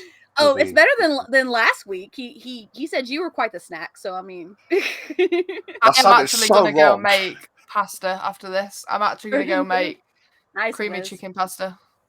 That you pretty much doing it at the same time as what you said last time. To be fair, yeah, I do. This is my. I'm on demon hours. If I didn't have a daughter, I would 100% be nocturnal. I'd work somewhere like all night, not in a strip club. Maybe in like a bar or something, and then. Well, I mean, in GTRP, you can do a strip club if you want. Yeah, but does it pay me, not my character? I need something that pays me. Good point. That's a good point. Like, can I sell my ass in game for real life currency? Is that a thing? I mean, it should be if it's not. Well, yeah, I'm like, yeah, send me £10 and I'll come and strip for you tonight in game. Whoa. Damn. Can you transfer the money, Wes? I didn't know it was a thing you could do. You can sell your accounts and stuff, can't you? I think VR. VR. No, not VR. Yeah. What? No, not VR. Just in game. Is it about VR headset? No.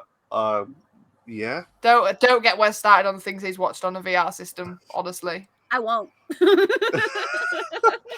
I'm taking Nat's suggestion on this one. I'm not mentioning it to you. Oh my gosh! That is so cute. Thank you so much, Maxter. Oh, I keep it PG. For those who are on audio who will be listening to this later or watching this later, Sergeant says, I think it's funny. My 3-year-old enjoys these podcasts. I asked him who his favorite streamer he said U-Trans. Oh, thank you so much. But it's a mature audience only. Yeah, mature. We've got 3-year-olds. What the heck? No one warned me about that, so I apologise in advance. Mature like cheese. We have some more family-friendly episodes than others. It's okay. Yeah. There are some. I think this hasn't been too bad. Yeah. Heard about VR stripping and you pay real money for it. I saw a TikTok. Of course you did, Wes. Of course it was on your TikTok. I have never seen a TikTok about VR stripping. On Second Life, you can transfer the Second Life currency, the Linden dollars, into like real money. So I don't know what the conversion is. Can we get a GoFundMe to get Wes a VR headset so he can try the VR stripping? Totally. He's going to be broke. He will be broke. Be like, take my money. Just rain. Kick it in. Right. Kick it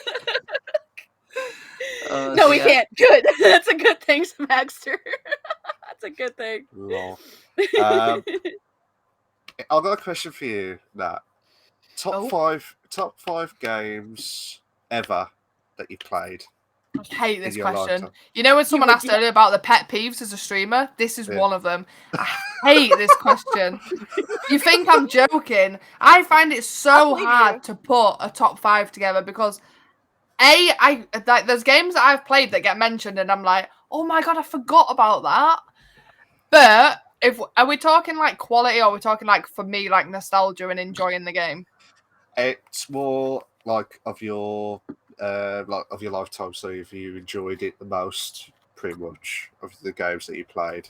So like for me, I'd have to bang Apex Legends up there, even though I don't really play it at the moment because it's burnt me out. But I've spent so many hours on that game. Would I put Warzone up there? I'm not sure. Probably, because it is a game that I keep going back to. Only Rebirth, not Caldera, because Caldera sucks donkey nuts. I'd have to go with some originals. Time Splitter is probably one, to be honest. If I played it now, I probably wouldn't enjoy it, but I loved it. SSX on the Xbox, the snowboarding. The tricky one. SSX Tricky, yeah. And another one that I absolutely loved was old school Ratchet and Clank. Okay. Yes, absolutely. That was another one I played with my uncle a lot. Can I go with 6? No, I had another one. Because you're so nice and you ask so nicely. Go on. I would also bang on the OG Abe's Odyssey on PC. Nice. I used to love that. The little green man was like, follow me. I loved that guy. I loved it. I always wanted to play that. I never did. I played like a demo, but I never played the actual game. It's so good. The original one was so good. Until your mum was on the phone with the dial-up internet and it did that noise and you'd be like, no. Yeah.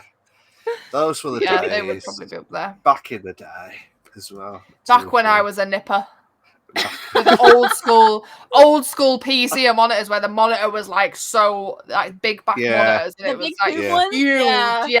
You couldn't lift that bad boy by yourself. It was like a 3-man job to move that room to room. You had, I'm saying this in good context. There's like the CD drive. You got the floppy disk drive back in the days. Yep. As well. Good old floppies. The only time they've been accepted. Yeah. I love it, Nat. That's amazing. I knew as soon as I said that, I thought, shit, that was gonna happen. I think that's the high point right there, Malk. No offense to anybody with, issues. I'm sorry, I feel like I have to throw that out before I get cancelled by all the old men who have to go get the blue pill. Sorry. Floppy lives matter. Oh my god! If you're watching this back on the podcast on Spotify and listening to it, that wasn't me. That was just Malk doing a very good impersonation of me. Malk, don't say things like that. What? You shouldn't say stuff like that, Malk. Yeah, Malk. What did I say? How dare you? I am freaking gobsmacked, to be fair. But talking of old school computers, like the nostalgia, I did a Just Chatting stream the other day, and we were talking about all this nostalgia, and it brought so much back of like MSN, Bebo, like all of those dial-up internet, like all of the old school AOL. games we went through. Every one AOL, of those AOL LimeWire that you got every single year. Like, they didn't make any changes to it. They just sent you a new one just because. Yeah. Check out the new AOL. It's the same as the old one. What the hell? Yeah.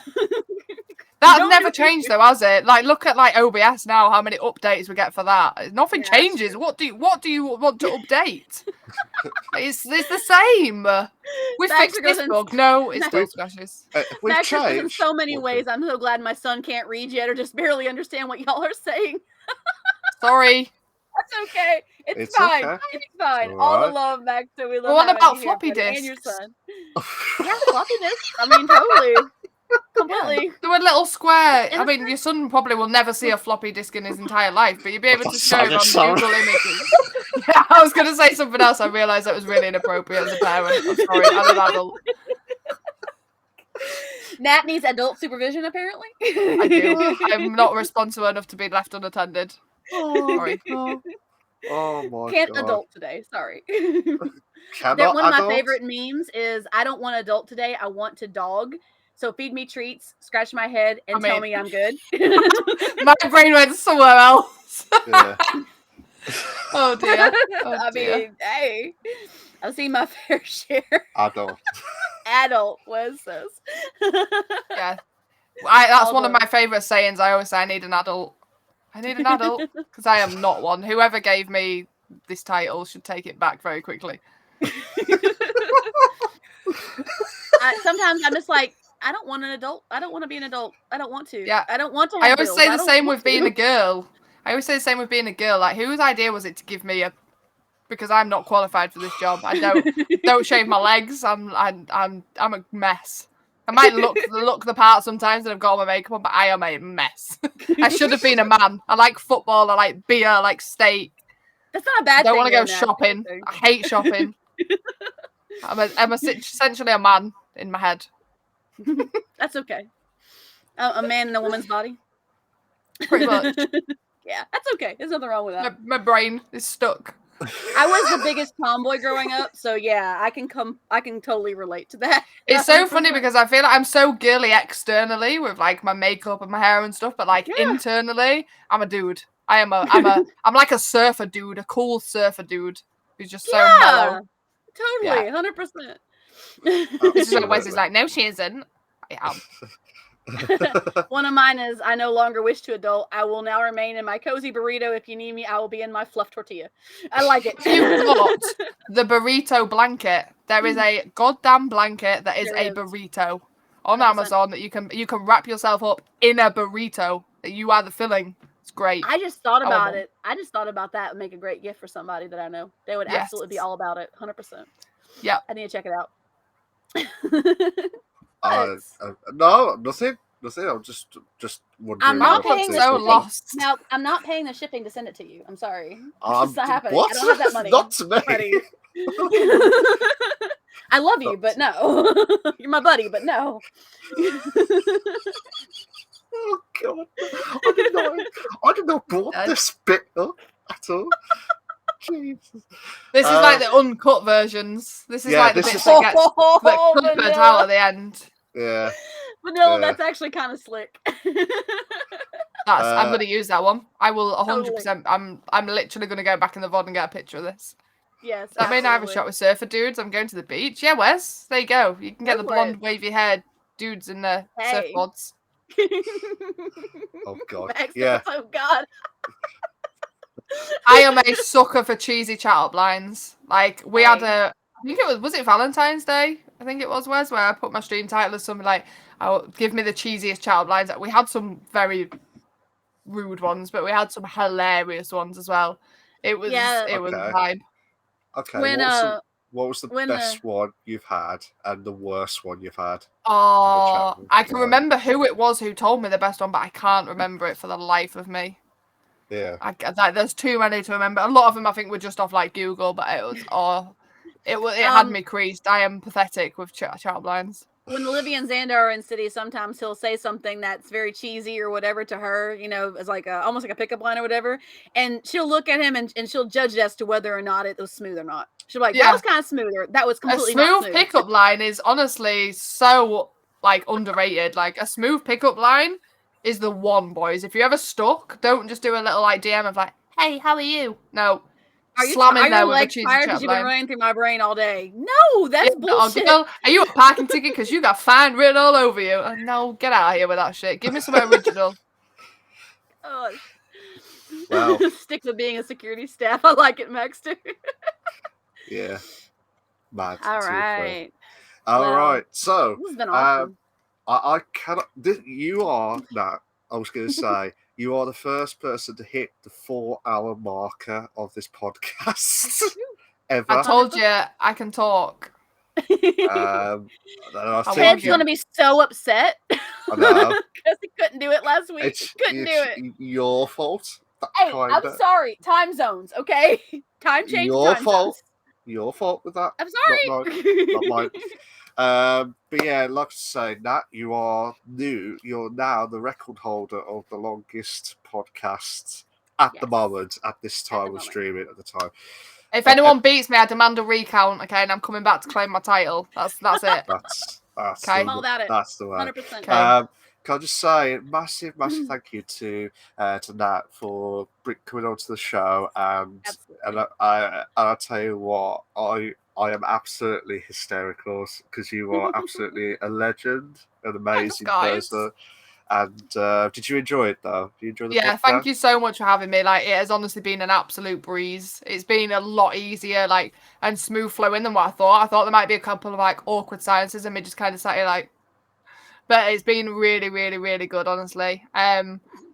Kudos to you both. Keep doing what you're doing. Like, this is something that I really hope will like 100% blow up, and you'll have like people knocking your door down to come and get on the podcast. And like, I think it'll go places 100%, and I'm absolutely honoured to have been a part of it. And you will see me in this chat bit in the future podcast, hopefully.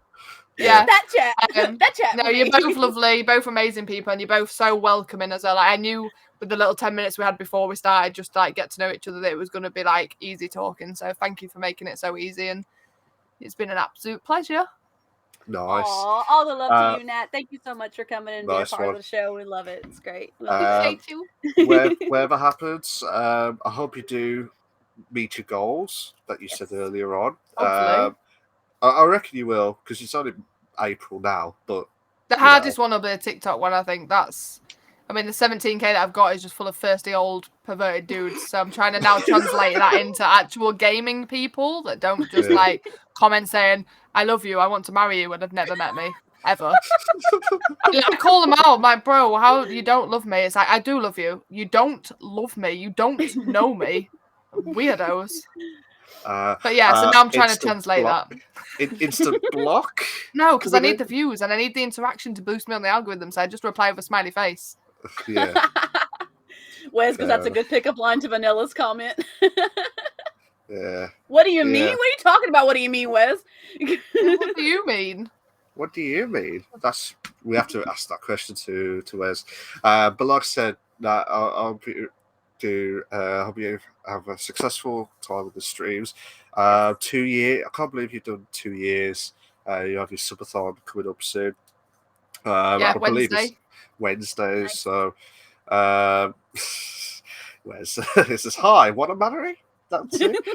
Are you rich? Because that's the only way I'm getting married on a whim. Told you when you're rich. Saying. Oh, fair enough. Is that bread, boy? Whip. God, telling you, yeah. That's all. Well, I'm the better cook, and obviously I'm the one that's domesticated. So, like, he's got to be bringing something to the table. You got to bring the moolah, and I'll cook, and you can wash up. Holy shit! It's a pretty good arrangement, actually. Our agreement. Yeah. Not bad. Absolutely. I got chicken. Chicken. Yeah. Take your chicken. Honestly. But no, thank you so much for having me, guys. It's been great. No worries. Awesome. Yeah. But like I said, check out Nat on her streams. I do at hope your own risk. Not a risk. It's absolutely fantastic. Whatever happens, check out Nat Bram on her Twitch channel if you've not followed. If you want to follow us, like myself, Retro Wolf Live or Trans, just. We finally got the Twitch link ready. I shared it earlier, Malk. Yeah, no, but you got it wrong. You kept saying Trans Gamer. No, I shared it in between. Oh, did you? If any of my community are here, by the way, and you haven't already followed these guys, you better do. I'm going to come and punch you in the butt. Thank you. Thank you so much.